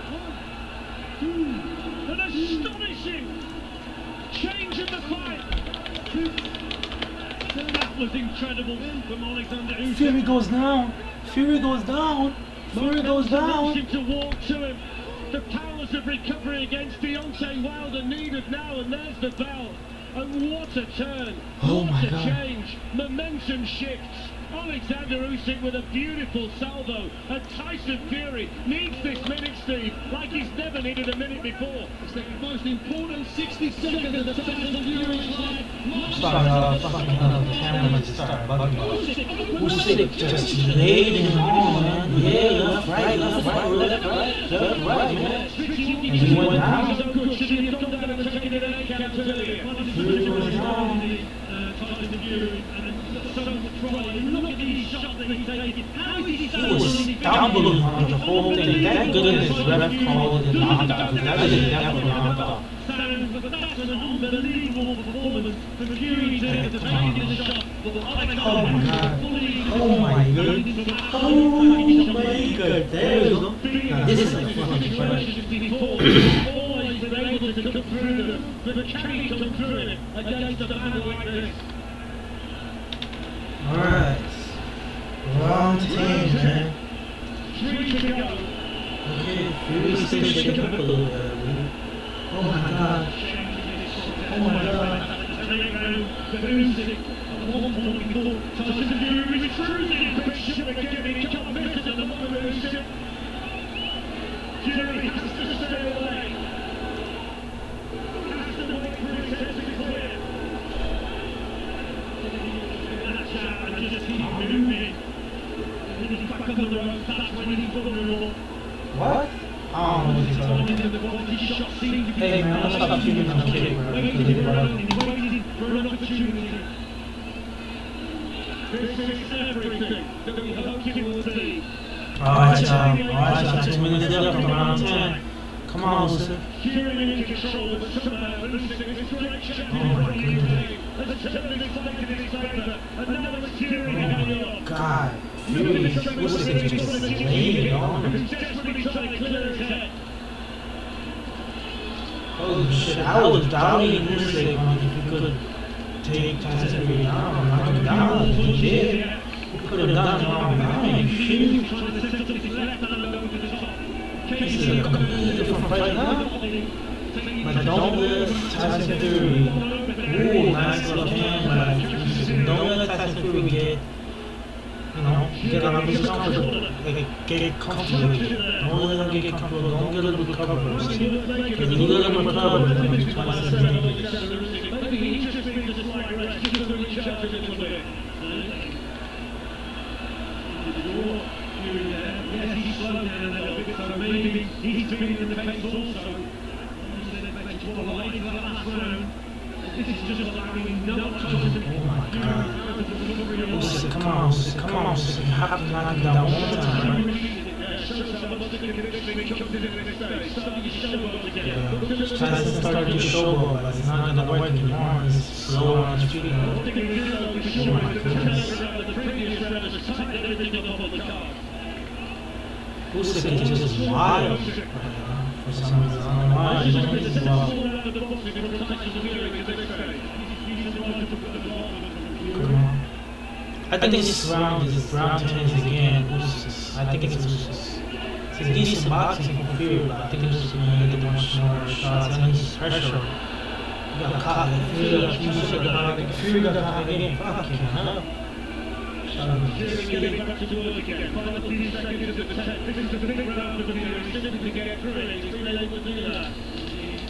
Last 10 seconds. Oh my god, a big left hand. Yeah. Fury just recovered. He just ran around, he got smart, he recovered. That was a good round for Fury. He survived, he moved, he got his senses back. He lost a round, but he's still in there. What a round, what a few rounds we've had. Indeed. That round was very close. He could have even been an even round. He did come back at the end of the round. That may have swayed it in a little bit, maybe for Tyson. Wait, Gibb versus Paul Bambo. Wow.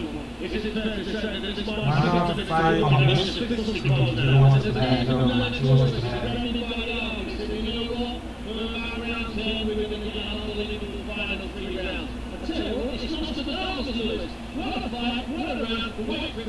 What's coming up now is going to be amazing. Well, that's how tight she's got it. 95 apiece. Sugar Hill, Stuart, they're the right active ahead of Tyson Fury. Okay, my goodness. Round 11.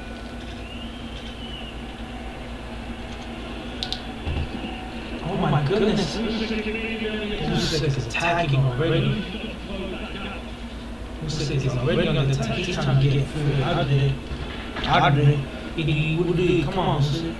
Come on, Usyk. You're supposed to be the assassin, the cerebral assassin, the murderer. Let's go.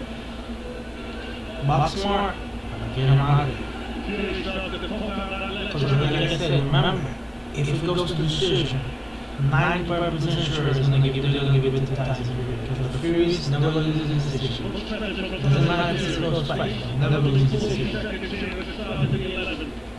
Doesn't matter if you put it in the odds, never lose a decision. Trust. Okay, this is how I come around. I say that and then you start shooting. They tell you though. Back of the head, again. What's the saying? Back of the head, punching me back of the head, bro. Nice little hand by Usyk to the body. Looks a little bit fresher, a little bit more confidence in his work. Usyk again, his body work is fucking phenomenal. Usyk is pushing Fury now. Oh, another one. This is getting a little sluggish. To this point, the fight that's tightened up. That's right, again by Fury. Usyk coming full swing, but Fury still jabbing. Good jab. Okay, Fury's now dancing, bouncing. Jab again, double jab again. This is a good fight now. Guys, 1 minute left, man. 1 minute left. Nice. Left hand to the body by Fury. First time we've seen this since the crisis. I mean, we all marveled at the fact he lifted himself off the canvas against Deontay Wilder. Usyk is a little bit wild. He's still not sure. He's catching Fury. He's catching Tyson Fury. I would never have thought that Tyson Fury would get caught by freaking monsters. Little wild. I'm crazy about it. Usyk is definitely trying to get Fury out of here. Ooh, another right hand, go right hand. I think this is Usyk's round, honestly. He did more work, he was pressuring more, he landed more. Ref, Fury is literally holding Usyk. Ooh, another right hand.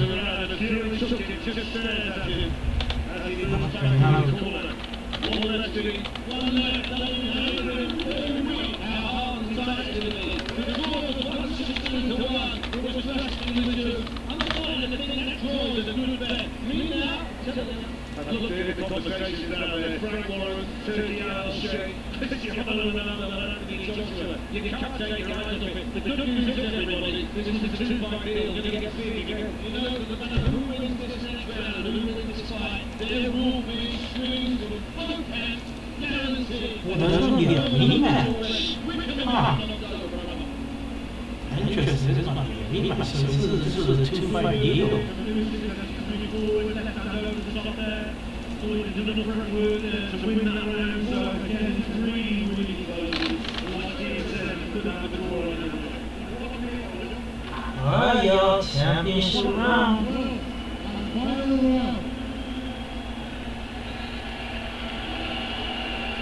Huge emotion inside the King of the Arena. Here we go, y'all. Here we go.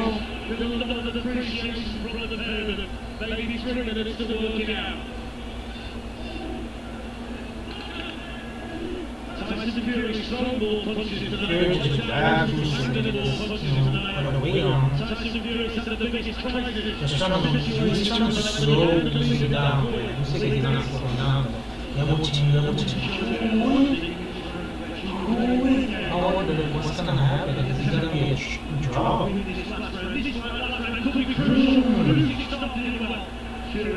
This is really coming out hot. I'm on the lava. He's just on it. He's sharp. He's moving. Alright, I'm moving the best. Nothing crazy.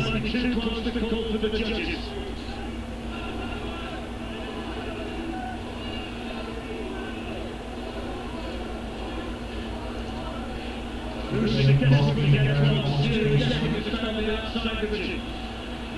Tyson again in the corner. Usyk just throws him again. He knows that, he probably needs this last round. And yeah, Usyk is just hating everything. Oh, yeah. If y'all enjoying this fight, halfway through the 12th. Fury with the right hand. First half of the fight belongs to Fury, second half to Oleksandr Usyk. this fight might be rough. Tyson Fury just finding his rhythm in this round. West, on his toes again. Usyk coming forward. I think this is right now so far. This is the Usyk round. Oh, not the right hand, but okay, 1 minute left, y'all. 1 minute left. Minute to go. Fury lands, good shot Fury. Y'all, let's stand up. Come on, y'all. Must stand up. Must stand up. That shot there. 40 seconds or so left. I mean, it could be crucial now. Again, a little bit of punch ahead there. Professional fighting.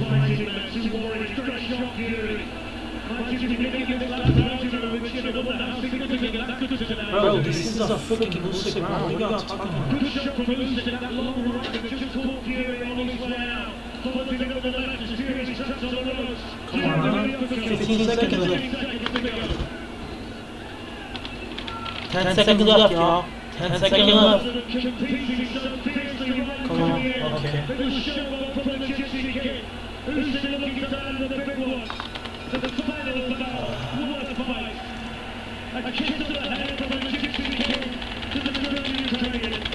And anybody who is here tonight will never forget that. That was a classic heavyweight fight, a brilliant fight. It's what we hoped it would be. And now we like to see the way the judges have called it. What we wanted for, it's what we wanted, and it's what they delivered. The amount of bravery, the amount of guts in the air tonight, the amount of sacrifices, it was a pleasure and a privilege to be this close to it. That's the way the professional will score it. 1-4, you have it as a draw. Yeah, it's whatever it is, it's really close. This could go either way, it could be a draw, that's a close one. A lot of the rounds were very hard to judge in terms of who's going forward, Fury was on the outside. It ain't all in it, we had the crisis for Fury in January. And by the way, Rick's tactics has been in the fight side. Isn't it great to see him in the centre ring at the end of the 12 round like that brutal round, having a knock out in the chat. Like they're just a literally something in the pocket the afternoon. That's what this ball's all about. Alright, let me go to the commercial. Fury onto the ropes, there's a 4-man on Fury having to go back onto the ropes, and that's where we probably need more vulnerable. Who's done his better work when we've been battling back Fury onto the ropes. So good tactic there from Usyk. But Fury himself had a bit of success in his last round as well. I thought it was just enough to win the round, but it's a close one. The judges are from Spain, Manuel, Alive, Palermo, from Canada, Craig Metcalf, and from the United States of America, Mike Fitzgerald. They suddenly have become the most important three people in this building. Listen, we thought Mark Nelson, the referee, might be a very important person. We also said away for all the time. There's the bell, this might be the decision. Michael Upper.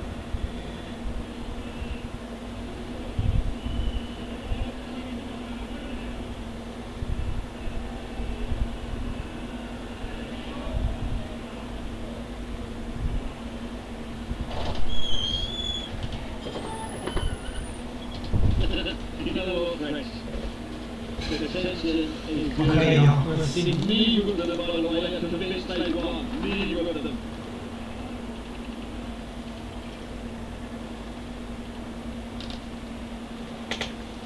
Why is Fury kissing Usyk?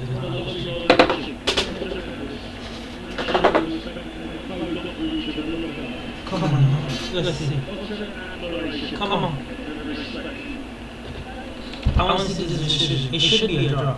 But that's the decision. Just judges. Tyson, no matter what the decision, and we lost it, the fight has to be another way. So he was about to say something that's going to go down in history. Hopefully we make the same. God. I'll see you in October. October is talking about rematch in October?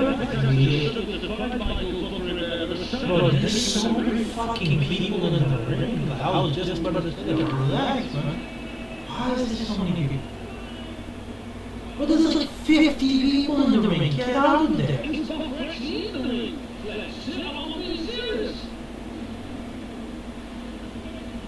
Come on, camera. They don't need 600 cameras there, bro.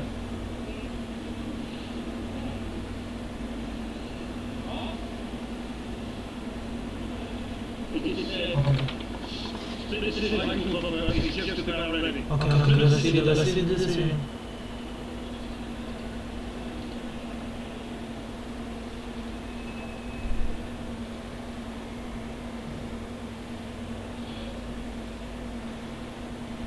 Ladies and gentlemen, here in Saudi Arabia, we go to the scorecards. Mando Oleksandr scores the contest 115 to 112. 115, 112. Usyk. 115, 112 Usyk.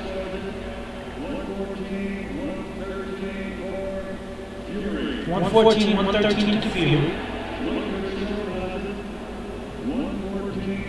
113 to the winner by split decision from Ukraine. Hey, Usyk.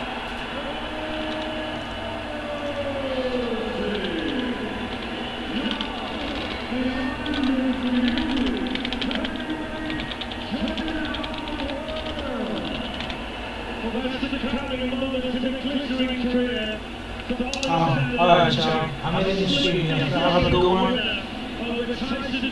Get it dropping for follow, subscribe to my YouTube channel, and I'll see y'all next time.